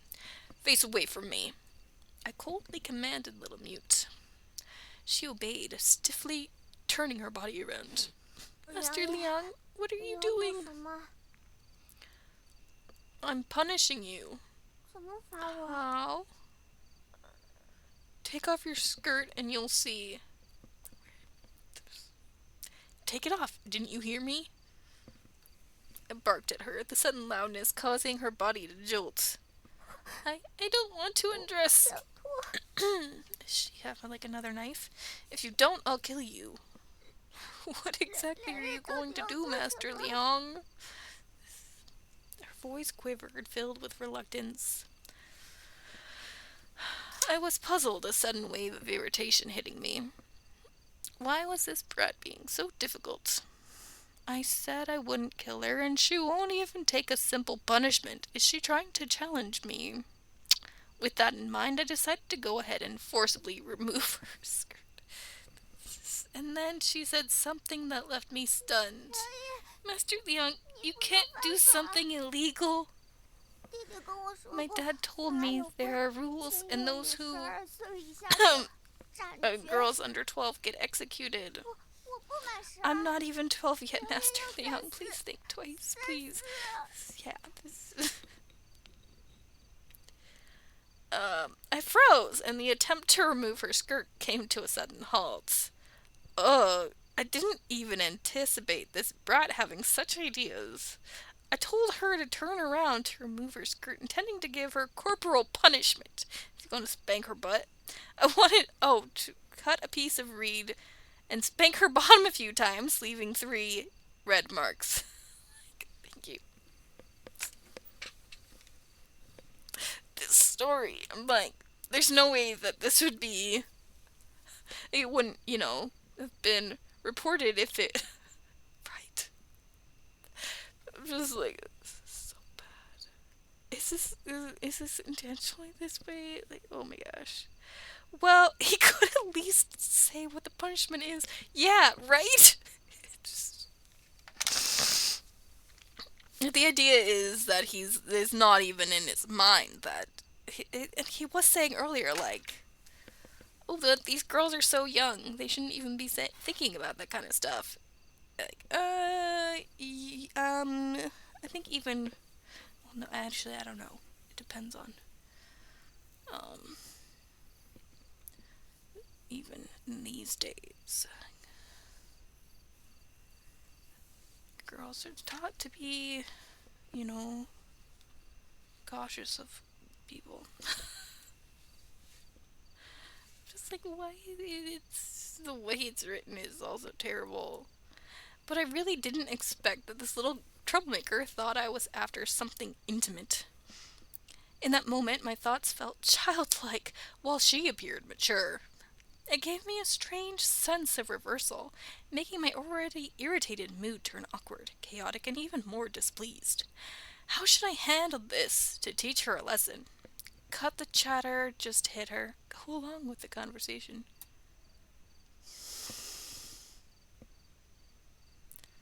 I think just hit her. Spank. I don't want to explain anything to her anymore. No more words.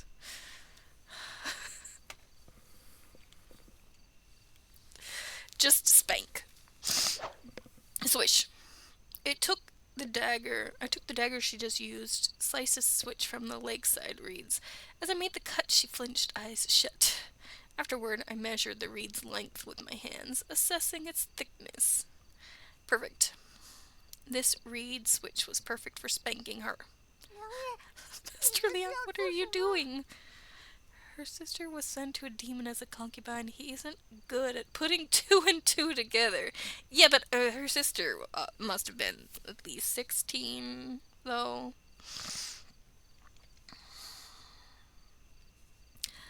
But doing what? Of course, it's for spanking your butt. Where did your mind wander off to just now? Time for punishment, a solid one.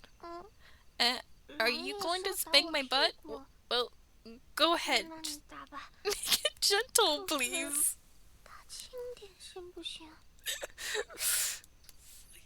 Take off your skirt, or should I do it? I'll do it. I'll do it.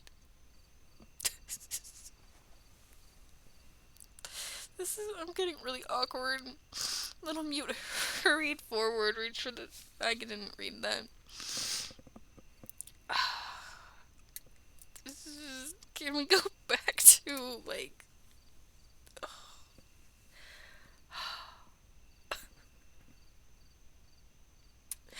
This is hard to read, guys. This is hard.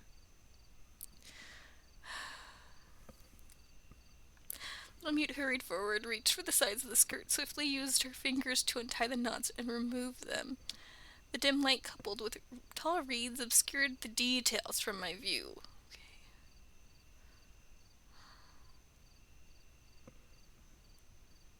Then I heard the soft rustle of clothes hitting the ground, and vaguely saw her exposed skin in the shadows.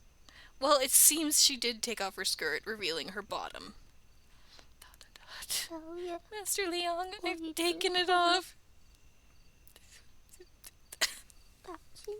Ease up on the spanking, okay?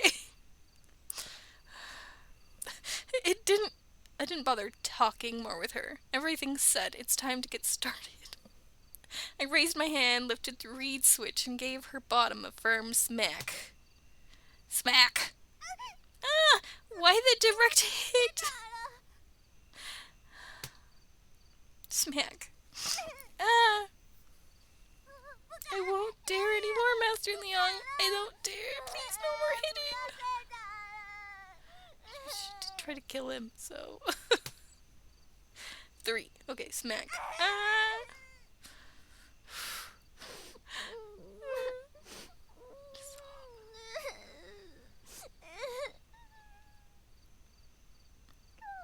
It hurts. It stings too much.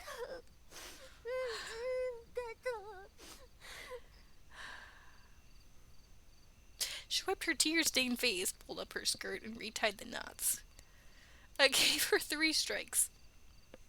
The child's skin is delicate, and she appeared frail, offering little resistance. To avoid causing harm to her muscles and affecting her ability to walk in the next few days, I restrained my force. Still, I was certain it would leave 3 red marks. Your life is spared for now. I'll keep tonight's events a secret for you. If Tung caught wind of it, he might devour you alive. I'll be watching you closely on this journey. If you try anything again, I'll kill you, breaking my rule of sparing children. On the way back, she limped, feeling the sting from the punishment. She walked ahead. I lectured her from behind. At the same time, I asked her some questions. The more I think about it, the less you seem like a 9-year-old. How old are you exactly? 11? Born in the first year of Tianqi, year of the rooster. Oh, you seem small, like a 9-year-old. 8 less, so I'm short. What's your name? Oh, she didn't know her name. Mansui. She paused for a moment, then uttered 2 words. How do you write it? Don't know how to write. Just know sui as in wheat ear. Your parents truly work as tenant farmers? Really? When we reach Luoyang City, you can verify. What if those words are false? If I lie to you, my whole family will suffer. I'll check your story as we travel. No need for oaths. I hate being lied to. If you lie to me, I'll kill you and your whole family. I warned her coldly. Yeah, he's a killer. We already know this. After hearing the threat of killing her whole family, she shivered and fell silent. She might have been scared or just worn out from the crying and yelling earlier. In either case, she walked in front of me in silence, not paying me any more heed. Moonlight stretched her shadow as she moved through the mountainous woods. From behind, she appeared slender and solitary, akin to a lone young animal. Mansway. Sway as in the wheat ear. I silently repeated her name. This name echoed with the hope of a farming family, like the wish for fields to be lush with golden wheat ears. Suddenly, a series of scenes surged into my mind. Is that why there's the little, at the end of every sentence, you got that little thing? It looks like wheat. It's like, where's the story going? It's like, I almost feel a bit uncomfortable, like it's meant to be somewhat pervy, and that's like really grossing me out. I'm like, I can't tell if like it's supposed to be hinting at that kind of stuff, which is like,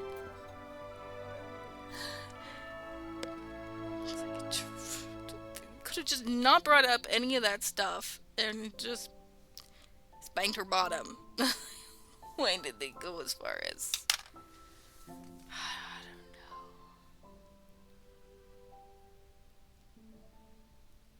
know. Okay. It was as if I could see a vast wheat field. The endless field bathed in sunlight, wheat ears linked together like a golden lake. A strong wind stirred, creating ripples on the lake, forming waves. Her family held her hand, running amidst these waves. She laughed and fell into the golden sea, smiling joyfully. I think it's probably a translation or a localization thing. Maybe. Just like...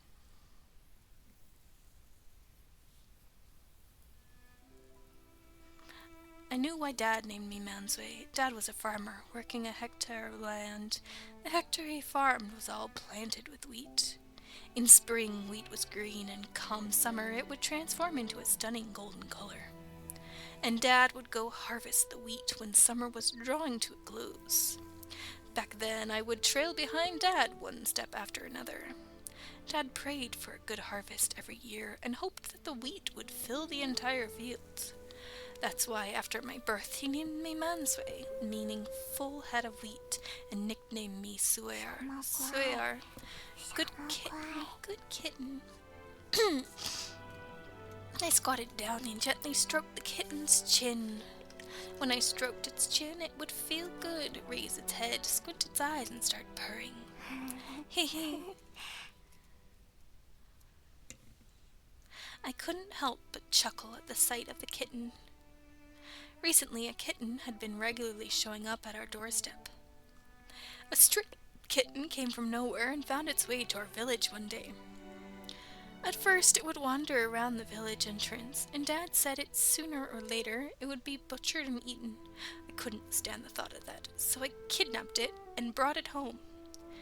I didn't keep it locked up. Instead, I just let it roam around every day. However, since I had been regularly feeding it, it didn't usually stray too far from my home. Over time, it became my cat. Hey, little kitty, where does your mom live? I stroked the cat's head and asked it. Meow! The cat meowed at me once. I didn't understand what it was saying, but my guess was that it had probably gotten separated from its mom and had been wandering for a very long time. Kitty, what's your favorite food? I tilted my head and asked it. Meow! The kitten meowed again. I still didn't understand what it was saying. Let me go and find you something to eat. Not understanding the language of cats, I smiled and gently patted the kitten's head. Then I walked over to a small clay pot next to the front door. I reached into the pot and took out a small fish the size of my palm.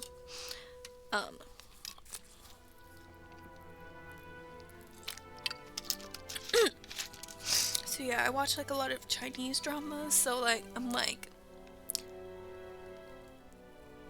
from what I usually watch and all that, like usually it's not perverted about children. Sometimes you hear things like that when it comes to Japanese, but you don't hear it with the Chinese. I just want to point that out, okay? But I mean, they're speaking Chinese, but I don't know. I'm guessing that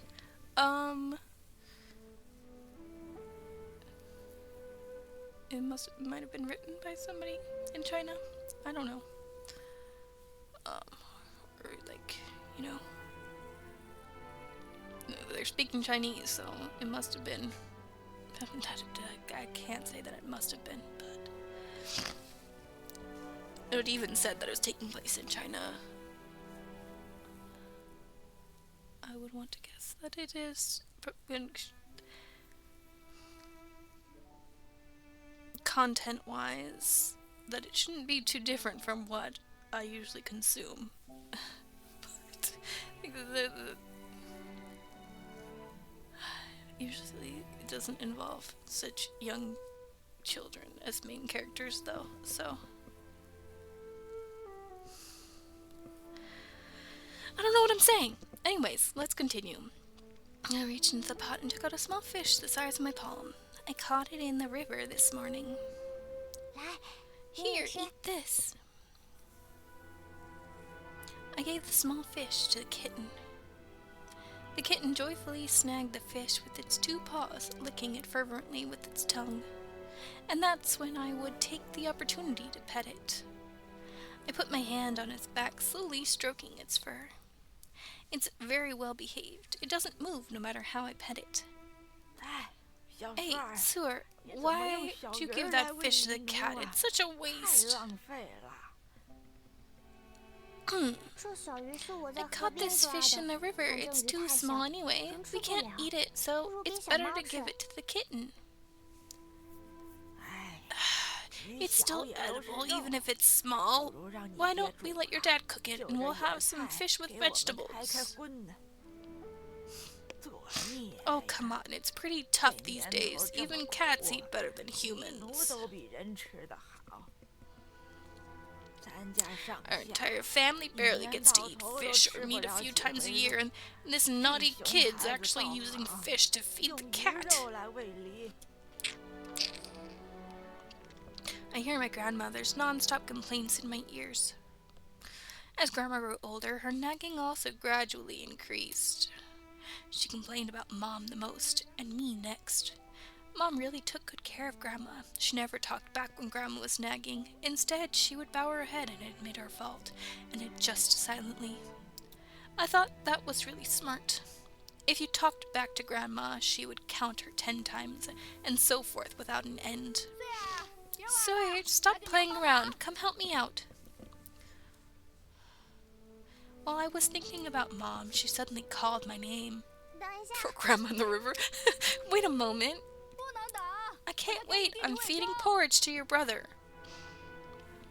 So you have a brother? What do you need help with? Wash the vegetables. Alright, I'm coming. I shouted to my mom inside the house. Kitty, I can't hand feed you anymore. You have to finish everything though, alright? I'm worried the grandma's gonna kill the cat, but I patted the kitten's head and tossed the fish onto the ground. Meow! The kitten obediently lifted its head and let out a meow as if it understood my words. Such a clever kitten. I sighed in admiration silently, then turned around and went inside to help Mom. I'm so worried about the cat. Mom was feeding porridge to my brother. I grabbed a bunch of wild vegetables piled in the corner of the room. The roots of the vegetables were covered in dirt, emitting an earthly scent. To prevent the house from becoming damp, we washed the vegetables outside. I carried the vegetable washing basket outside and started washing vegetables next to Grandma, who was sunbathing. She glanced at me with her eyes half closed before dozing off again. Mom already taught me how to wash vegetables. I scooped some water from the water tank and poured some into the vegetable washing basket, then tossed the wild vegetables in. After soaking the vegetables for a while to remove the dirt, I changed the water and used my hands to scrub them. I wanted to clean the vegetables well, so Mom would praise me for being responsible when she sees them later. It's the 6th of May. Interestingly, Suer's birth date is also the 6th of May. So it's her birthday. Mom, how old is Suer? 8. Well, in a few years she's gonna get married. How many years? At least in another 6. When she turns 14, she can tie up her hair and she can get married into another family. Oh, at 14. Then at what age do I get married off? Nonsense. You're a boy. You don't get married off. You'll have to carry on the family line, make a name for yourself in the imperial examinations, and marry someone into our family. I was watching vegetables outside the house, and I could hear their conversation. He's my younger brother. He was 3 years old and just learned how to talk last year. Ever since my brother was born, the most adored child in the family has become him instead of me. I felt jealous when my younger brother took away the love that used to be directed at me and the family. There were times when I really disliked him, and times when I liked him. In the past year, I guess the liking part has been a bit more than the dislike. Swear.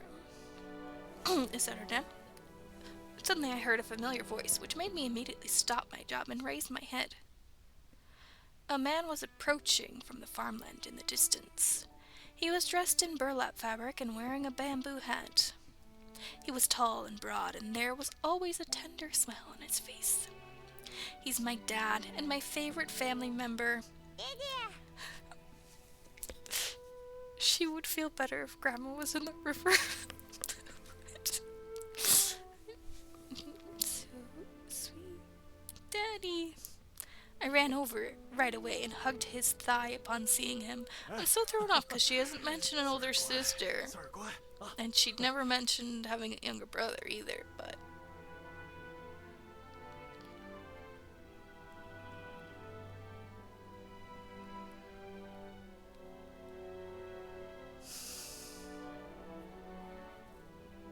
Oh well, I think we'll continue. I was wondering if who we're actually seeing is the young boy, but that this is his older sister, but who, you know, got married off to the... That doesn't... Age... might not make...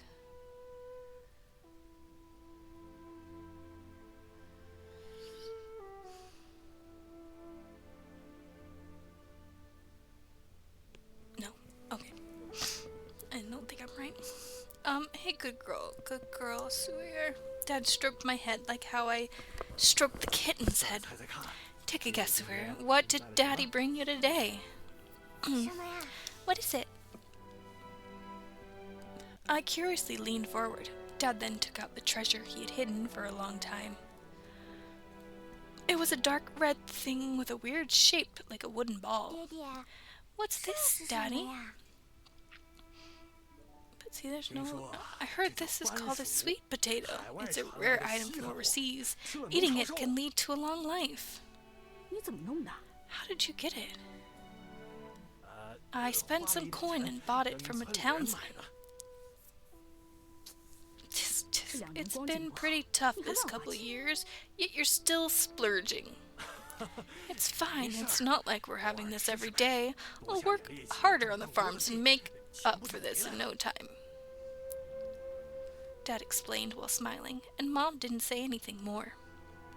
I put my hands on the potato, which was rough on the surface. It seemed like it had to be peeled first before eating. Dad, I want to eat it. Me too. I told Dad I wanted to eat the sweet potato, and my brother also wriggled in Mom's arms, saying he wanted some too. What's the big deal? I want some too. Even Grandma stumbled in from outside the house, saying she wanted some. Okay, I'll roast it in a bit. Be patient. You'll all get your share. Where is this story going? Dad chuckled, stroking my head and shouting at us. I looked at my family in the house and felt blissful. I looked up toward the cloudless sky. I wanted to find a cloud that resembled me, but I couldn't. What will I be like when I grow up? Who will I marry in the future? Besides getting married, what else will I do in the future? I have no clue about any of these. I only know that I have a wish. I want to be with my family forever. Shut up, Grandma. Was it the end of the story? End of the demo? See, that's gotta be the actually the brother, right?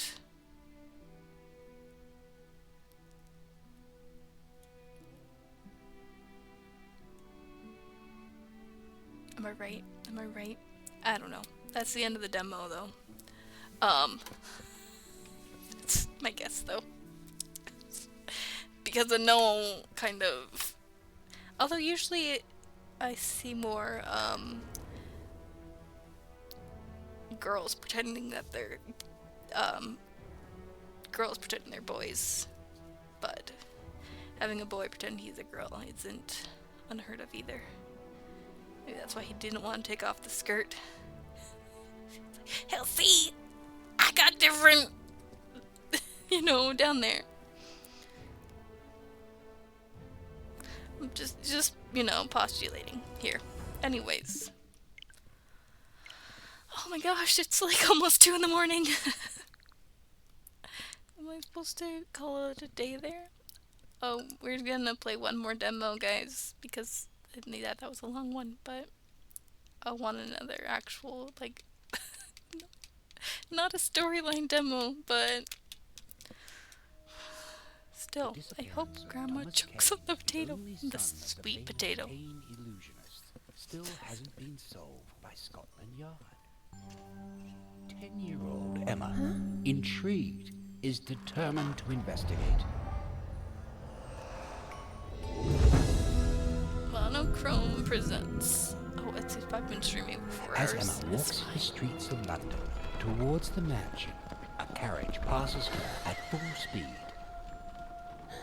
And a teddy bear falls out of the window, unexpectedly. Fenton, the teddy bear, jumps onto his feet and sets off in pursuit of the vehicle. Without thinking twice, Emma joins the race, launching after him. After crossing the manor's entrance gate and gardens, they finally reach the heavy entrance door.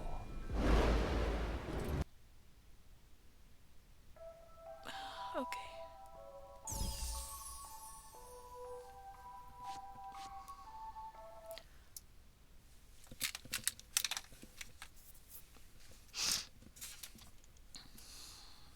My kitty's asleep on my bed. I just wanted you guys to know.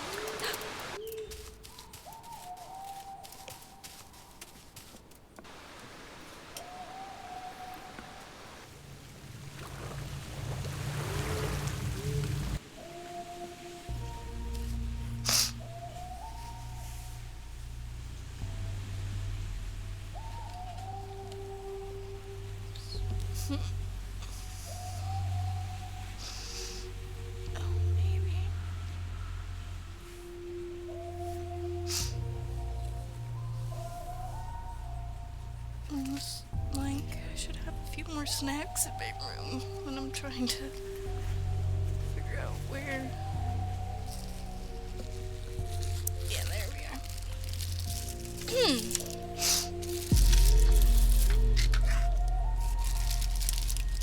Mostly just some like chocolates. Like a Kit Kat. Okay, let me go.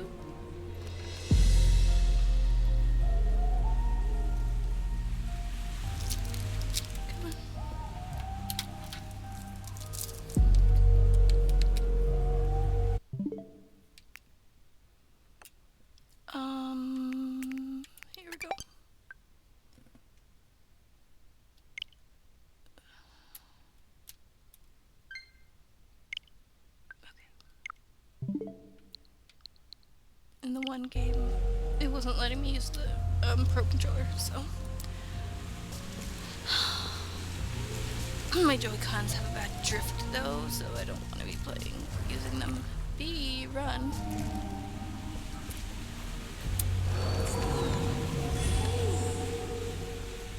Oh, what? Oh, right.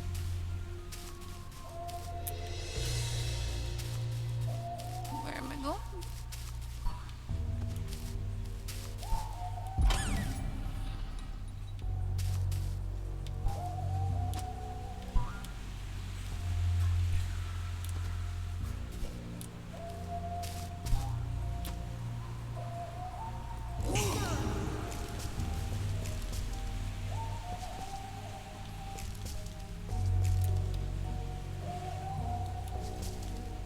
Am I not supposed to go in this way? Did it make that open up?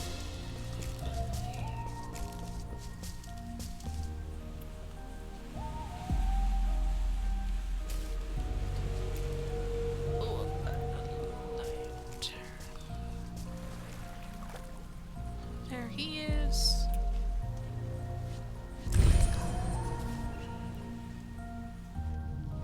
Oh, because he walks in the shadows. What in the... Okay.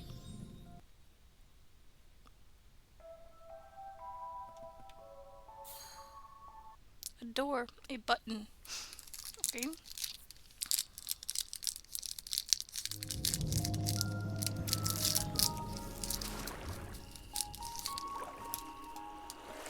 Not much of a Kit Kat. I can't break it.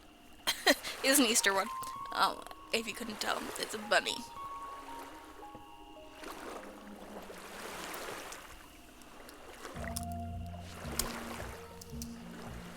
Okay, where am I going? Open.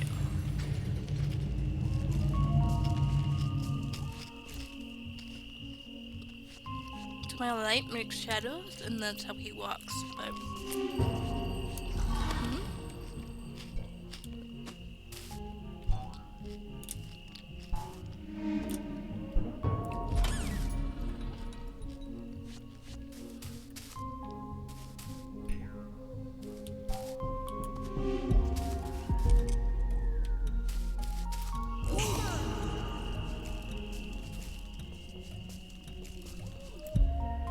so we can walk on the shadows, but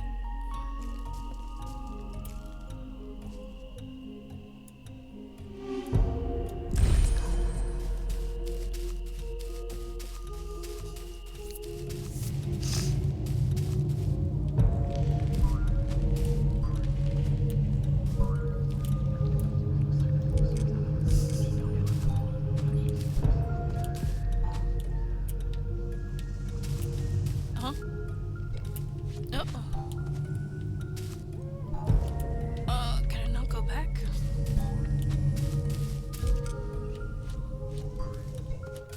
There we go, got under it, okay.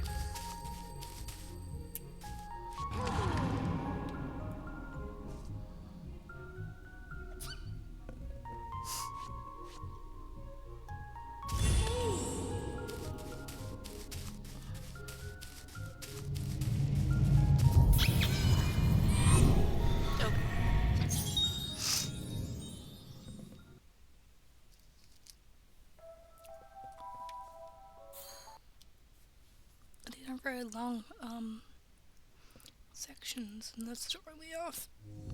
I lock a key.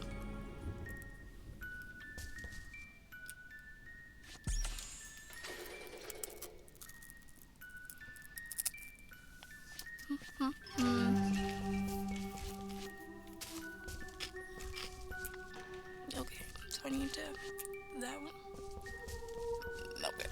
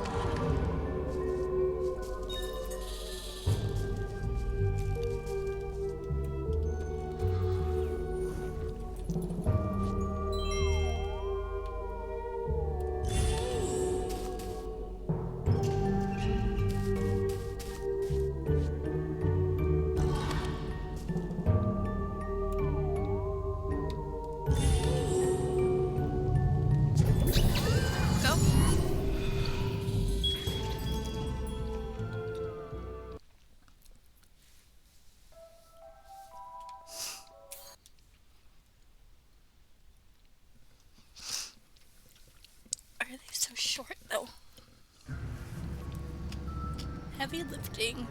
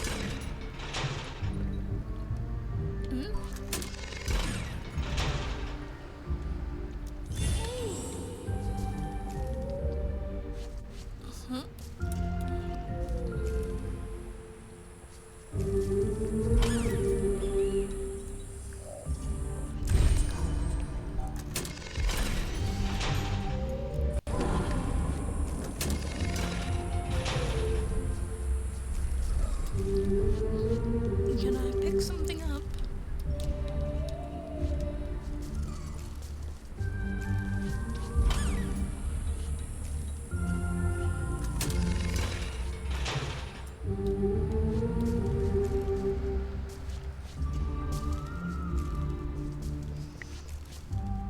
There we go.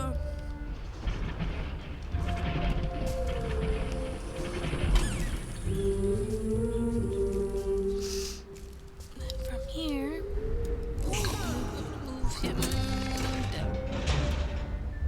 Oh, no, the other way. That's it. Get the key.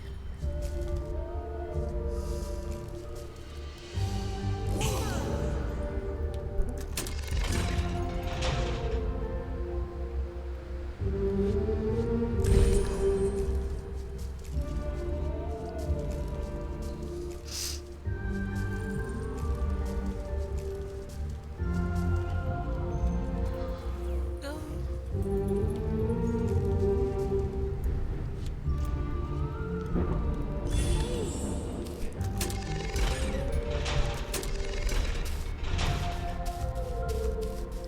Go.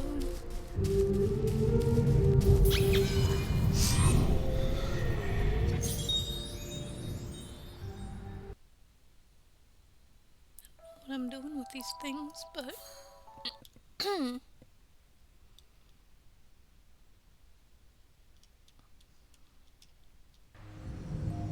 around the pond.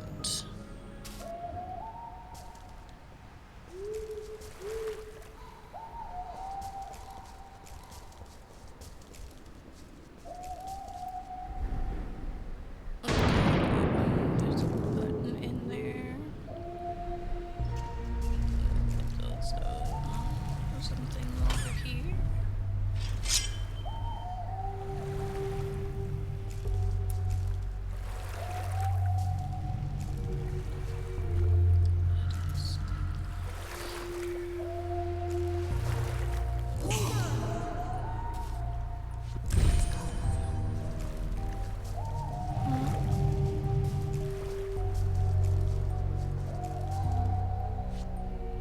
Where? Oh, okay.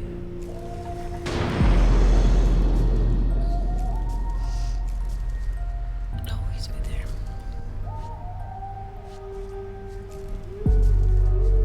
Oh, okay, okay.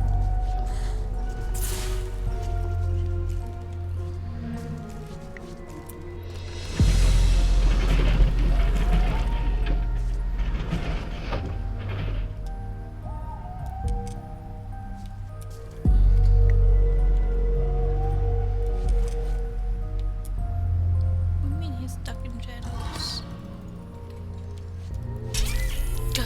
Whoops! Okay. My bad. That's not gonna work. Oh, I can go this way.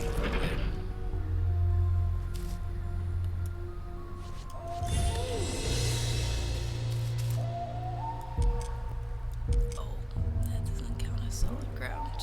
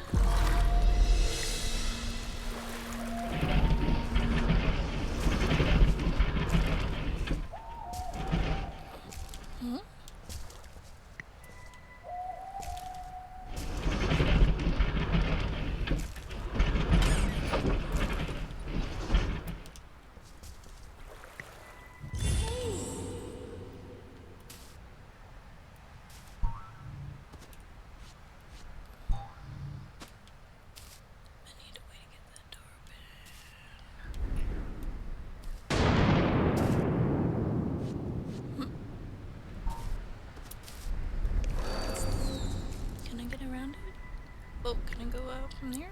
No? Oh, I can go this way, okay. There's the key that I need.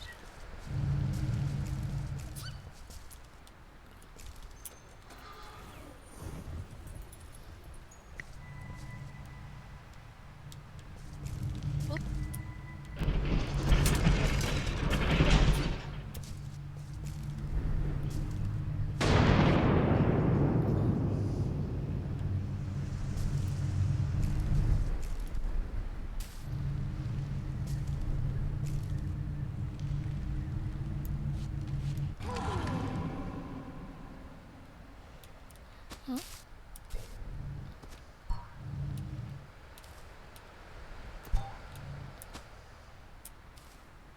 Hmm?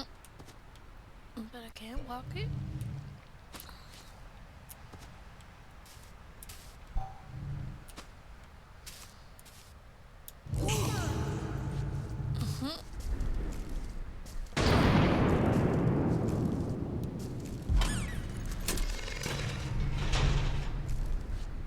But I can't because he's stuck in shadow.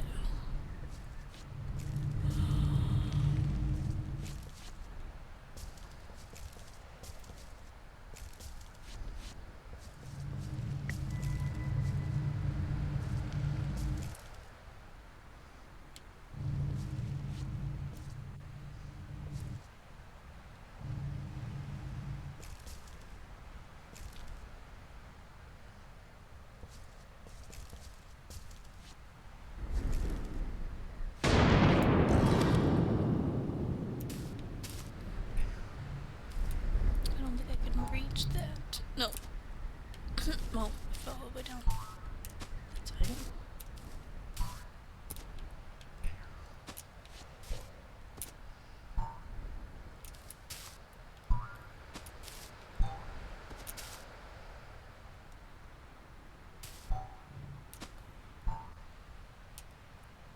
Whoops.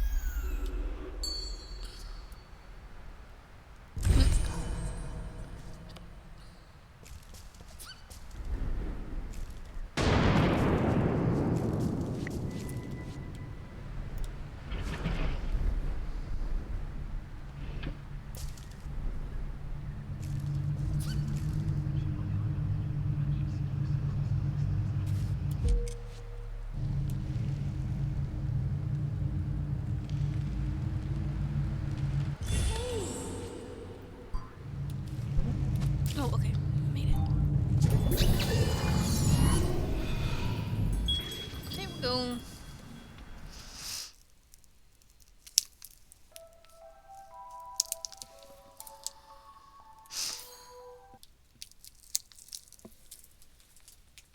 Meow. Meow. Meow.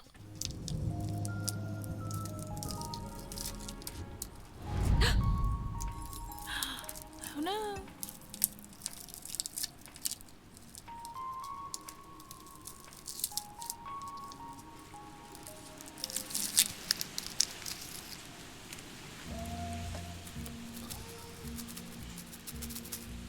Oh.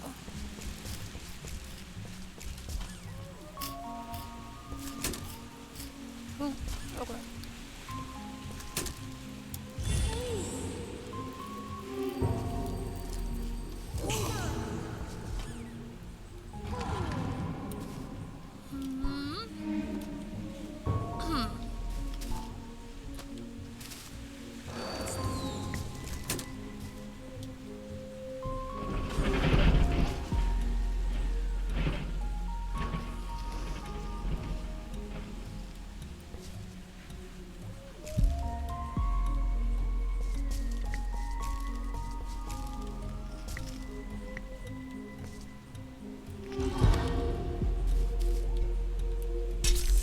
Yeah, that wasn't enough for Shadow.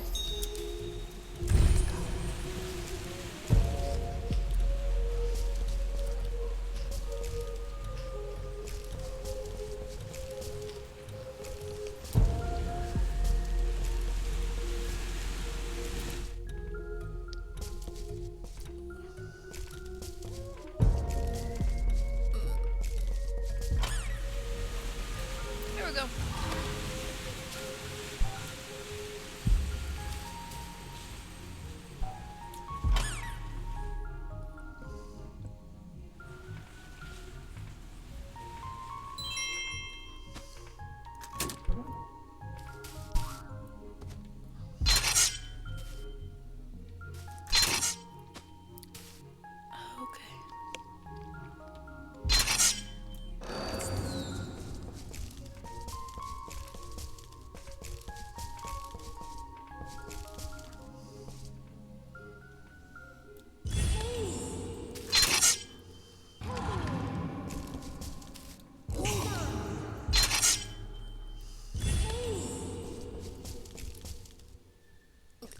Now where am I going?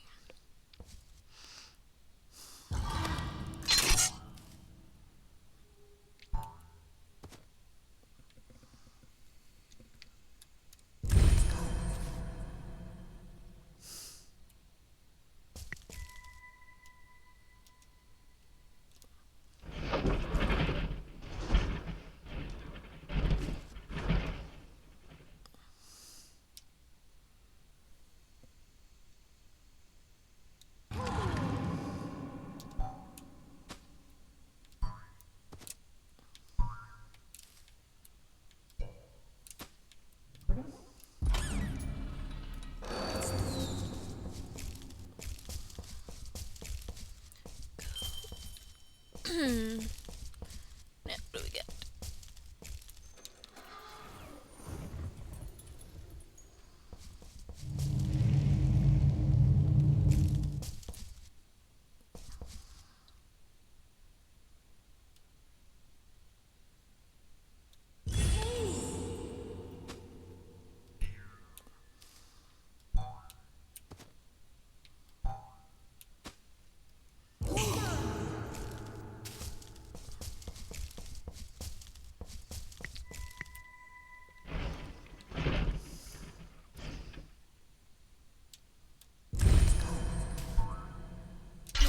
Ouch.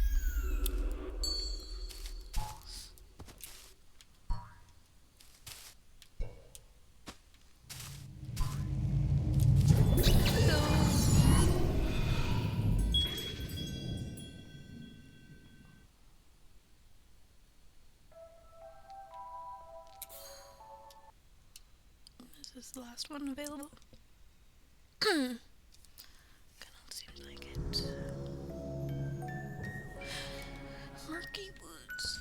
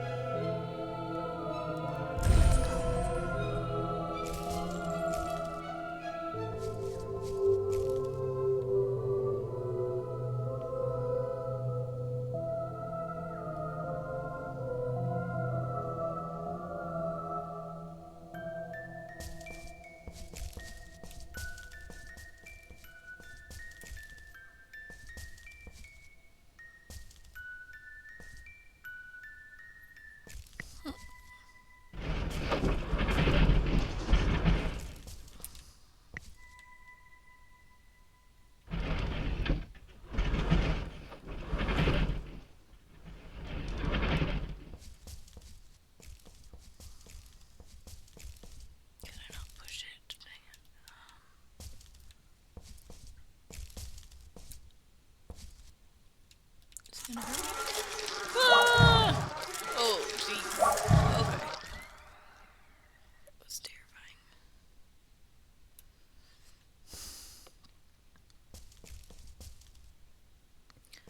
Oh, okay.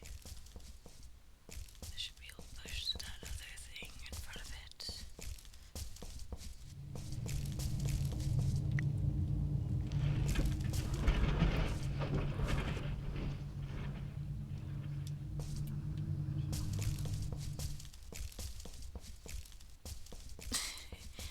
It just doesn't even notice.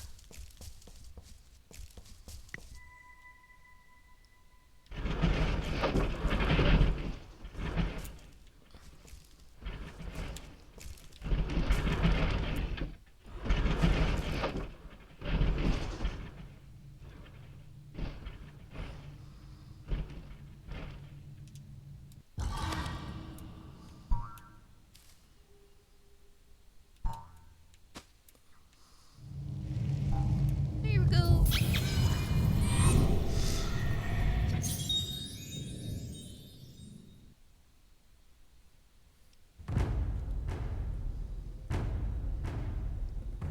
No, it's just a trailer deal.